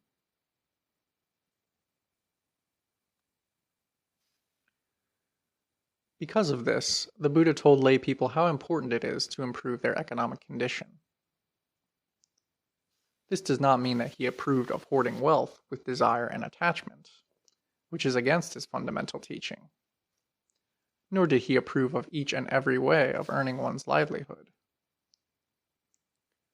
There are certain trades, like the production and sale of armaments, which he condemns as an evil means of livelihood, as we saw earlier.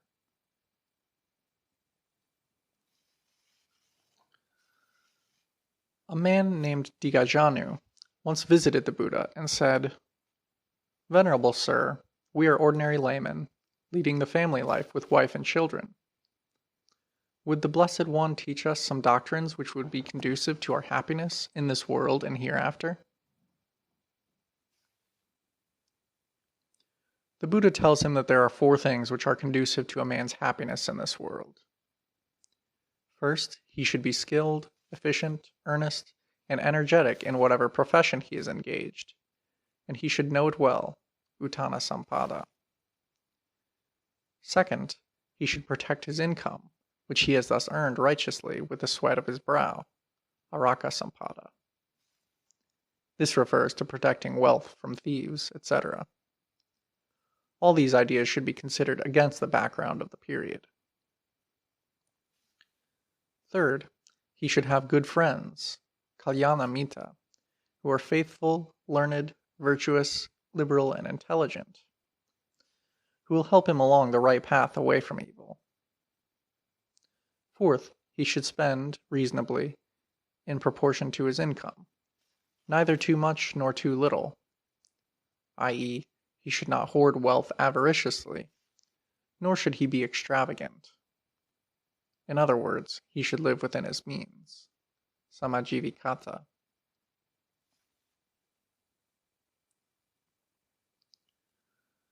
Then the Buddha expounds the 4 virtues conducive to a layman's happiness hereafter.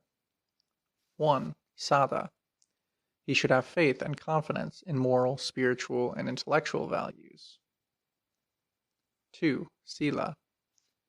He should abstain from destroying and harming life, from stealing and cheating, from adultery, from falsehood, and from intoxicating drinks. 3. Kaga. He should practice charity, generosity, without attachment and craving for his wealth. 4. Panya. He should develop wisdom, which leads to the complete destruction of suffering, to the realization of nirvana.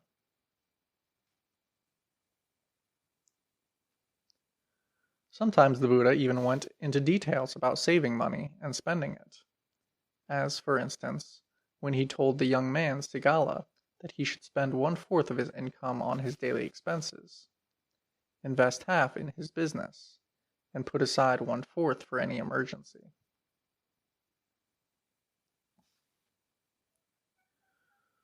Once the Buddha told Anatta, a great banker, one of his most devoted lay disciples who founded for him the celebrated Jetavana monastery at Savatthi, that a layman, who leads an ordinary family life, has 4 kinds of happiness.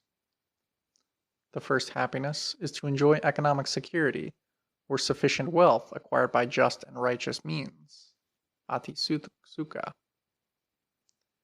The second is spending that wealth liberally on himself, his family, his friends and relatives, and on meritorious deeds, bhoga sukha. The third to be free from debts, anana sukha. The fourth happiness is to live a faultless and pure life without committing evil in thought, word, or deed, anavaja sukha. It must be noted here that 3 of these kinds are economic, and that the Buddha finally reminded the banker that economic and material happiness is not worth 1/16th part of the spiritual happiness arising out of a faultless and good life.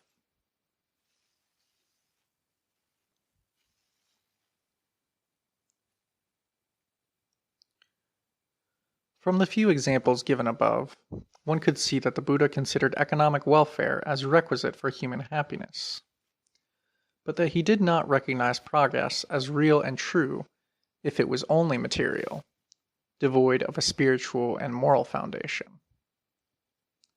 While encouraging material progress, Buddhism always lays great stress on the development of the moral and spiritual character for a happy, peaceful, and contented society.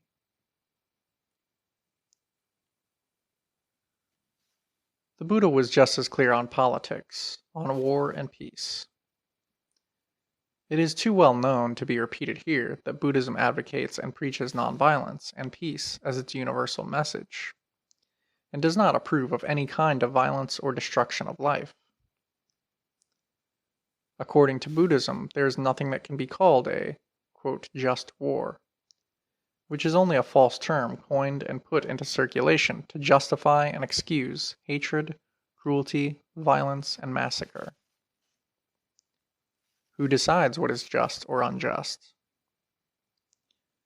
The mighty and the victorious are just, and the weak and the defeated are, quote, unjust. Our war is always just, and your war is always unjust. Buddhism does not accept this position. The Buddha not only taught nonviolence and peace, but he even went to the field of battle itself and intervened personally and prevented war, as is in the case of the dispute between the Shakyas and the Koliyas, who were prepared to fight over the question of the waters of the Rohini. And his words once prevented King Ajatasattu from attacking the kingdom of the Vajis.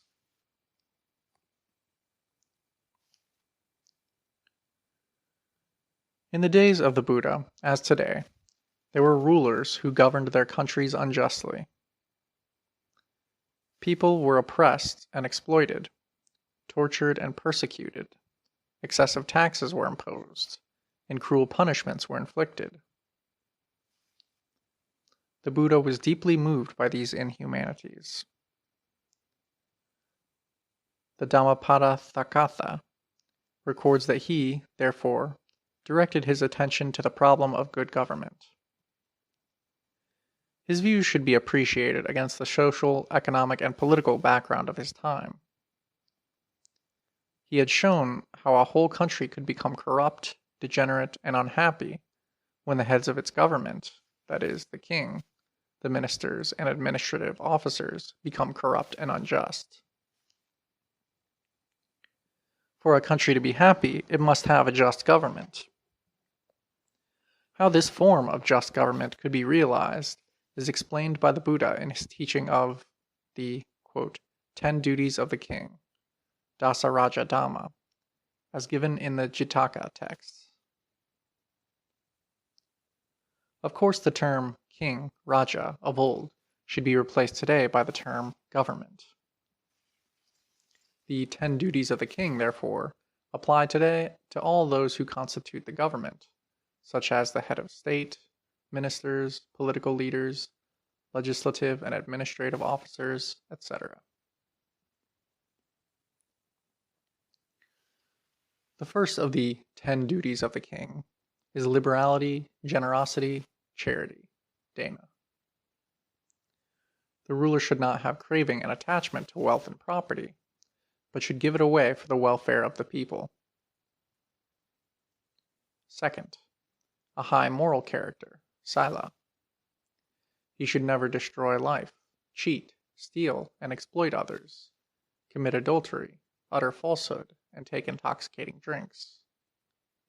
That is, he must at least observe the 5 precepts of the layman. Third, sacrificing everything for the good of the people, parichaga. He must be prepared to give up all personal comfort, name and fame, and even his life, in the interest of the people. Fourth, honesty and integrity, ajava. He must be free from fear or favor in the discharge of his duties, must be sincere in his intentions, and must not deceive the public. Fifth, kindness and gentleness, madhava. He must possess a genial temperament. Sixth, austerity in habits, tapa. He must lead a simple life and should not indulge in a life of luxury. He must have self-control. 7th, freedom from hatred, ill will, enmity, Toda. He should bear no grudge against anybody. 8th, nonviolence, avihimsa, which means not only that he should harm nobody, but also that he should try to promote peace by avoiding and preventing war, and everything which involves violence and destruction of life. 9th, patience, forbearance, tolerance, and understanding, Khanti. He must be able to bear hardships, difficulties, and insults without losing his temper. 10th, non-opposition, non-obstruction, avirodha. That is to say that he should not oppose the will of the people, should not obstruct any measures that are conducive to the welfare of the people. In other words, he should rule in harmony with his people. Footnote. It is interesting to note here that the 5 principles, or Panchasila, in India's foreign policy are in accordance with the Buddhist principles, which Ashoka, the great Buddhist emperor of India, applied to the administration of his government in the 3rd century BC. The expression Panchasila, 5 precepts or virtues, is itself a Buddhist term.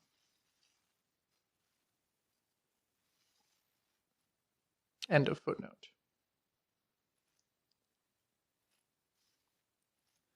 If a country is ruled by men endowed with such qualities, it is needless to say that the country must be happy. But this was not a utopia, for there were kings in the past like Ashoka of India who had established kingdoms based on these ideas. The world today lives in constant fear, suspicion, and tension. Science has produced weapons which are capable of unimaginable destruction. Brandishing these new instruments of death, great powers threaten and challenge one another, boasting shamelessly that one could cause more destruction and misery in the world than the other. They have gone along this path of madness to such a point that, now, if they take one more step forward in that direction, the result will be nothing but mutual annihilation along with the total destruction of humanity. Human beings in fear of the situation they have themselves created want to find a way out and seek some kind of a solution. But there is none except that held out by the Buddha, his message of nonviolence and peace, of love and compassion, of tolerance and understanding, of truth and wisdom, of respect and regard for all life, of freedom from selfishness, hatred, and violence. The Buddha says, quote, "Never by hatred is hatred appeased, but it is appeased by kindness. This is an eternal truth." Another quote, "One should win anger through kindness, wickedness through goodness, selfishness through charity, and falsehood through truthfulness." End quote.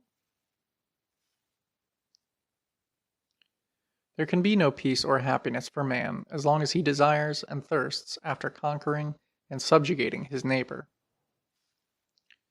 As the Buddha says, quote, "The victor breeds hatred, and the defeated lies down in misery.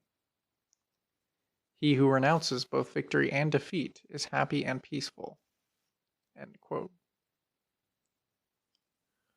The only conquest that brings peace and happiness is self-conquest. Quote, "One may conquer millions in battle, but he who conquers himself, only one, is the greatest of conquerors." End quote. You will say this is all very beautiful, noble, and sublime, but impractical. Is it practical to hate one another? To kill one another?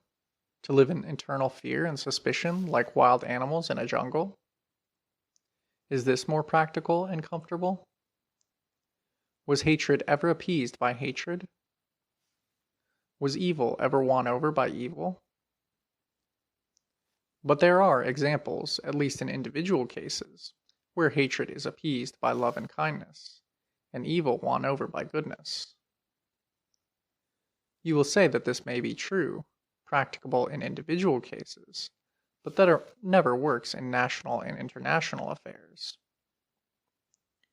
People are hypnotized, psychologically puzzled, blinded and deceived by the political and propaganda usage of such terms as national, international, or state. But what is a nation but a vast conglomeration of individuals? A nation or a state does not act. It is the individual who acts. What the individual thinks and does is what the nation or the state does and thinks. What is applicable to the individual is applicable to the nation or the state. If hatred can be appeased by love and kindness on the individual scale, surely it can be realized on the national and international scale too.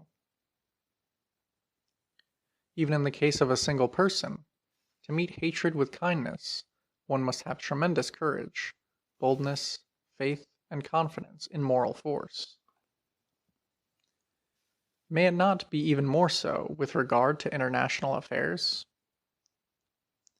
If by the expression not practical you mean not easy, you are right. Definitely it is not easy. But it should be tried. You may say it is risky trying it. Surely it cannot be riskier than trying a nuclear war.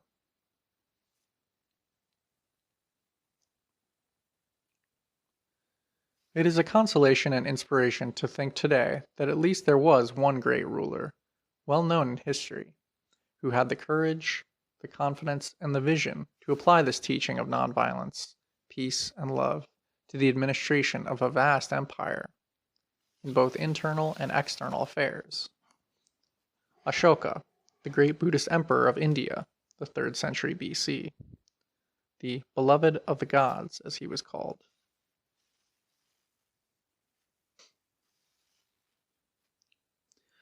At first, he followed the example of his father, Bindusara, and grandfather, Chandragupta, and wished to complete the conquest of the Indian peninsula. He invaded and conquered Kalinga and annexed it. Many hundreds of thousands were killed, wounded, tortured, and taken prisoner in this war. But later, when he became a Buddhist, he was completely changed and transformed by the Buddha's teaching. In one of his famous edicts, inscribed on rock Edict number 13 as it is now called, the original of which one may read even today, referring to the conquest of Kalinga, the emperor publicly expressed his repentance and said how extremely and painful it was for him to think of that carnage. He publicly declared that he would never draw his sword again for any conquests, but that he, quote, wishes all living beings nonviolence, self-control, the practice of serenity and mildness.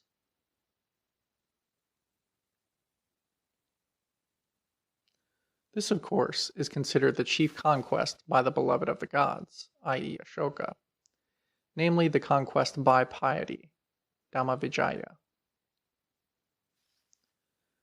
Not only did he renounce war himself, he expressed his desire that my sons and grandsons will not think of a new conquest as worth achieving. Let them think of that conquest only which is the conquest by piety. That is good for this world and the world beyond. End quote.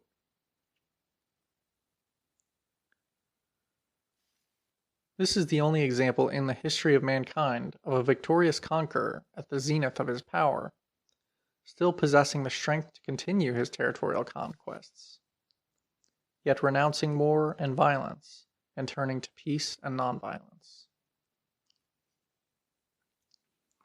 Here is a lesson for the world today. The ruler of an empire publicly turned his back on war and violence and embraced the message of peace and nonviolence. There is no historical evidence to show that any neighboring king took advantage of Ashoka's piety to attack him militarily, or that there was any revolt or rebellion within his empire during his lifetime. On the contrary, there was peace throughout the land, and even countries outside his empire seem to have accepted his benign leadership.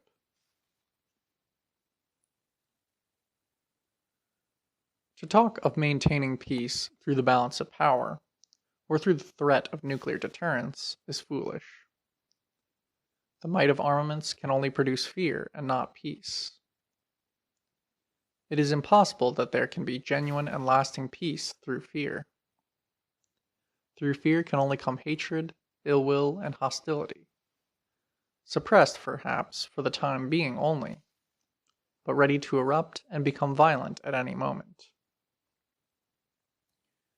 True and genuine peace can prevail only in an atmosphere of metta, amity, free from fear, suspicion, and danger.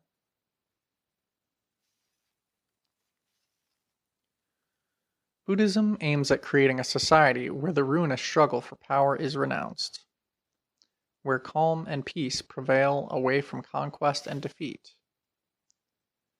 where the persecution of the innocent is vehemently denounced, where one who conquers oneself is more respected than those who conquer millions by military and economic warfare,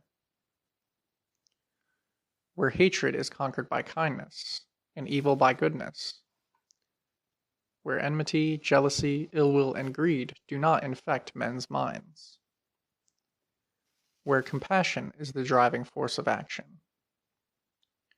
where all, including the least of living things, are treated with fairness, consideration, and love, where life in peace and harmony, in a world of material contentment, is directed towards the highest and noblest aim, the realization of the ultimate truth, nirvana. End of section.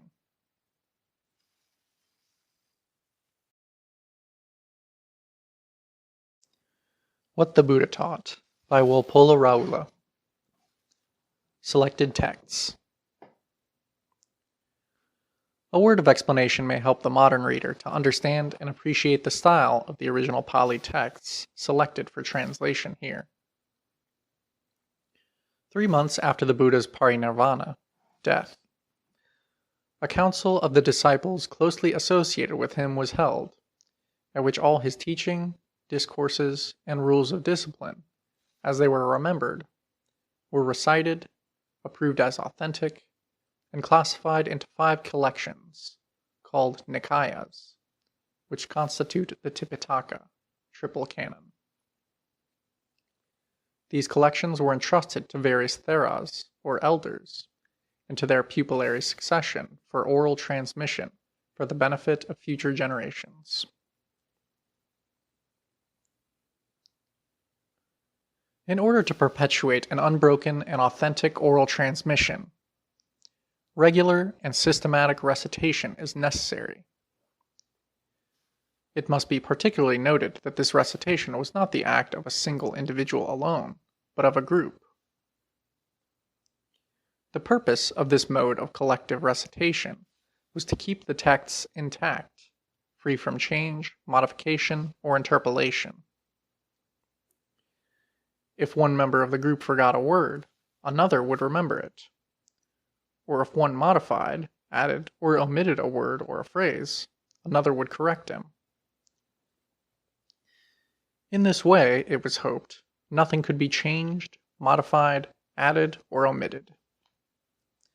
Texts handed down through an unbroken oral tradition of this kind were considered more reliable and authentic than any record of the teachings set down by a single individual alone, many years after the death of their promulgator. The teachings of the Buddha were committed to writing for the first time at a council in the 1st century BC, held in Ceylon 4 centuries after his death. Up to that time, the whole of the Tipitaka had been handed down from generation to generation in this unbroken oral tradition.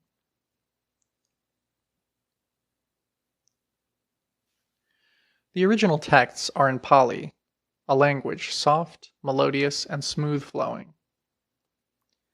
Their frequent repetitions, the use of categories, not only help memorization, which is necessary for the continuity of oral tradition, but also give them poetic beauty and charm.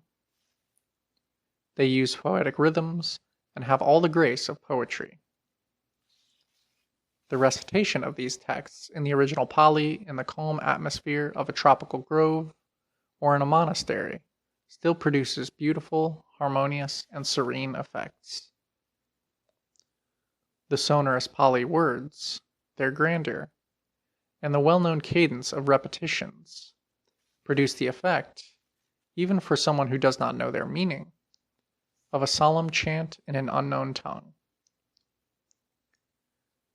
Recitation of this kind, with its conventional melodic line, was so peaceful and moving that some narratives related that the deities in the woods were sometimes fascinated and attracted by it.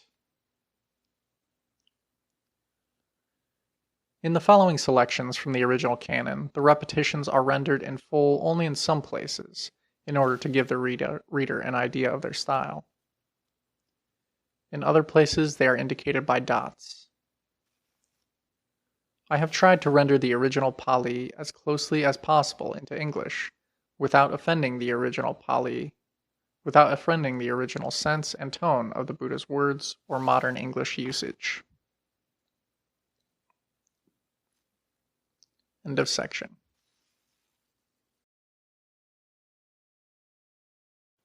What the Buddha Taught by Walpola Rahula. Text. Setting in motion the wheel of truth. Dhammapada Sutta. The first sermon of the Buddha. Thus have I heard. The Blessed One was once living in the deer park at Isapatana, the resort of seers, near Varanasi, Benares. There he addressed the group of 5 bhikkhus. Bhikkhus, these 2 extremes ought not to be practiced by one who has gone forth from the household life. What are the 2? There is devotion to the indulgence of sense pleasures, which is low, common, the way of the ordinary people, unworthy and unprofitable, and there is devotion to self-mortification, which is painful, unworthy, and unprofitable. Quote, continue, upquote. Avoiding both these extremes, the Tathagata has realized the middle path.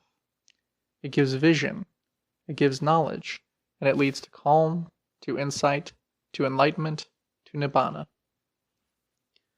And what is that middle path?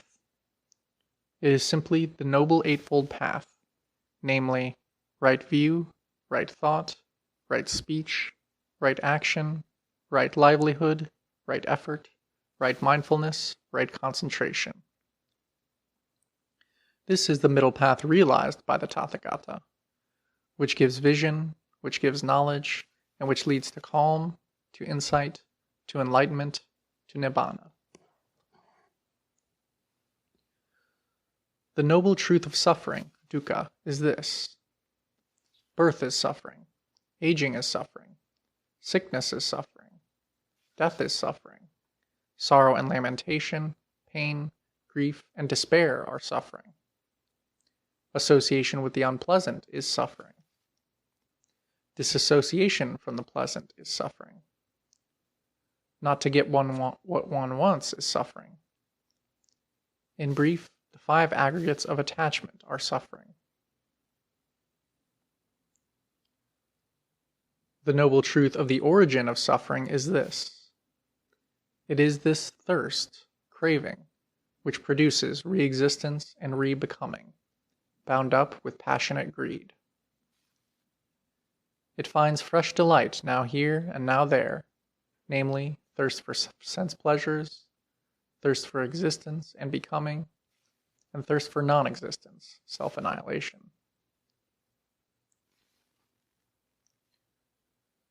The noble truth of the cessation of suffering is this. It is the complete cessation of that very thirst, giving it up, renouncing it, emancipating oneself from it, detaching oneself from it. The noble truth of the path leading to the cessation of suffering is this.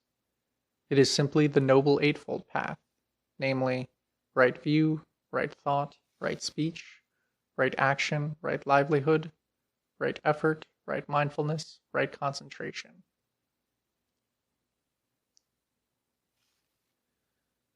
This is the noble truth of suffering, dukkha. Such was the vision, the knowledge, the wisdom, the science, the light that arose in me with regard to things not heard before.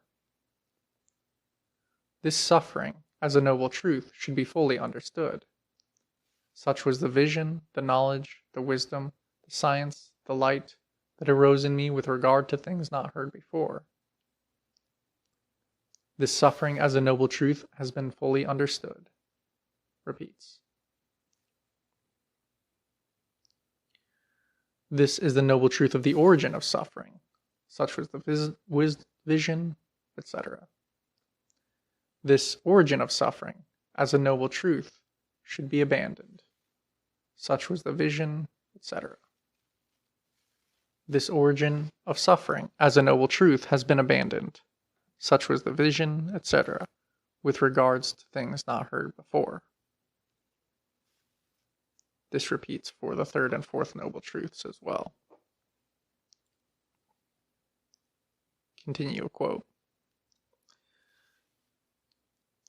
As long as my vision of true knowledge was not fully clear in these three aspects, in these 12 ways regarding the Four Noble Truths, I did not claim to have realized the perfect enlightenment that is supreme in the world with its gods, with its maras and brahmas, in this world with its recluses and brahmanas, with its princes and men.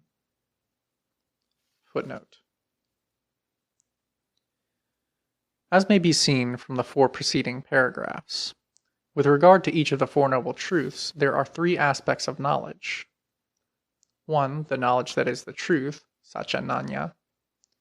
2. The knowledge that a certain function or action with regard to this truth should be performed, kichananya. And 3. The knowledge that what the function or action with regard to this truth has been performed, katanyanya. When these 3 aspects are applied to each of the Four Noble Truths, 12 ways are obtained. End of footnote. Continue quote. But when my vision of true knowledge was fully clear in these 3 aspects, in these 12 ways, regarding the Four Noble Truths, then I claimed to have realized the perfect enlightenment that is supreme in the world with its gods, its maras, and brahmas, in this world with its recluses and brahmanas, with its princes and men. And a vision of true knowledge arose in me thus: my heart's deliverance is unassailable. This is the last birth. Now there is no more rebecoming, rebirth. End of quote. This the Blessed One said. The group of 5 bhikkhus was glad, and they rejoiced at his words. Samyutta Nikaya, LVI 11. End of section.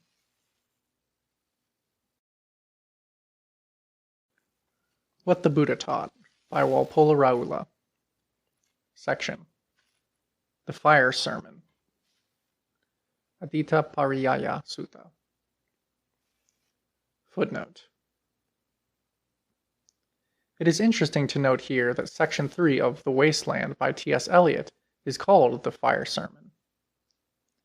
In the note to line 308, burning, burning, burning, burning, Eliot writes, the complete text of the Buddha's Fire Sermon, which corresponds to the importance of the Sermon on the Mount, from which these words are taken, will be found translated in the late Henry Clark's Warren's Buddhism in Translation, Harvard Oriental Series. Mr. Warren was one of the great pioneers of Buddhist studies in the Occident. The translation of the sutta given here, made by the present author, especially for this edition, is from the original Pali of the Samyutta Nikaya of the Sutta Pitaka. Warren's translation was of the narrative as found in the Mahavagga of the Vinaya Pitaka. End footnote. Beginning of a fire sermon. Thus have I heard. The Blessed One was once living at Gayasisa in Gaya with 1,000 bhikkhus. There he addressed the bhikkhus. Quote, Bhikkhus, all is burning. And what is the all that is burning? Bhikkhus, the eye is burning. Visible forms are burning. Visual consciousness is burning.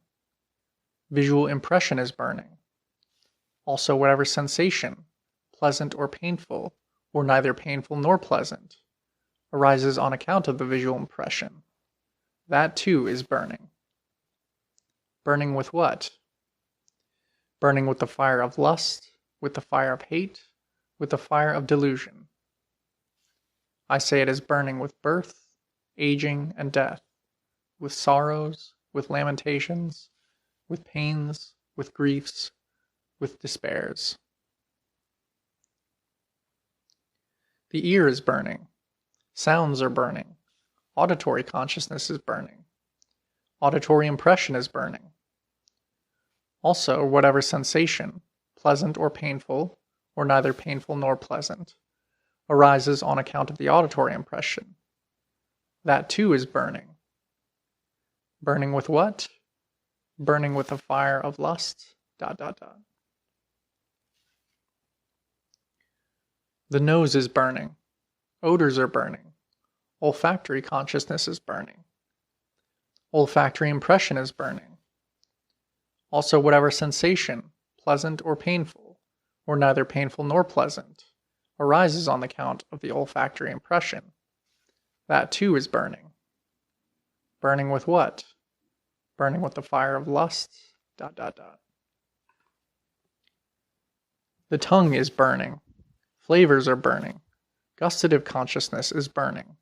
Gustative impression is burning. Also whatever sensation, pleasant or painful, or neither painful nor pleasant, arises on account of the gustative impression, that too is burning. Burning with what? Burning with the fire of lust, ...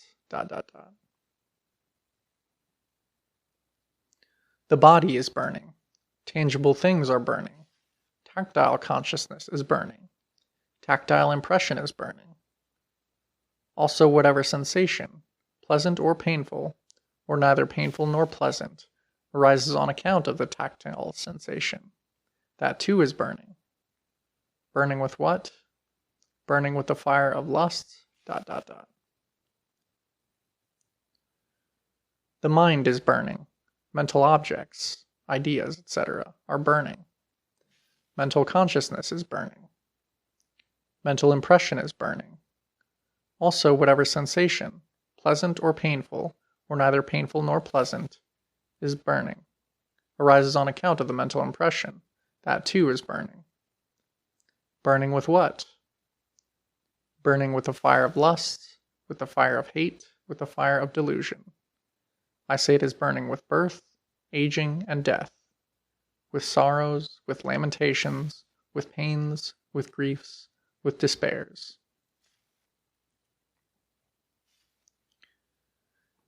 Bhikkhus, a learned and noble disciple, who sees things thus, becomes dispassionate with regard to the eye, becomes dispassionate with regard to visible forms, becomes dispassionate with regard to the visual consciousness, becomes dispassionate with regard to the visual impression. Also, whatever sensation, pleasant or painful, or neither painful nor pleasant, arises on account of the visual impression. With regard to that too, he becomes dispassionate. He becomes dispassionate with regard to the ear, with regard to sounds, ... He becomes dispassionate with regard to the nose, ... with regard to odors, ... He becomes dispassionate with regard to the tongue, ... with regard to flavors, ... He becomes dispassionate with regard to the body, ... with regard to tangible things, ...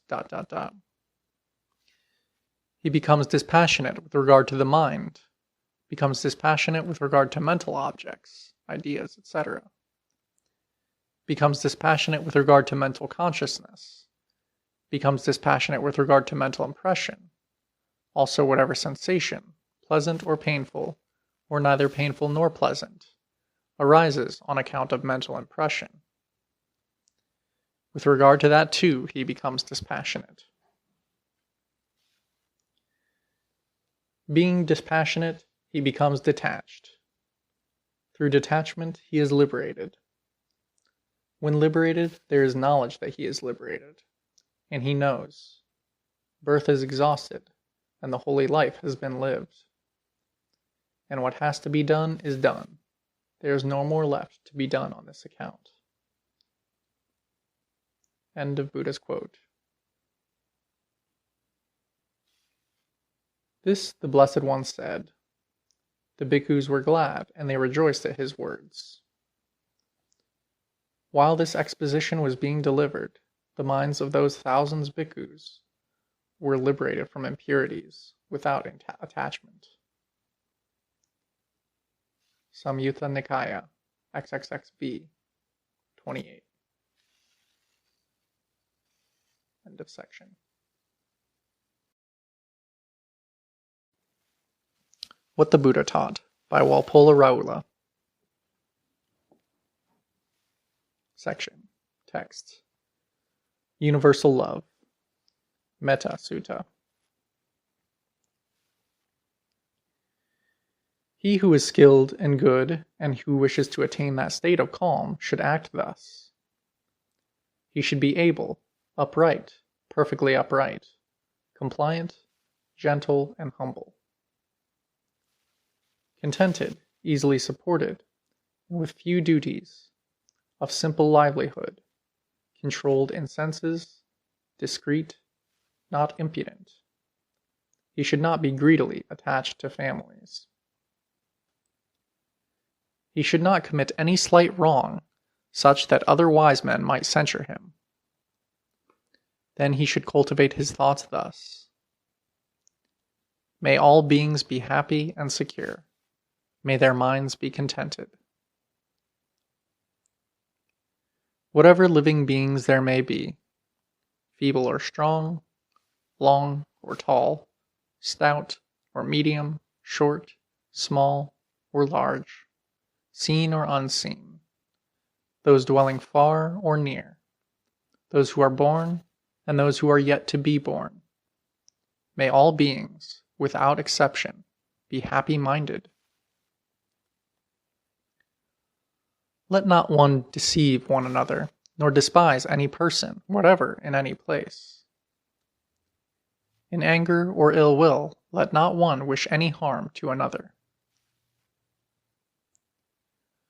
Just as a mother would protect her only child, even at the risk of her own life, even so let one cultivate a boundless heart towards all beings. Let one's thoughts of boundless love pervade the whole world, above, below, and across, without any obstruction, without any hatred, without any enmity. Whether one stands, walks, sits, or lies down, as long as one is awake, one should maintain this mindfulness. This, they say, is the sublime state in this life. Not falling into wrong views, virtuous and endowed with insight, one gives up attachment to sense desires. Verily, such a man does not return to enter a womb again. Suetanipata 1:8. End of section.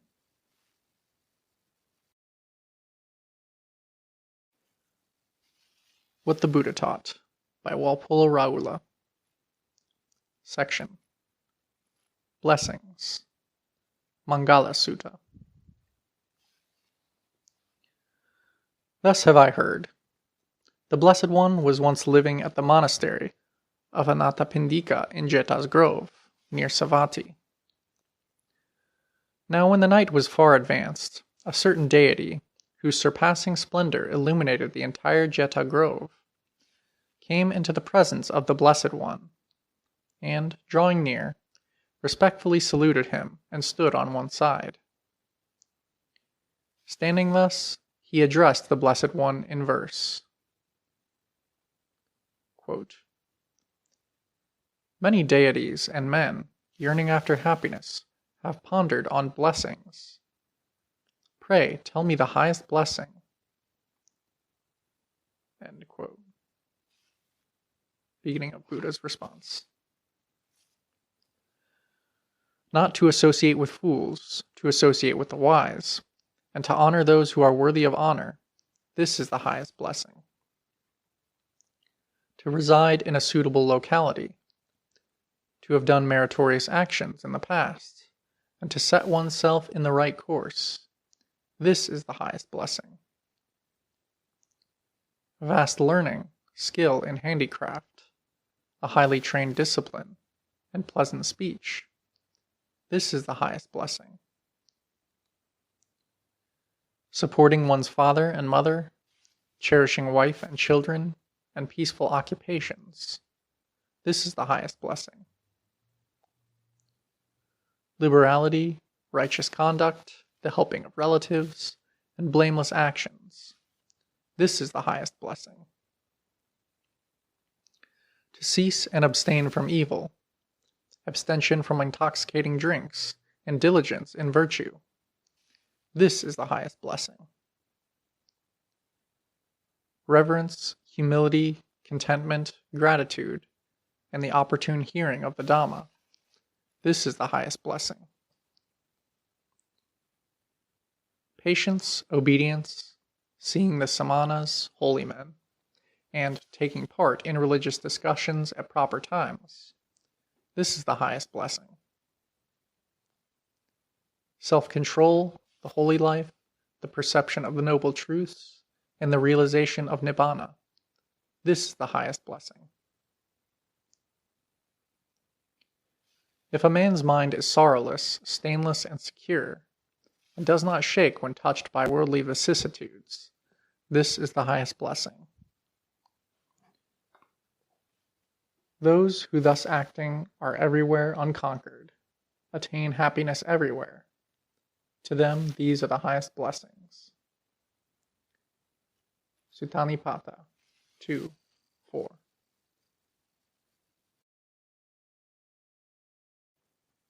What the Buddha Taught by Walpola Rahula. Text. Getting rid of all cares and troubles. Sabasava Sutta.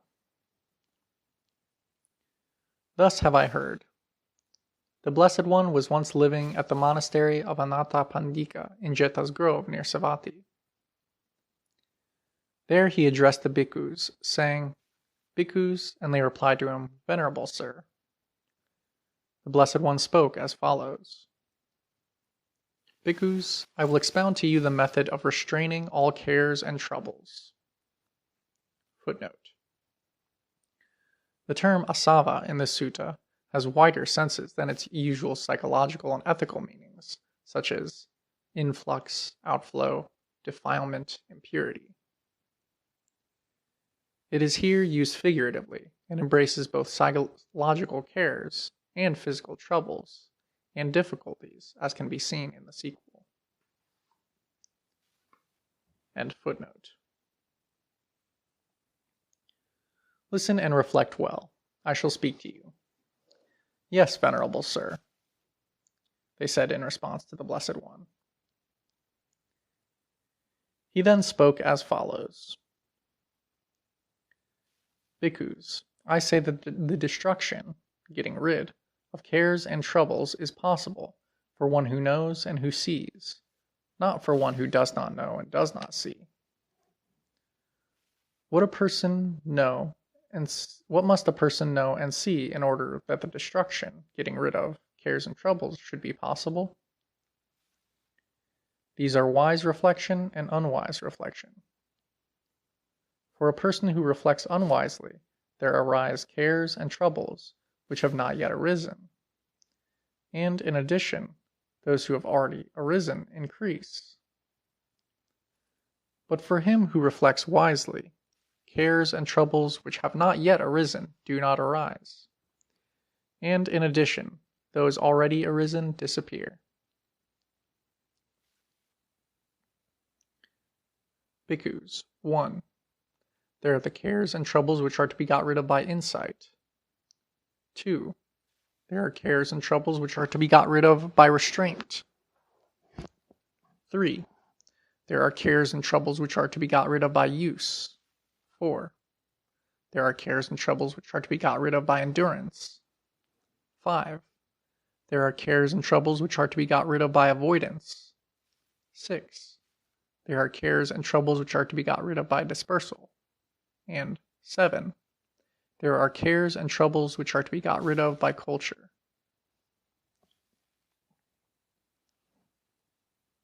One. Bhikkhus, what are the cares and troubles which are to be got rid of by insight? Bhikkhus, the uninstructed ordinary man, who does not see the noble ones, who is unversed in the teachings of the noble ones, who is untrained in the teachings of the noble ones, who does not see good men, who is unversed in the teachings of good men, who is untrained in the teachings of good men, does not understand what things should be reflected on and what things should not be reflected on. Not knowing what things should be reflected on, what things should not be reflected on, he reflects on things that should not be reflected on, and does not reflect on things that should be reflected on. Now, bhikkhus, what are the things that should not be reflected on, but which he reflects? If in a person reflecting on certain things there arises the defilement of sense pleasures, which has not yet arisen, and in addition, the defilement of sense pleasure which has already arisen in him increases, the defilement of, the desire for, existence and for becoming, the defilement of ignorance which has not yet arisen arises, and in addition, the defilement of ignorance which has already arisen in him increases. Then these are the things that should not be reflected on, but which on he reflects. Bhikkhus, what are the things that should be reflected on, but on which he does not reflect? If in a person reflecting on certain things, the defilement of sense pleasure, which has not yet arisen, does not arise, and in addition, the defilement of sense pleasure, which has already arisen in him, disappears. The defilement of, the desire for, existence and for becoming, ... The defilement of ignorance, which has not yet arisen, does not arise, and, in addition, the defilement of ignorance, which has already arisen in him, disappears. These are the things that should be reflected on, but on which he does not reflect.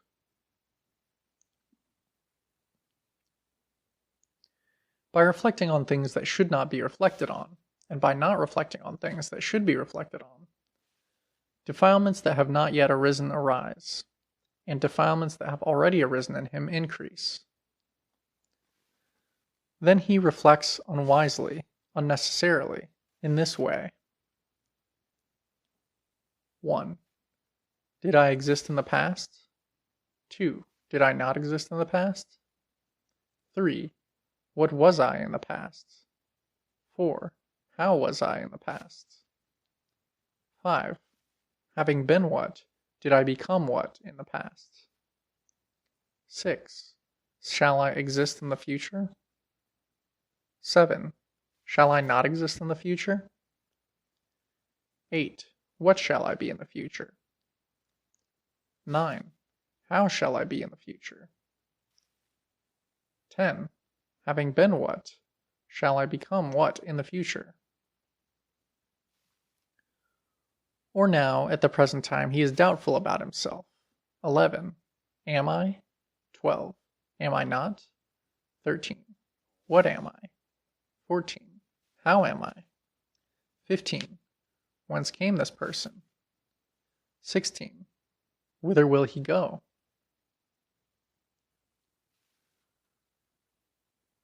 Whether he reflects unwisely in this way, one of the 6 false views arises in him. 1. I have a self. This view arises in him as true and real. 2. I have no self. This view arises in him as true and real. 3. By self I perceive self. This view arises in him as true and real. 4. By self I perceive non-self. This view arises in him as true and real. 5. By non-self I perceive self. This view arises in him as true and real. 6. Or a wrong view arises in him as follows. This myself, which speaks and feels, which experiences the fruits of good and bad actions, now here and now there. This self is permanent, stable, everlasting, unchanging, remaining the same forever and ever.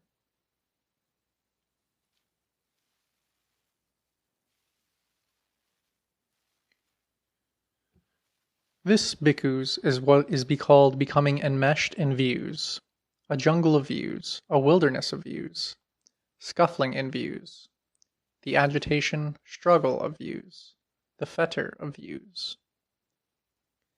Bhikkhus, the uninstructed ordinary man, fettered by the fetters of views, does not liberate himself from birth, aging, and death, from sorrows, lamentations, pains, griefs, and despairs.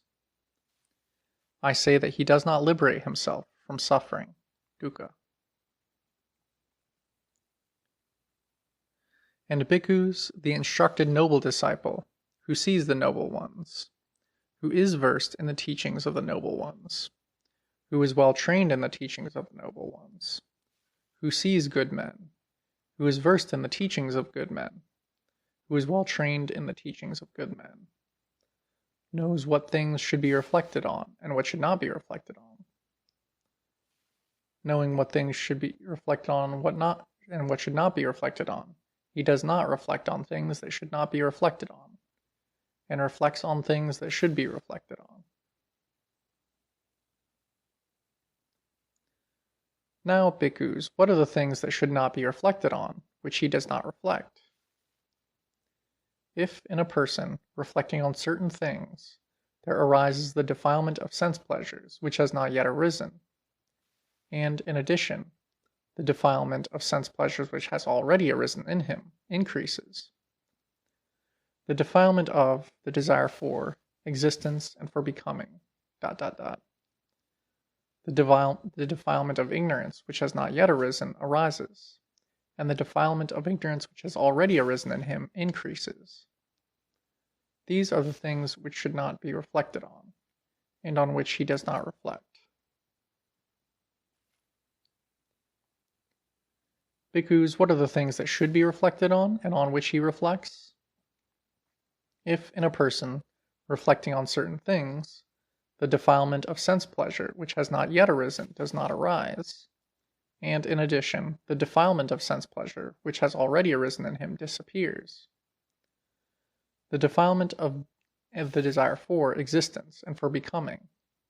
The defilement of ignorance which has not yet arisen does not arise, and, in addition, the defilement of ignorance which has already arisen in him disappears. These are the things that should be reflected on, and on which he reflects. By not reflecting on things that should not be reflected on, and by reflecting on things that should be reflected on, the defilements that have not yet arisen do not arise, and, in addition, the defilements that have already arisen in him disappear. Then he reflects wisely. This is dukkha, suffering. He reflects wisely. This is the arising, cause of dukkha. He reflects wisely.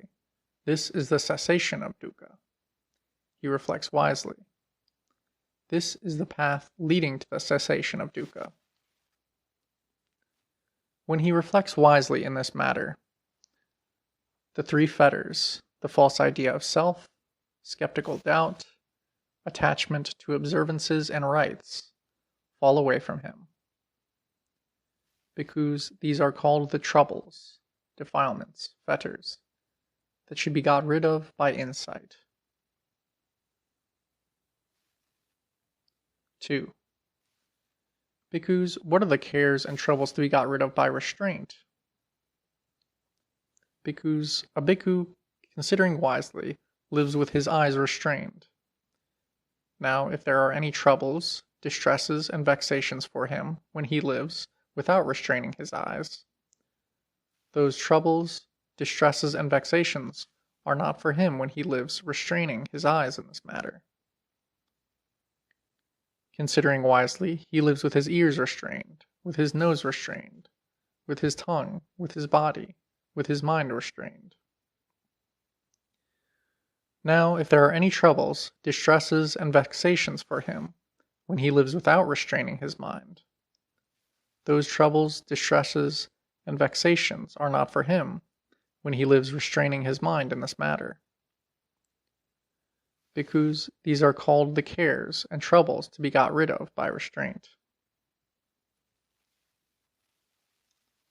3. Bhikkhus, what are the cares and troubles to be got rid of by use?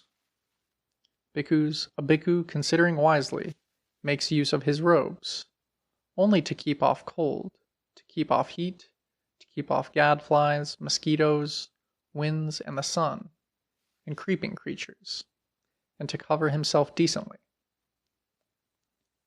Considering wisely, he makes use of food, neither for pleasures nor for excess, intoxication, neither for beauty nor for adornment, but only to support and sustain this body, to keep it from hurt, fatigue, and to foster the holy life, thinking, in this way I put out the feeling of suffering, hunger, which is already there, and will not produce a new feeling.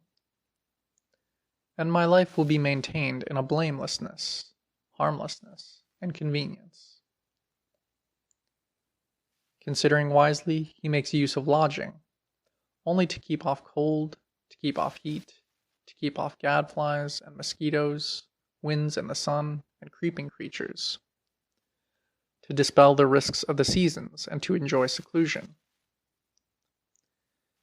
Considering wisely, he makes use of medicaments and medical requirements, only to get rid of pains and illnesses which he may have and to maintain his health.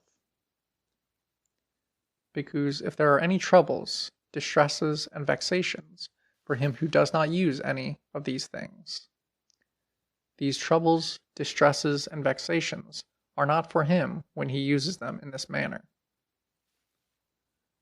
Because these are called the cares and troubles which are to be got rid of by use. 4. Bhikkhus, what are the cares and troubles to be got rid of by endurance?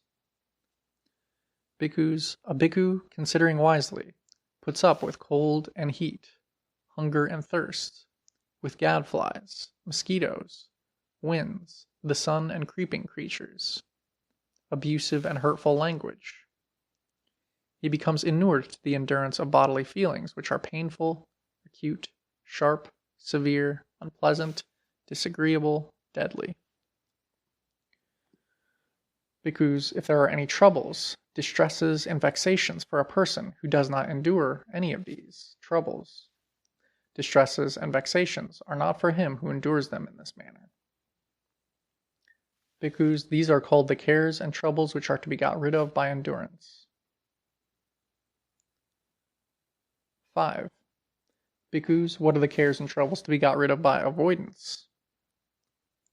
Bhikkhus, a bhikkhu, considering wisely, avoids a savage elephant, a savage horse, a savage bull, a savage dog, avoids a snake, the stump of a tree, a thorny hedge, a pit or hole, a precipice, a refuse pool, or a dirty pool.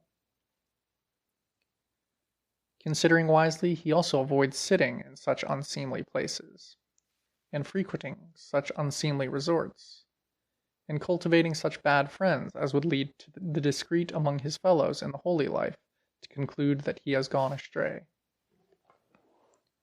Bhikkhus, if there are any troubles, distresses, and vexations for him, when he does not avoid any such things, such as these, those troubles, distresses, and vexations would not be for him when he avoids them in this manner. These are called the cares and troubles which are to be got rid of by avoidance. 6. What are the cares and troubles to be got rid of by dispersal? Bhikkhus, a bhikkhu, considering wisely, does not tolerate, rejects, discards, destroys, extinguishes thoughts of sense pleasure which have arisen in him.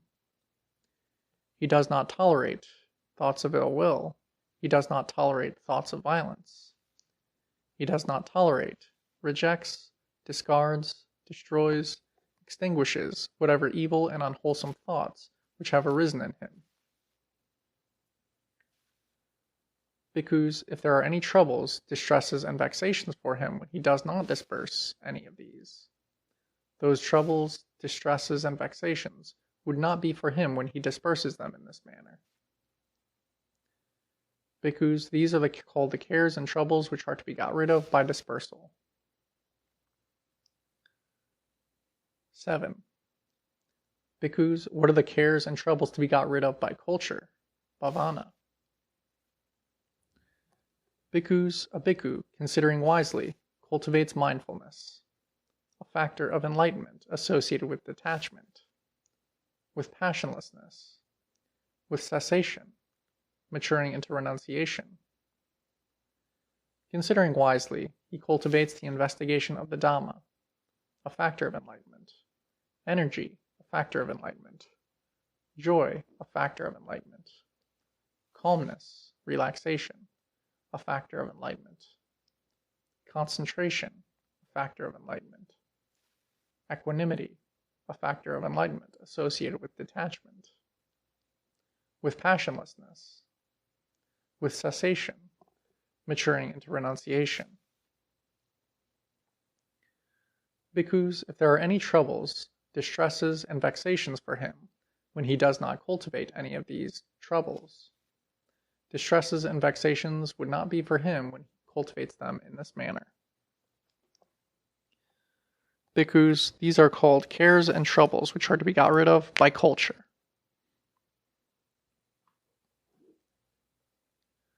Bhikkhus, a bhikkhu in whom the cares and troubles which are to be got rid of by insight have been got rid of by insight.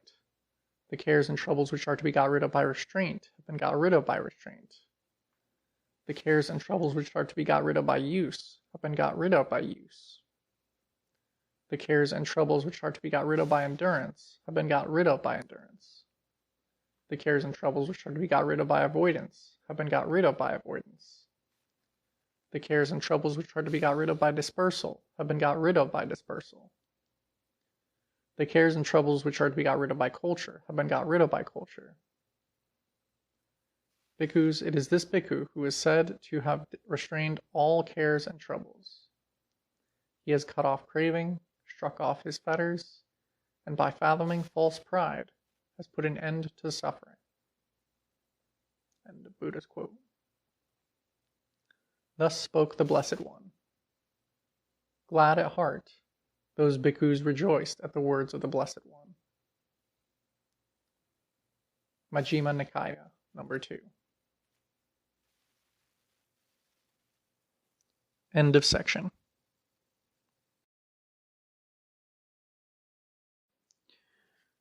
What the Buddha Taught by Walpola Rahula. Section. The Parable of the Piece of Cloth. Vatupama Sutta. Thus have I heard. The Blessed One was once living at the monastery of Anatta Pindika in Jeta's Grove near Savatthi. There the Blessed One addressed the bhikkhus, saying, Bhikkhus, and they replied to him, Venerable Sir. The Blessed One then spoke as follows. If a soiled and dirty piece of cloth is dipped by the fuller in any dye at all, blue, yellow, red, or pink, it will still be a bad and dirty color. Why? Because the cloth is not clean. Even so, bhikkhus, when the mind is impure, a bad future life must be expected. If a perfectly clean piece of cloth is dipped by the fuller in any dye at all, blue, yellow, red, or pink, it will be a beautiful and clean color.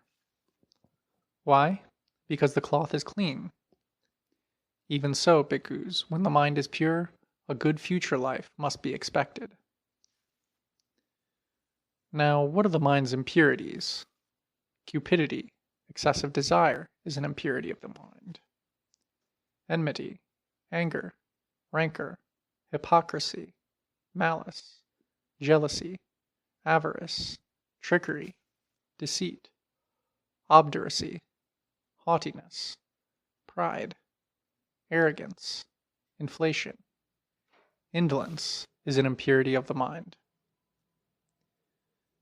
Bhikkhus, that bhikkhu who recognizes cupidity, excessive desire, as an impurity of the mind, abandons it.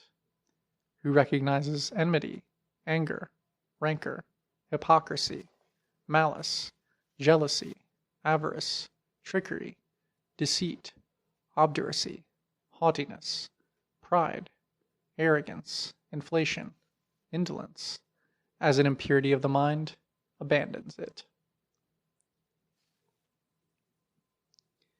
Bhikkhus, when that bhikkhu has abandoned cupidity, excessive desire, recognizing it as an impurity of the mind, when he has abandoned enmity, anger, rancor, hypocrisy, malice, jealousy, avarice, trickery, deceit, obduracy, haughtiness, pride, arrogance, inflation, indolence, recognizing it as an impurity of the mind, he finds serene joy, satisfaction in the Enlightened One, knowing that the Blessed One is worthy, perfectly enlightened, endowed with knowledge and virtue, happy, knower of worlds, matchless tamer of men, teacher of gods and men, awakened and blessed.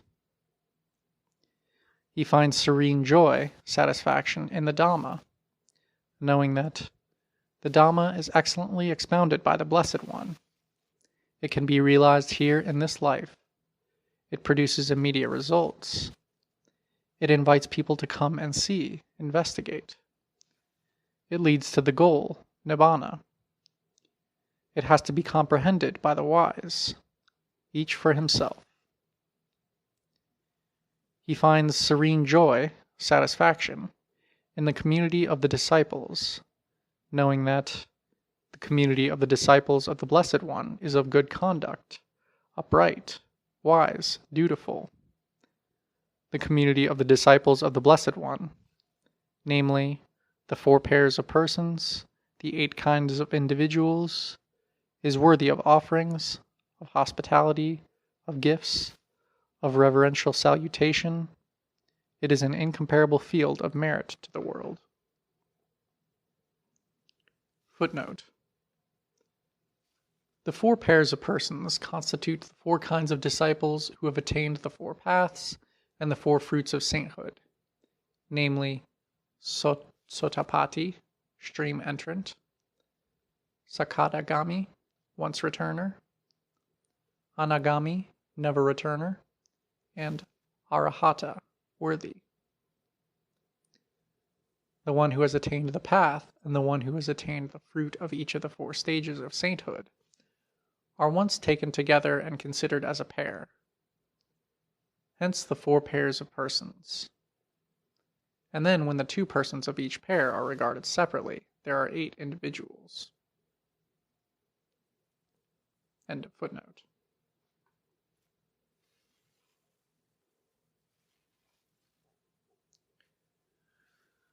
Finally, with impurities renounced, spewed out, discharged, abandoned, and with the thought that he is endowed with serene joy in the Enlightened One, in his teaching, Dhamma, in the community, he is touched with a feeling for the sense and the truth, and he receives the gladness associated with truth.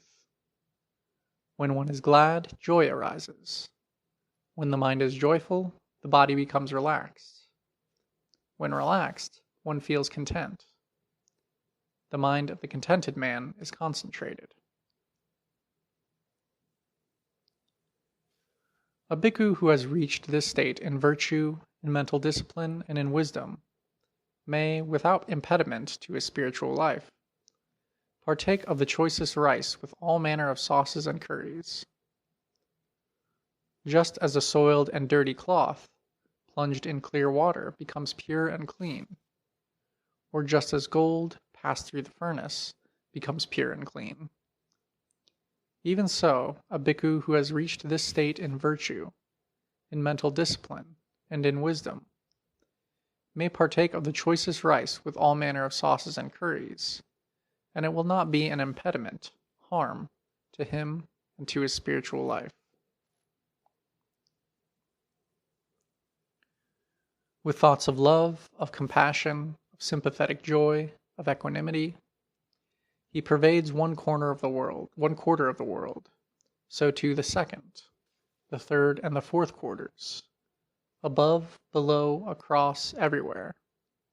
The whole length and breadth of the wide world is pervaded by the radiant thoughts of a mind all-embracing, vast and boundless, without hate, without ill will.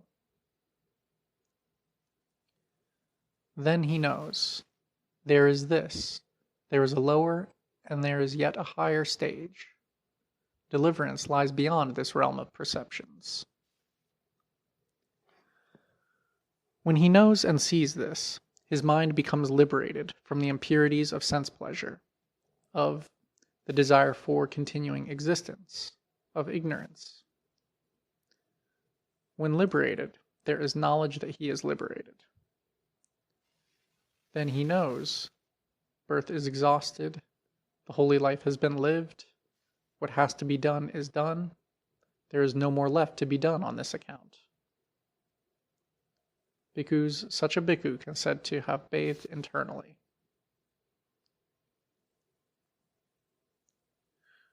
Now at this time there was sitting close by the Brahmin Sundarika Bharadvaja, who asked the Blessed One thus, "Does the Venerable Gautama go to bathe in the river Bahuka?"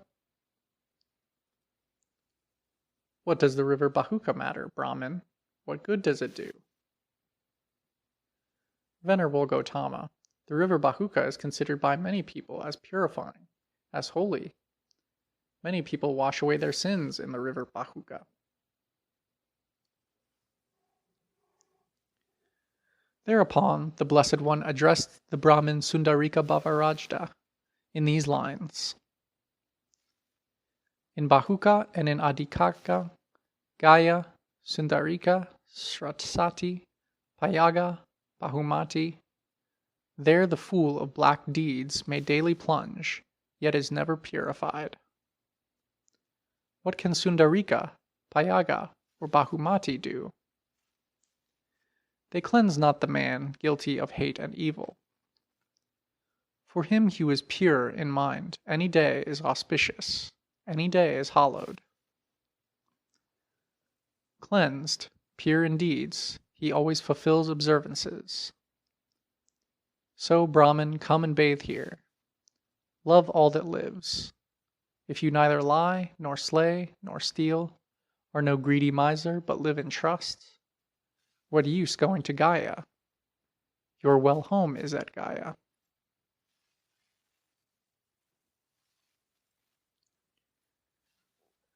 At this, the Brahmin Sundarika Bharadvaja said to the Blessed One, "Excellent, Venerable Gautama, excellent.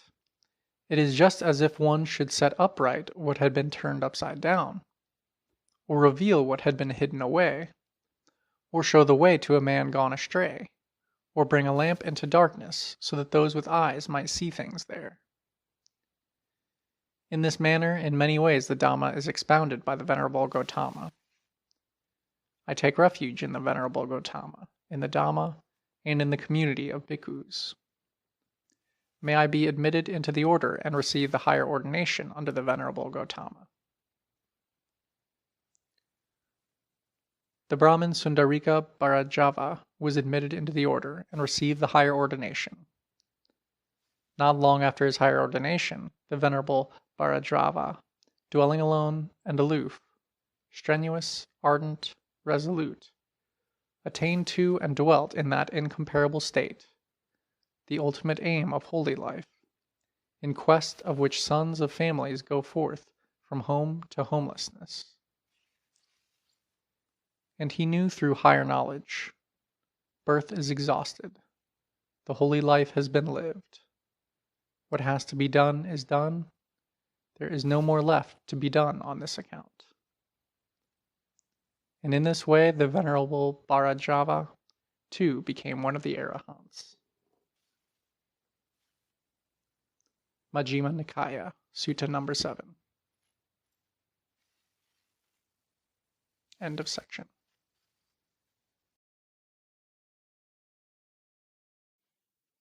What the Buddha Taught by Walpola Rahula. Section. The Foundations of Mindfulness. The Presence of Mindfulness. Satipatthana Sutta, abridged. Thus have I heard. The Blessed One was once living among the Kurus at Kama Sadama, a market town of the Kuru people. There the Blessed One addressed the bhikkhus and spoke as follows. This is the only way, bhikkhus, for the purification of beings, for the overcoming of sorrow and lamentation, for the destruction of suffering and grief, for reaching the right path, for the attainment of nibbana, namely the 4 foundations, 4 forms of presence, of mindfulness. What are the 4? Here a bhikkhu, ardent, clearly comprehending things, and mindful, lives observing the activities of the body, having overcome covetousness and repugnance towards the world of the body, observing feelings and having overcome covetousness and repugnance towards the world of feelings, observing the activities of the mind, having overcome covetousness and repugnance towards the world of the mind, observing mental objects, having overcome covetousness and repugnance towards the world of mental objects. Section. Body. And how does a bhikkhu live observing the activities of the body? 1. Breathing. Here bhikkhus, a bhikkhu having gone to the forest, to the foot of a tree or to some empty place, sits down, with his legs crossed, keeps his body straight and his mindfulness alert. Ever mindful, he breathes in, and ever mindful, he breathes out. Breathing in a long breath, he knows, I am breathing in a long breath. Breathing out a long breath, he knows, I am breathing out a long breath. Breathing in a short breath, he knows, I am breathing in a short breath. Breathing out a short breath, he knows, I am breathing out a short breath. Experiencing the whole breath body, I shall breathe in. Thus he trains himself. Experiencing the whole breath body, I shall breathe out. Thus he trains himself. Calming the activity of the breath body, I shall breathe in. Thus he trains himself. Calming the activity of the breath body, I shall breathe out. Thus he trains himself. Thus he lives observing the activities of the body internally, or externally, or both internally and externally. He lives also observing origination factors in the body, or dissolution factors in the body, or origination and dissolution factors in the body. Or his mindfulness is established to the extent necessary just for knowledge and awareness that the body exists, and he lives unattached and clings to naught in the world. In this way, bhikkhus, a bhikkhu lives observing the activities of the body. 2. Postures of the body. And further, bhikkhus, a bhikkhu knows when he is going, I am going. He knows when he is standing, I am standing. He knows when he is sitting, I am sitting. He knows when he is lying down, I am lying down. Or he knows just how his body is disposed. Thus he lives observing the activities of the body internally or externally. 3. Full attention. And further, bhikkhus, a bhikkhu applies full attention, either in going forward or back, in looking straight on or looking away, in bending or in stretching, in wearing robes or carrying the bowl, in eating, drinking, chewing, or savoring, in attending to the calls of nature, in walking, in standing, in sitting, in falling asleep, in waking, in speaking or in keeping silence. In all these he applies full attention. Thus he lives observing the activities of the body.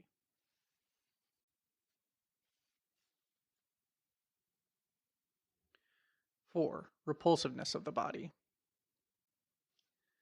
And further, bhikkhus, a bhikkhu reflects on this very body enveloped by the skin and full of manifold impurity, from the soul up, and from the top of the hair down, thinking thus: there are in this body hair of the head, hair of the body, nails, teeth, skin, flesh, sinews, bones, marrow, kidneys, heart, liver, midriff, spleen, lungs, intestines, mesentery, stomach, facies, bile, phlegm, pus, blood, sweat, fat, tears, grease, saliva, navel mucus, synovial fluid, urine.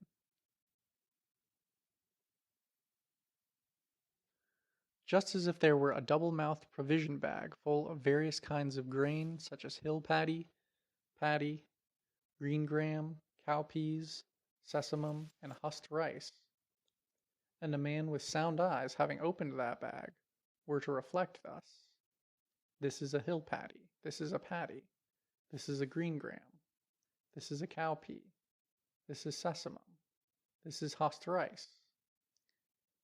Just so, bhikkhus, a bhikkhu reflects on this very body, enveloped by the skin and full of manifold impurity, from the soul up,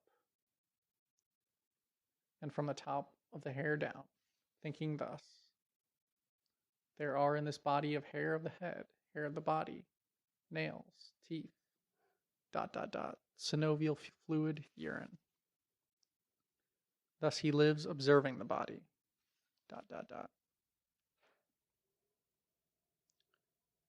5. Material elements. And further, bhikkhus, a bhikkhu reflects on this very body, as it is, and as it is constituted, by way of the material elements. There are in this body the element of earth, the element of water, the element of fire, the element of wind. Just as if, bhikkhus, a clever cow butcher or his apprentice, having slaughtered a cow and divided it into portions, would be sitting at the juncture of 4 high roads. In this same way, a bhikkhu reflects on this very body, as it is, and as it is constituted, by way of the material elements. There are in this body the elements of earth, water, fire, and wind. Thus he lives observing the body, ... 6. The 9 cemetery objects. And further, bhikkhus, just as a bhikkhu sees a body dead 1, 2, or 3 days, swollen, blue, and festering, thrown onto the cemetery, so he applies this perception to his own body thus: verily, my own body too is of the same nature. Such it will become and will not escape it. Thus he lives observing the body. 2. And further, bhikkhus, just as a bhikkhu sees a body thrown onto the cemetery, being eaten by crows, hawks, vultures, dogs, jackals, or by different kinds of worms, so he applies this perception to his own body thus: verily, my own body too is of the same nature. Such it will become and will not escape it. Thus he lives observing the body, ... 3. And further, bhikkhus, just as a bhikkhu sees a body thrown onto the cemetery, reduced to a skeleton, with some flesh and blood attached to it, held together by the tendons. 4. And further, bhikkhus, just as a bhikkhu sees a body thrown onto the cemetery, reduced to a skeleton, blood besmeared and without flesh, held together by the tendons. 5. And further, bhikkhus, just as a bhikkhu sees a body thrown onto the cemetery, reduced to a skeleton, without flesh and blood, held together by the tendons. 6. And further, bhikkhus, just as a bhikkhu sees a body thrown onto the cemetery, reduced to disconnected bones, scattered in all directions. Here a bone of the hand, there a bone of the foot, a shin bone, a thigh bone, the pelvis, spine, and skull. 7. And further, bhikkhus, just as a bhikkhu sees a body thrown onto the cemetery completely reduced to bleached bones of conch-like color. 8. And further, bhikkhus, just as a bhikkhu sees a body thrown onto the cemetery, reduced to bones, more than a year old, lying in a heap. 9. And further, bhikkhus, just as a bhikkhu sees a body thrown onto the cemetery, reduced to bones, rotten, and become dust. So he applies this perception to his own body thus: verily, my own body too is of the same nature. Such it will become and will not escape it. Thus he lives observing the body.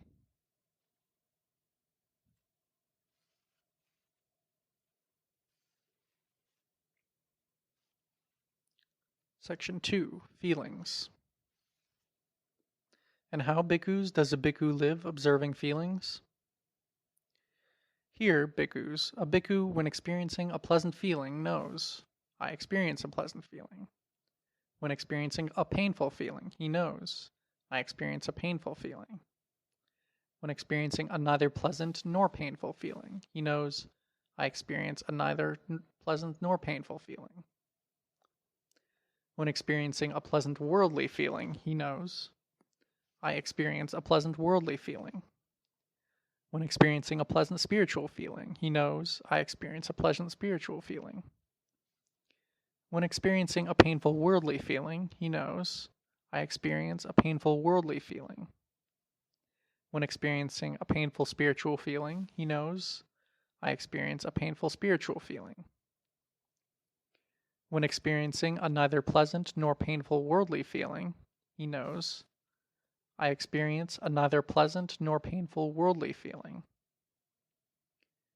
When experiencing a neither pleasant nor painful spiritual feeling, he knows, I experience a neither pleasant nor painful spiritual feeling.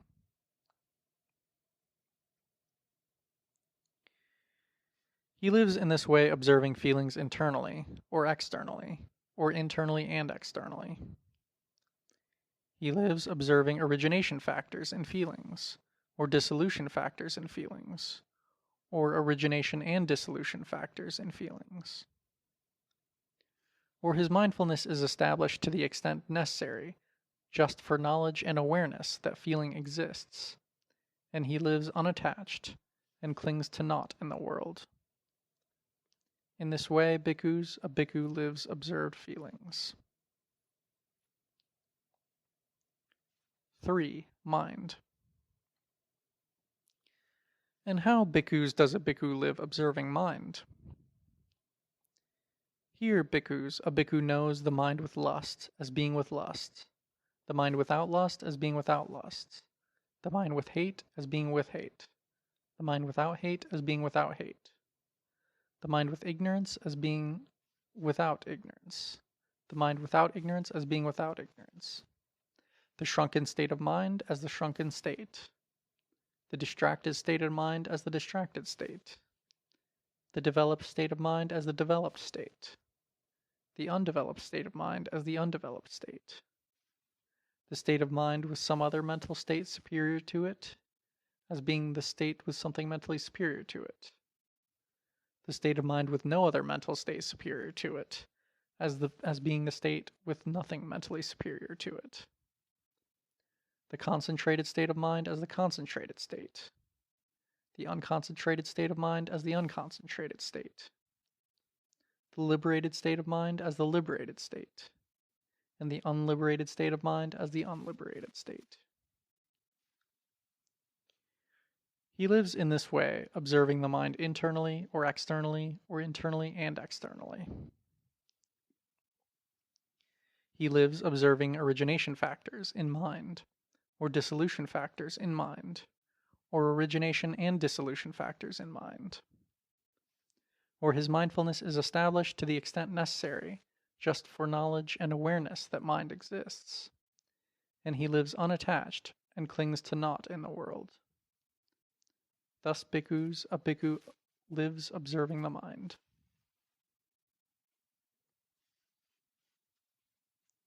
Section 4. Mental Objects. And how bhikkhus does a bhikkhu live observing mental objects?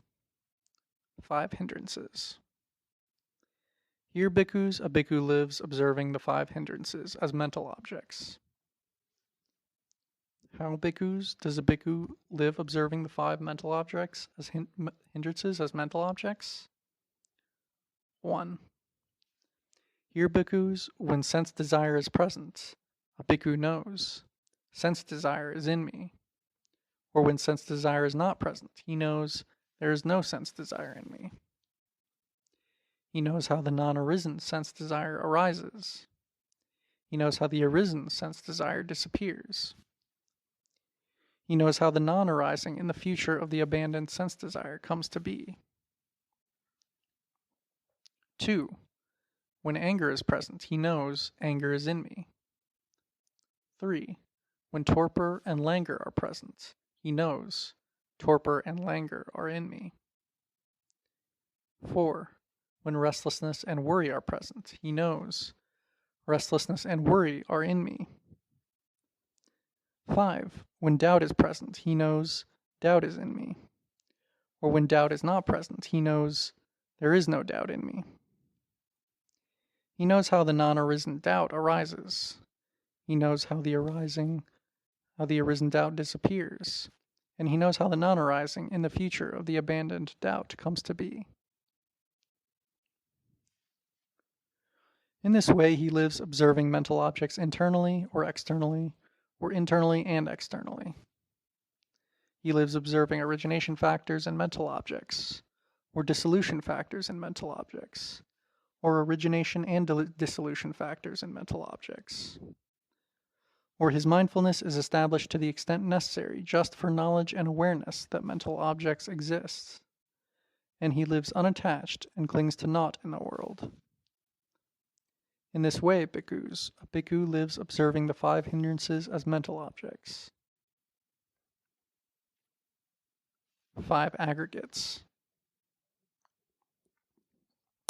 And further, bhikkhus, a bhikkhu lives observing the 5 aggregates of clinging as mental objects. How bhikkhus does a bhikkhu live observing, contemplating the 5 aggregates of clinging as mental objects? Here, bhikkhus, a bhikkhu thinks, this is material form. It arises in this way, and it disappears in this way. This is feeling. It arises in this way, and it disappears in this way. This is perception. It arises in this way, and it disappears in this way. This is mental formations. They arise in this way, and they disappear in this way. This is consciousness. It arises in this way, and it disappears in this way. Thus he lives contemplating mental objects internally, etc. In this way, bhikkhus, a bhikkhu lives contemplating the 5 aggregates of clinging as mental objects. The 6 sense bases. And further, bhikkhus, a bhikkhu lives contemplating the 6 internal and 6 external sense bases as mental objects. How bhikkhus does a bhikkhu live contemplating the 6 internal and the 6 external sense bases as mental objects? Here, bhikkhus, a bhikkhu knows the eye in visual forms, and the fetter that arises dependent on both, the eye and forms. He knows how the non-arisen fetter arises. He knows how the arisen fetter disappears. And he knows how the non-arising in the future of the abandoned fetter comes to be. He knows the ear and sounds, the nose and smells, the tongue and flavors, the body and tangible objects, the mind and mental objects, and the fetter that arises dependent on both. He knows how the non-arisen fetter arises. He knows how the arisen fetter disappears. And he knows how the non-arising in the future of the abandoned fetter comes to be. In this way, bhikkhus, a bhikkhu lives contemplating mental objects internally, etc. In this way, bhikkhus, a bhikkhu lives contemplating the 6 internal and 6 external bases as mental objects.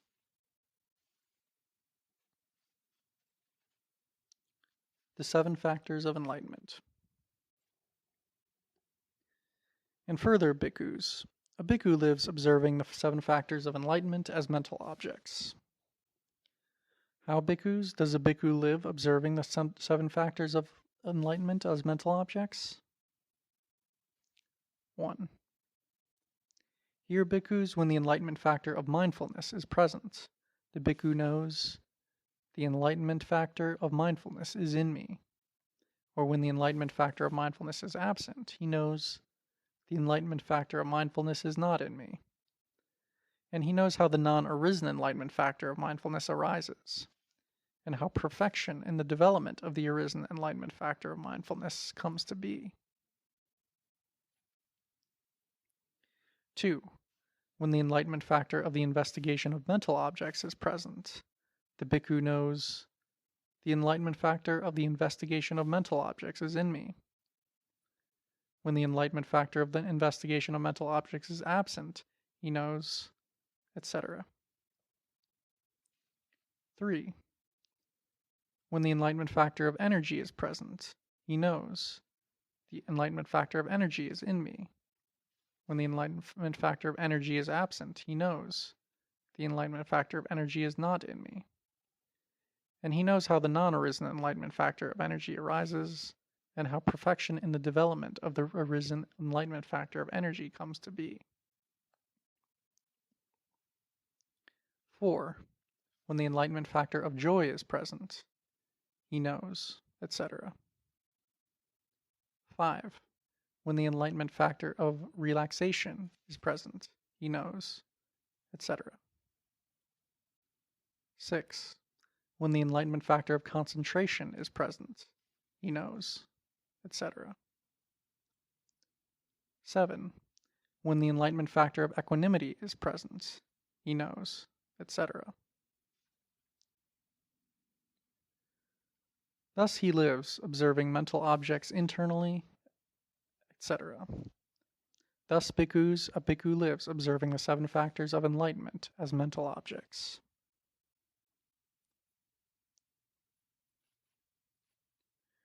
The 4 Noble Truths. And further, bhikkhus, a bhikkhu lives contemplating the 4 Noble Truths as mental objects. How, bhikkhus, does a bhikkhu live contemplating the 4 Noble Truths as mental objects? Here, bhikkhus, a bhikkhu knows. This is dukkha, suffering. According to reality, he knows. This is the origin of dukkha. According to reality, he knows. This is the cessation of dukkha. According to reality, he knows. This is the path leading to the cessation of dukkha. According to reality. Thus he lives contemplating mental objects internally, etc. In this way, bhikkhus, a bhikkhu lives contemplating the 4 Noble Truths as mental objects. Bhikkhus, whosoever practices these 4 foundations of mindfulness in this manner for 7 years, then one of these 2 fruits may be expected by him: highest knowledge, arahantship, here and now, or if some remainder of clinging is yet present, the state of non-returning. Bhikkhus, let alone 7 years. Should any person practice these 4 foundations of mindfulness in this matter for 6 years, 5 years, 4, 3, 2, 1 year, then one of these 2 fruits may be expected by him: highest knowledge, here and now, or if some remainder of clinging is yet present, the state of non-returning. Bhikkhus, let alone a year. Should anyone practice these 4 foundations of mindfulness in this matter for 7 months, 6 months, 5, 4, 3, 2, a month, half a month, then one of these 2 fruits may be expected by him: highest knowledge, here and now, or if some remainder of clinging is yet present, the state of non-returning. Bhikkhus, let alone half a month. Should any person practice these 4 foundations of mindfulness in this manner for a week, then one of these 2 fruits may be expected by him: highest knowledge, here and now, or if some remainder of clinging is yet present, the state of non-returning. Because of this, it was said, "This is the only way, bhikkhus, for the purification of beings, for the overcoming of sorrow and lamentation, for the destruction of suffering and grief, for reaching the right path, for the attainment of nibbana, namely the 4 foundations of mindfulness." This the Blessed One said. Satisfied, the bhikkhus rejoiced at his words. From the Majjhima Nikaya, Sutta number 10.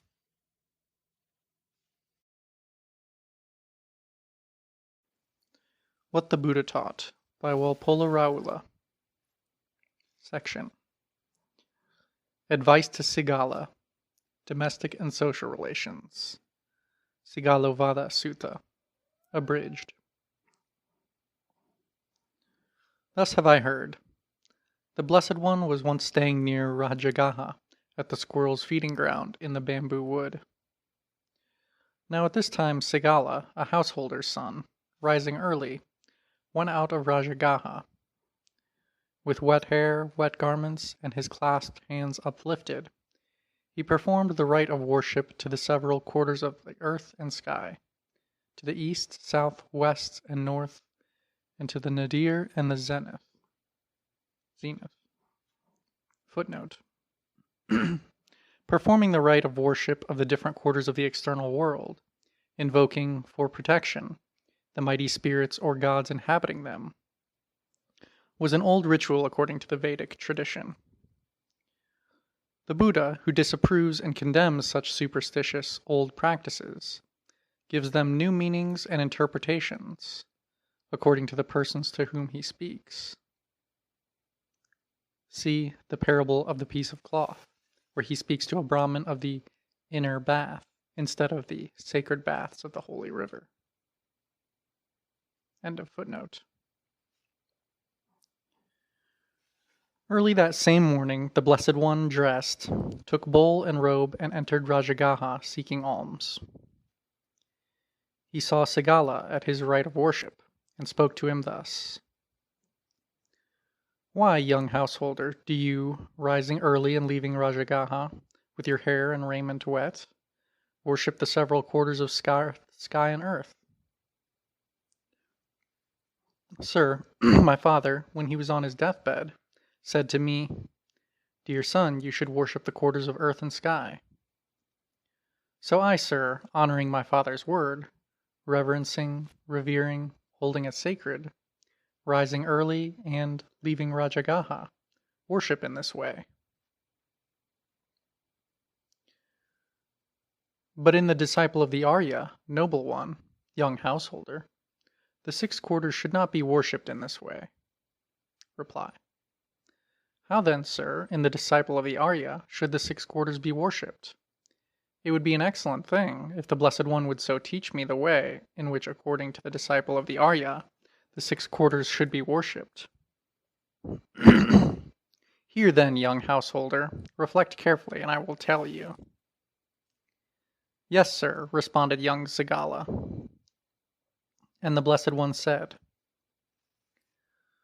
"Just as, young householder, the Aryan disciple has put away the 4 vices in conduct, just as he does no evil actions from the 4 motives, just as he does not make towards the 6 doors of dissipating wealth, avoiding these 14 evil things, he is a guardian of the 6 quarters, is on his way to conquer both worlds, is successful both in this world and in the next. At the dissolution of the body, after death, he is reborn to a happy destiny in heaven." What are the 4 vices of conduct that he has put away? The destruction of life, stealing, adultery, and lying. These are the 4 vices of conduct that he has put away. By which 4 motives does he do no evil actions? Evil actions are done from motives of partiality, enmity, stupidity, and fear. But as the Aryan disciple is not led away by these motives, he does no evil actions through them. And which are the 6 doors of dissipating wealth? Drink, frequenting the streets at unseemly hours, haunting fairs, gambling, associating with evil friends, idleness.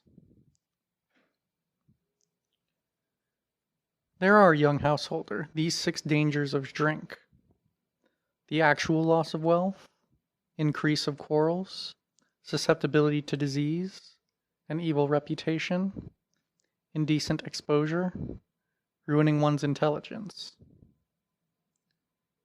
6, young householder, are the perils a man runs through frequenting the streets at unseemly hours. He himself is unguarded or unprotected, and so too are his wife and children. So also is his property, wealth.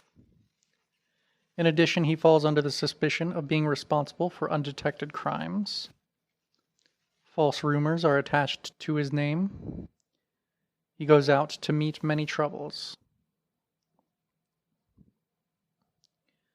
There are 6 perils in haunting fairs. A man keeps looking about to see where there is dancing, where is there singing, music, recitation, cymbal playing, the beating of tom-toms. 6, young householder, are the perils of gambling. If the man wins, he is hated. If he loses, he mourns his lost wealth. Waste of wealth.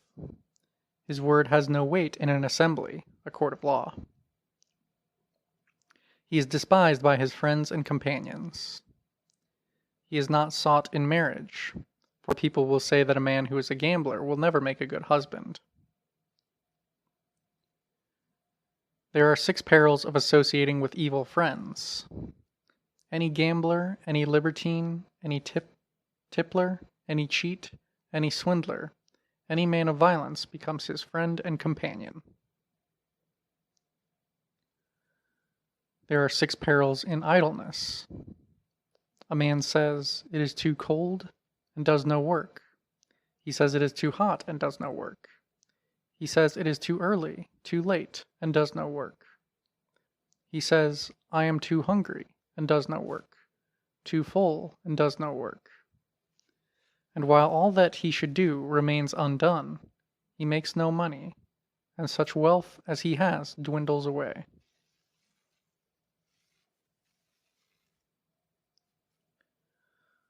Four persons should be reckoned as foes in the likeness of friends: the rapacious person, the man who pays lip service only to the friend, the flatterer, the wastrel.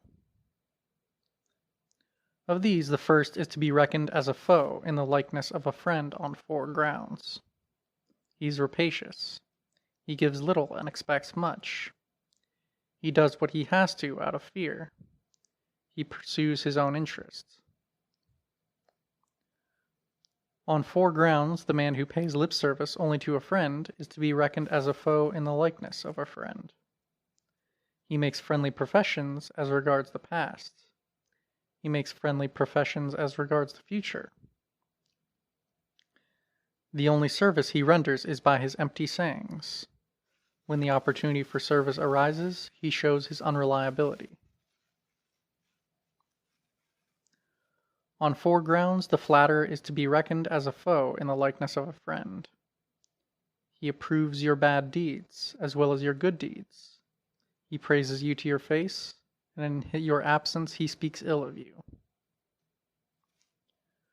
On 4 grounds, the wastrel is to be reckoned as a foe in the likeness of a friend. He is your companion when you go drinking, when you frequent the streets at untimely hours, when you haunt shows and fairs, when you gamble. The friends who should be reckoned as good-hearted friends are 4.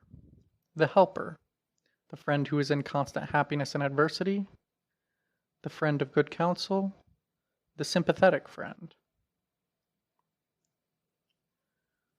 The friend who is a helper is to be reckoned as good-hearted on 4 grounds.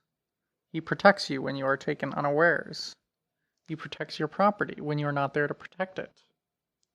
He is a refuge to you when you are afraid. When you have tasks to perform, he provides twice as much help as you may need. The friend who is constant in happiness and adversity is to be reckoned as good-hearted on 4 grounds. He tells you his secrets. He does not betray your secrets. In your troubles, he does not forsake you. For your sake, he will even lay down his life. The friend of good counsel is good-hearted on 4 grounds. He restrains you from doing wrong. He enjoins you to do what is right. From him you learn what you had not learnt before. He shows you the way to heaven. The friend who is sympathetic is to be reckoned as good-hearted on 4 grounds. He does not rejoice over your misfortunes. He rejoices with you in your prosperity. He restrains those who speak ill of you. He commends those who speak well of you. And how, young householder, does the Aryan disciple protect, guard the 6 quarters? Footnote.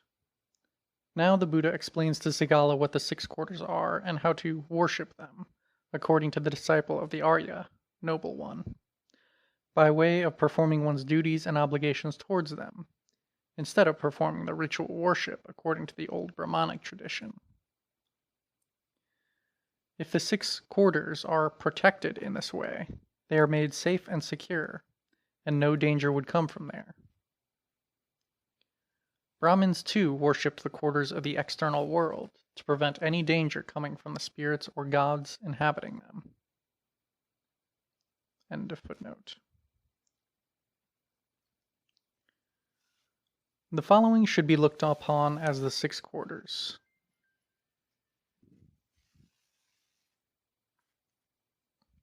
Parents as the east, teachers as the south, wife and children as the west, friends and companions as the north, servants and employees as the nadir, recluses and Brahmins, the religieux, as the zenith. A child should minister to his parents as the eastern quarter in 5 ways, saying to himself, "Once I was supported by them, now I will be their support. I will perform those duties they have to perform. I will maintain the lineage and tradition of my family. I will look after my inheritance.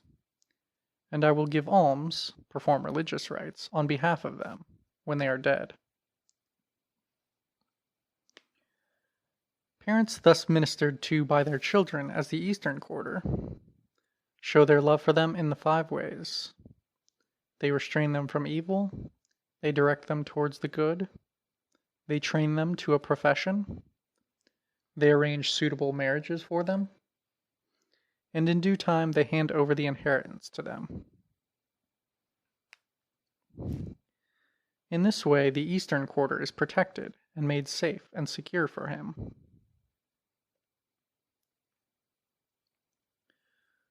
A pupil should minister to his teachers as the southern quarter in 5 ways: by rising from his seat to salute them, by waiting upon them, by his eagerness to learn, by personal service, and by respectfully accepting their teaching.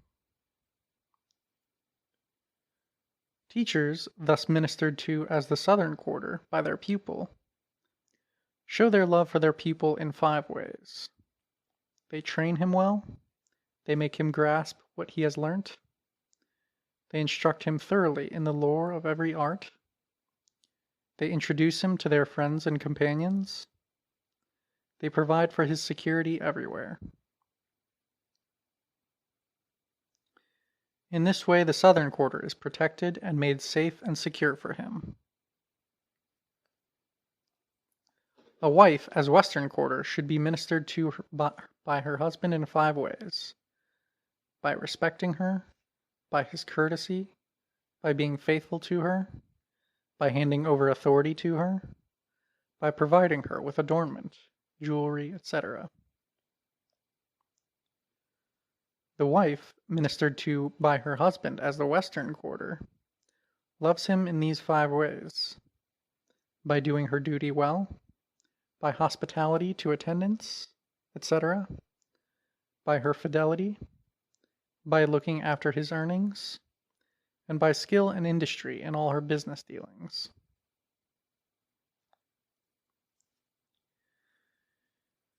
In this way, the western quarter is protected and made safe and secure for him.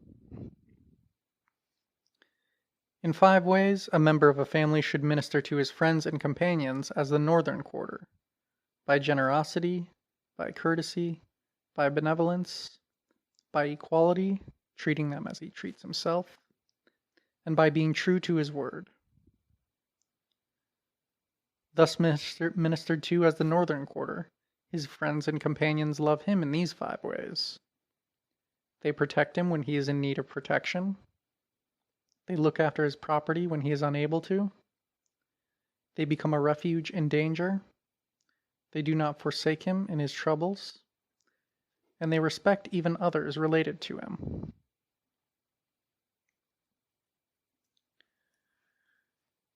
In this way, the northern quarter is protected and made safe and secure for him. A master ministers to his servants and employees as the nadir in 5 ways: by assigning them work according to their capacity and strength, by supplying them with food and wages, by tending them in sickness, by sharing with them unusual delicacies, and by giving them leave and gifts at suitable times. In these ways, ministered to by their master, servants and employees love their master in 5 ways. They wake up before him, they go to bed after him, they take what is given to them, they do their work well, and they speak well of him and give him a good reputation.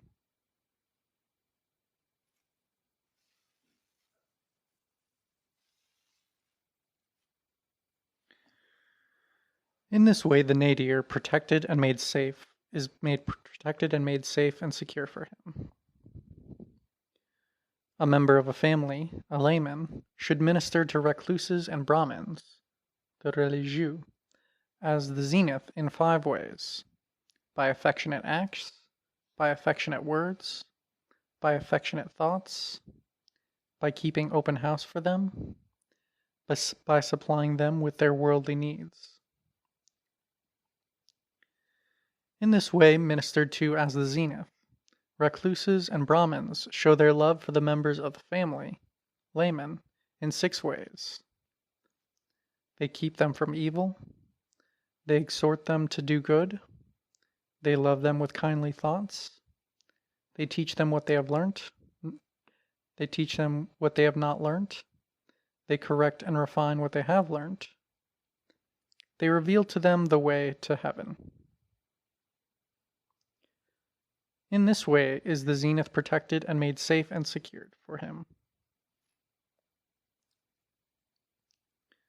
When the Blessed One had thus spoken, Sigala, the young householder, said this: "Excellent, sir, excellent. It is as if one should set upright what had been turned upside down, or reveal what had been hidden away, or show the way to a man gone astray, or bring a lamp into darkness, so that those with eyes might see things there. In this manner the Dhamma is expounded by the Blessed One in many ways, and I take refuge in the Blessed One, in the Dhamma, and in the community of bhikkhus. May the Blessed One receive me as his lay disciple, as one who has taken his refuge in him from this day forth, as long as life endures. From the Digha Nikaya, number 31. End of section.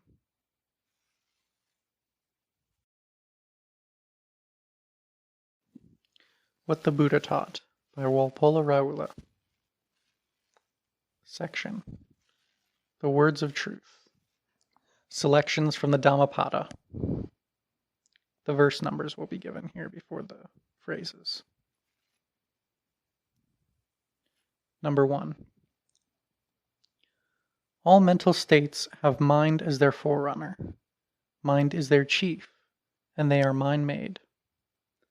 If one speaks or acts with a defiled mind, then suffering follows one, even as the wheel follows the hoof of the draught ox. Verse 2. All mental states have mind as their forerunner. Mind is their chief, and they are mind-made. If one speaks or acts with a pure mind, happiness follows one as one's shadow that does not leave one. Verse 3. He abused me, he beat me, he defeated me, he robbed me. The hatred of those who harbor such thoughts is not appeased. Verse 5. Hatred is never appeased by hatred in this world. It is appeased by love. This is an eternal law. Verse 24. Whosoever is energetic, mindful, pure in conduct, discriminating, self-restrained, right living, vigilant, his fame steadily increases. Verse 25. By endeavor, diligence, discipline, and self-mastery, let the wise man make of himself an island that no flood can overwhelm. Verse 26. Fools, men of little intelligence, give themselves over to negligence, but the wise man protects his diligence as a supreme treasure. 27. Give not yourselves unto negligence. Have no intimacy with sense pleasures. The man who meditates with diligence attains much happiness. 33.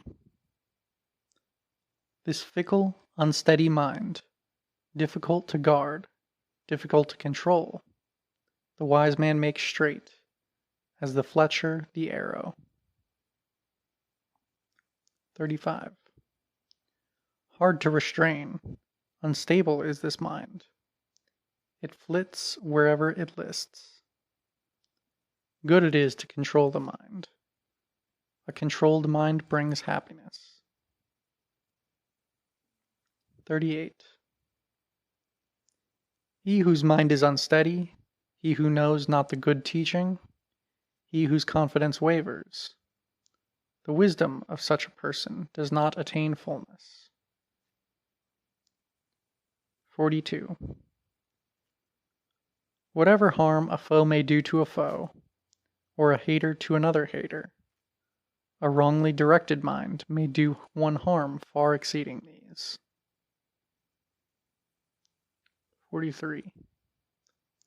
Neither mother, nor father, nor any other relative can do a man such good as is wrought by a rightly directed mind. 47. The man who gathers only the flowers of sense pleasures, whose mind is entangled, death carries him away as a great flood in a sleeping village. 50. One should not pry into the faults of others, into things done and left undone by others.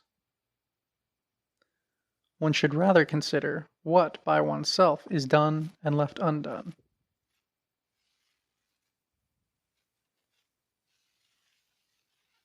(51) As a beautiful flower that is full of hue, but lacks fragrance, even so fruitless is the well-spoken word of one who does not practice it. 61. If, as one fares, one does not find a companion who is better or equal, let one resolutely pursue the solitary course. There can be no fellowship with the fool.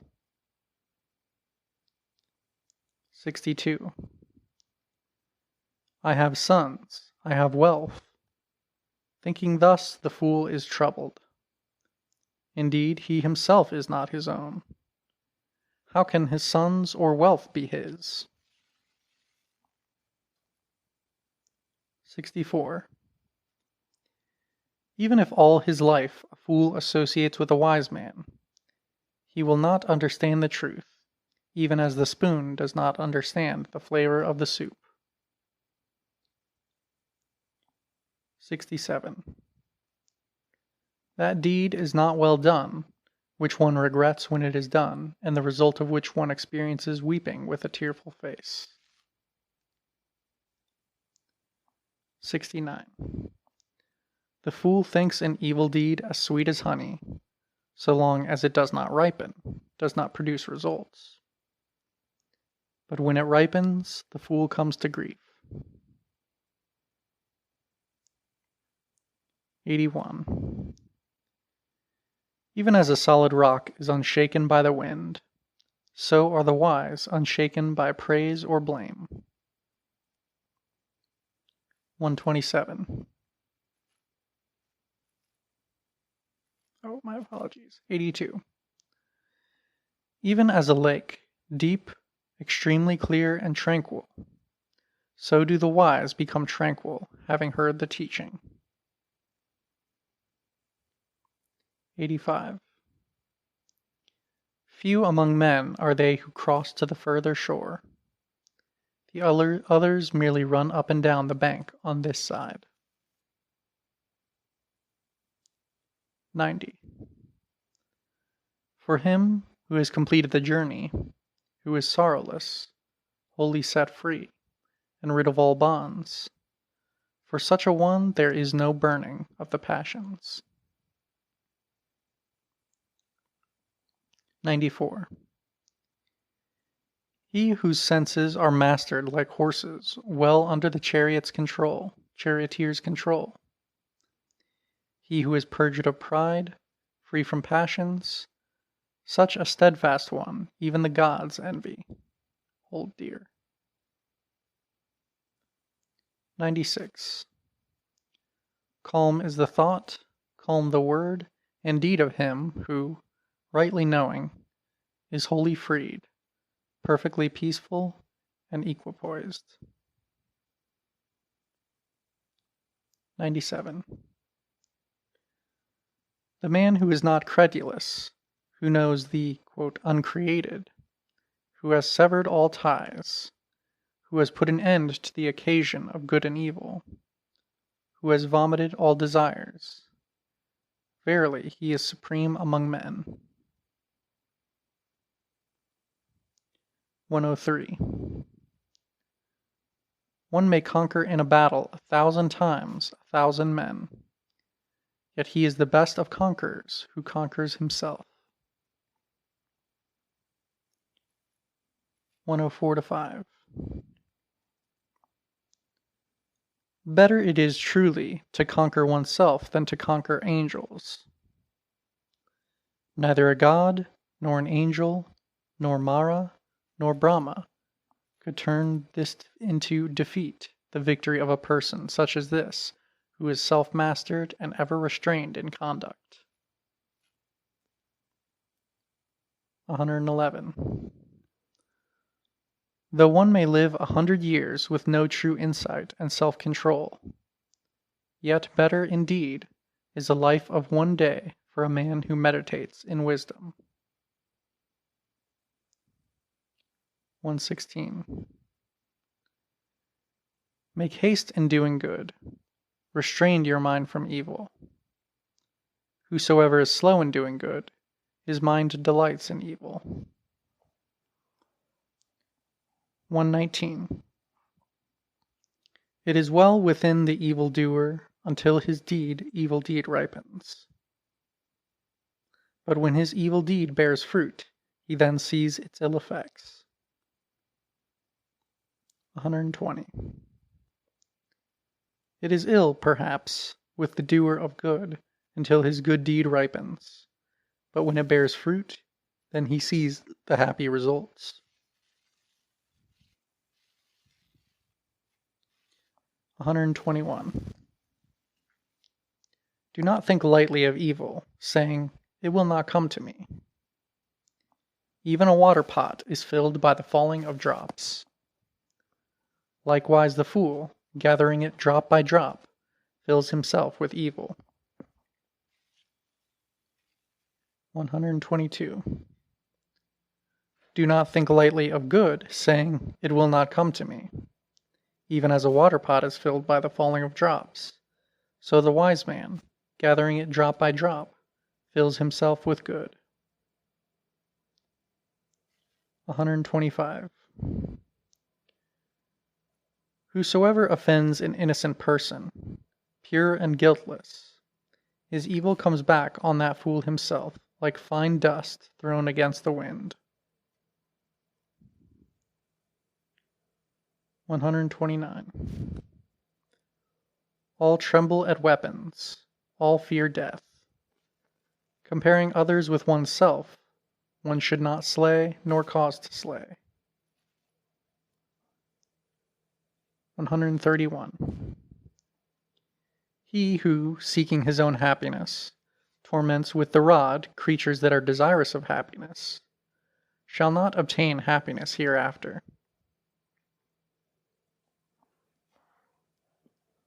152. The man of little learning, ignorant, grows like a bull. His flesh grows, but not his wisdom. 155. Not having lived the holy life, not having obtained wealth in their youth, men pine away like old herons in a lake without fish. 159.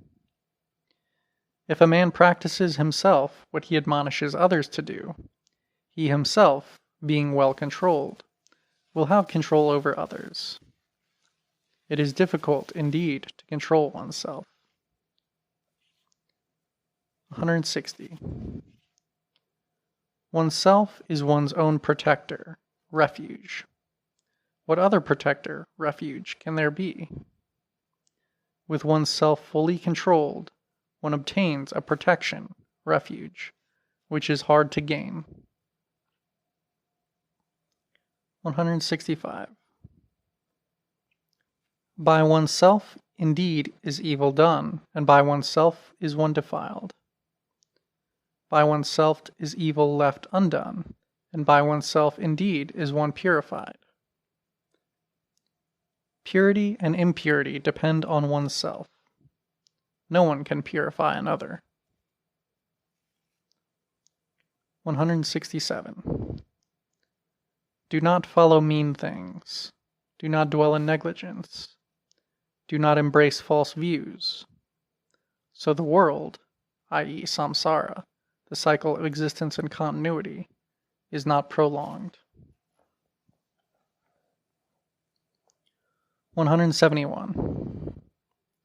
Come, behold this world, how it resembles an ornamented royal chariot, in which fools flounder, but for the wise there is no attachment to it. 178. Better is the gain of entering the stream than sole sovereignty over the earth, than going to heaven, than rule supreme over the entire universe. 183.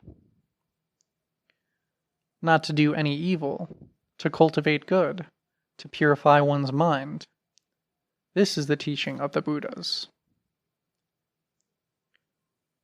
184. The most excellent ascetic practice is patience and forbearance. Nibbana is supreme, said the Buddhas. He indeed is no recluse who harms another, nor is he an ascetic who hurts others. 185. To speak no ill, to do no harm, to practice restraint according to the fundamental precepts, to be moderate in eating, to live in seclusion, to devote oneself to higher consciousness. This is the teaching of the Buddhas. 197. Happy indeed we live without hate among the hateful. We live free from hatred amidst hateful men. 201. The conqueror begets enmity. The defeated lie down in distress. The peaceful rest in happiness, giving up both victory and defeat. 204. Health is the best gain. Contentment is the best wealth. A trusty friend is the best kinsman. Nibbana is the supreme bliss. 205. Having tasted of the flavor of solitude and tranquility, one becomes woeless and stainless, drinking the essence of the joy of truth. 215.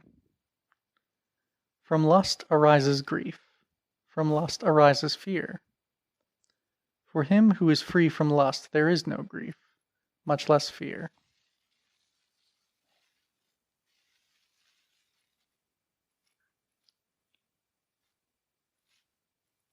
222. He who holds back arisen anger, as one checks a whirling chariot, him I call a charioteer. Other folk only hold the reins. 223. Conquer anger by love, evil by good. Conquer the miser with liberality, and the liar with truth. 231. Be on your guard against physical agitation. Be controlled in body. Forsaking bodily misconduct, follow right conduct in body. 232. Be on your guard against verbal agitation. Be controlled in words. Forsaking wrong speech, follow right ways in words. 233. Be on your guard against mental agitation. Be controlled in thoughts. Forsaking evil thoughts, follow right ways in thoughts. 234. The wise are controlled in deed, controlled in words, controlled in thoughts. Verily, they are fully controlled. 239. By degrees, little by little, from moment to moment, a wise man removes his own impurities, as a smith removes the dross of silver. 240. As rust, arisen out of iron, eats itself away, even so his own deeds lead the transgressor to the states of woe. 248. Know this, O good man, that evil things are uncontrollable. Let not greed and wickedness drag you to suffering for a long time. 251. There is no fire like lust. There is no grip like hate. There is no net like delusion. There is no river like craving. 252. The fault of others is easily seen, but one's own is hard to see. Like chaff one winnows others' thoughts, but one's own one conceals as a crafty fowler disguises himself. 267. He who has transcended both merit, good, and demerit, evil. He who leads a pure life. He who lives with understanding in this world. He indeed is called a bhikkhu. 268/269. Not by silence does one become a sage, if one be foolish and untaught. But the wise man who, as if holding a pair of scales, takes what is good and leaves out what is evil, is indeed a sage. For that reason he is called a sage. He who understands both sides in this world is called a sage. 273. Of paths, the Noble Eightfold Path is the best. Of truths, the four words, noble truths. Detachment is the best of states, and of bipeds the seeing ones, the man of vision. 274. This is the only way. There is no other for the purification of vision. Follow this way. This is the bewilderment of Mara, evil. 275. Following this way, you shall make an end of suffering. This verily is the way declared by me when I had learnt to remove the arrow of suffering. 276. You yourselves should make the effort. The awakened ones are only teachers. Those who enter this path and who are meditative are delivered from the bonds of Mara, evil. 277. All conditioned things are impermanent. When one sees this in wisdom, then one becomes dispassionate towards the painful. This is the path to purity. 278. All conditioned things are dukkha, ill. When one sees this in wisdom, then he becomes dispassionate towards the painful. This is the path to purity. 279. All states, Dhamma, are without self. When one sees this in wisdom, then he becomes dispassionate towards the painful. This is the path to purity. 280. Who strives not when he should strive, who, though young and strong, is given to idleness, who is loose in his purpose and thoughts, and who is lazy, that idler never finds the way to wisdom. 281. Watchful of speech, well restrained in mind, let him do no evil with the body. Let him purify these three ways of action, and attain the path made known by the sages. 334. The craving of the man addicted to careless living grows like a maluva creeper. He jumps hither and thither, like a monkey in the forest looking for fruit. 335. Whosoever in this world is overcome by this wretched clinging thirst, his sorrows grow like the birana grass after rain. 336. But whosoever in this world overcomes this wretched craving, so difficult to overcome, his sorrow falls away from him like water drops from a lotus leaf.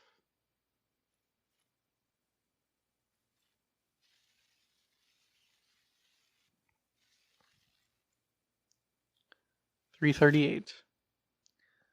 As a tree cut down sprouts forth again if its roots remain uninjured and strong, even so, when the propensity to craving is not destroyed, this suffering arises again and again. 343.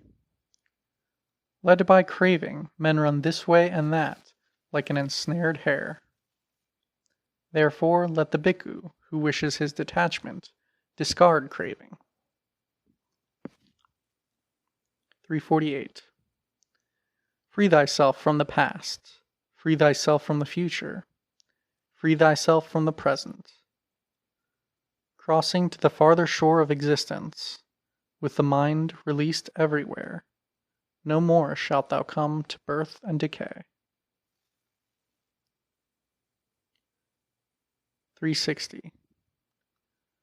Good is restraint of the eye, good is restraint of the ear, good is restraint of the nose, good is restraint of the tongue. 361.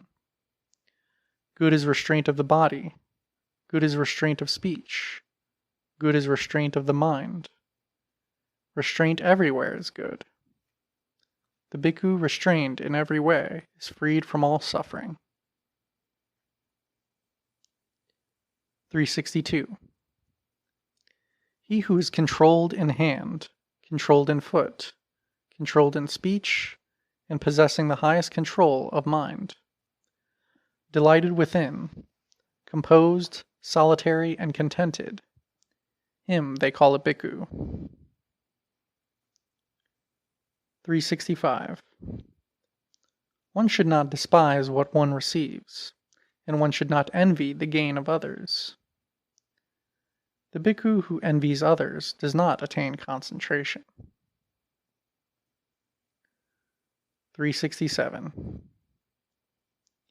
He who has no attachment whatsoever to name and form, mind and body, and he who does not grieve over what there is not, he indeed is called a bhikkhu. 368. The bhikkhu, who abides in loving kindness, who is delighted in the teaching of the Buddha, attains the state of calm, the happiness of stilling the conditioned things. 385.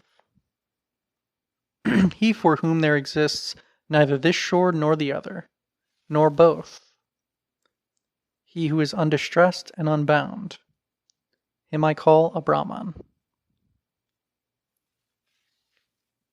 387. The sun glows by day, the moon shines by night. In his armor the warrior glows. In meditation shines the Brahman, but all day and night shines with radiance the awakened one. 420. He whose destiny neither the gods nor demigods nor men do know. He who has destroyed defilements and become worthy, him I call a Brahman. 423. He who knows former lives, who sees heaven and hell, who has reached the end of births and attained to super-knowledge, the sage, accomplished with all accomplishments, him I call a Brahman. End of selected sayings from the Dhammapada.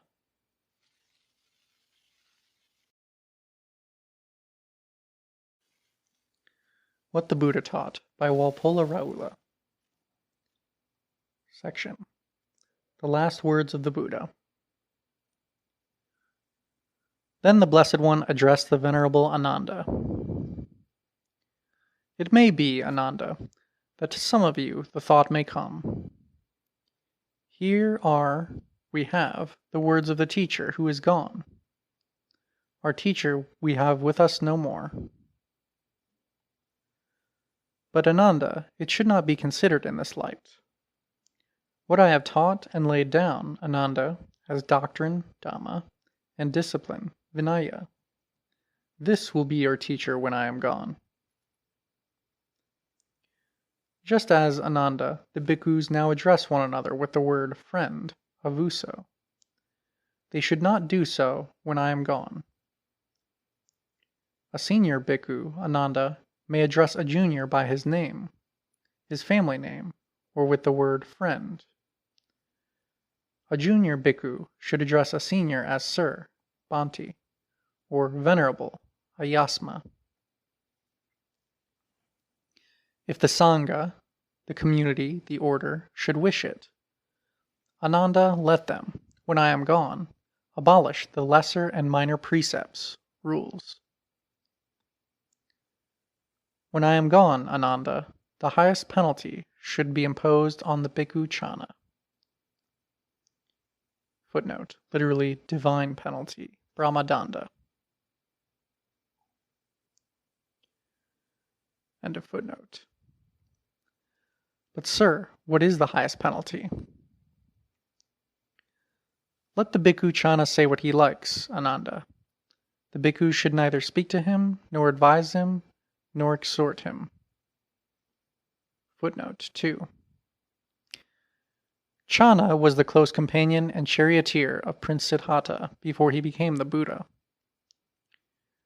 Later, he entered the order of the Sangha, was egoistically proud because of his close association with the Master. He tended to be obstinate and self-willed, lacking in proper esprit de corps, and often behaving perversely. After the parinirvana, death of the Buddha, when Ananda visited Chana and pronounced on him this penalty of a complete social boycott, even his proud spirit was tamed. He became humble. His eyes were opened. Later he mended his ways and became an arahant, and the penalty automatically lapsed. End of footnote.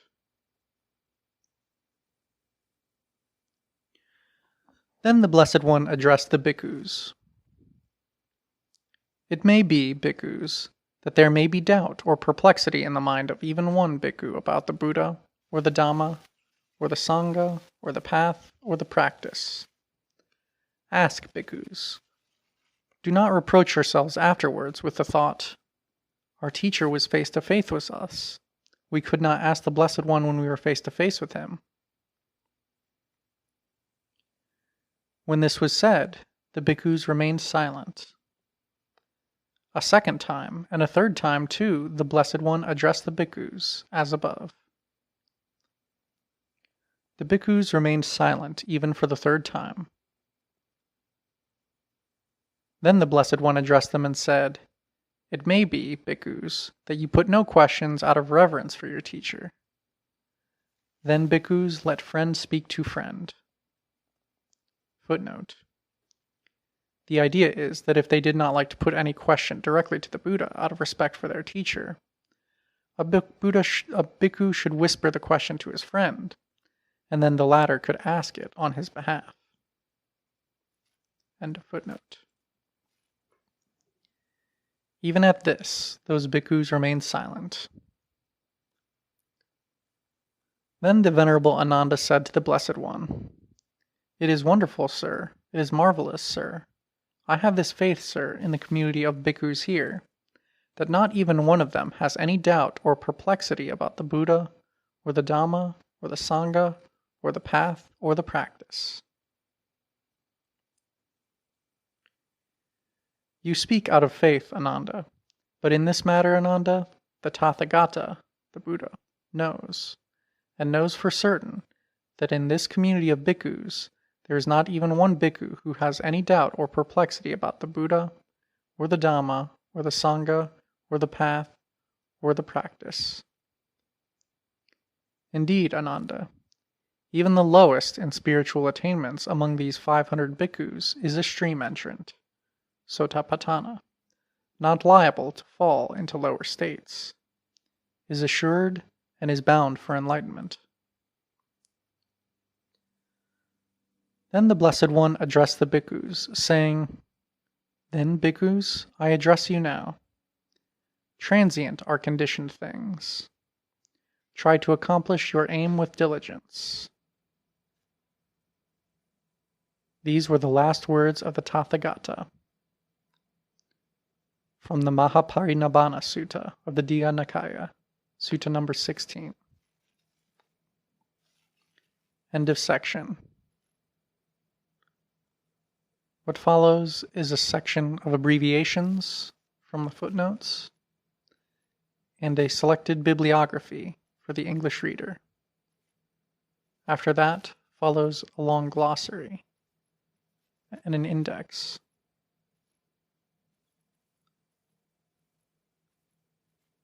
End of What the Buddha Taught by Walpola Rahula.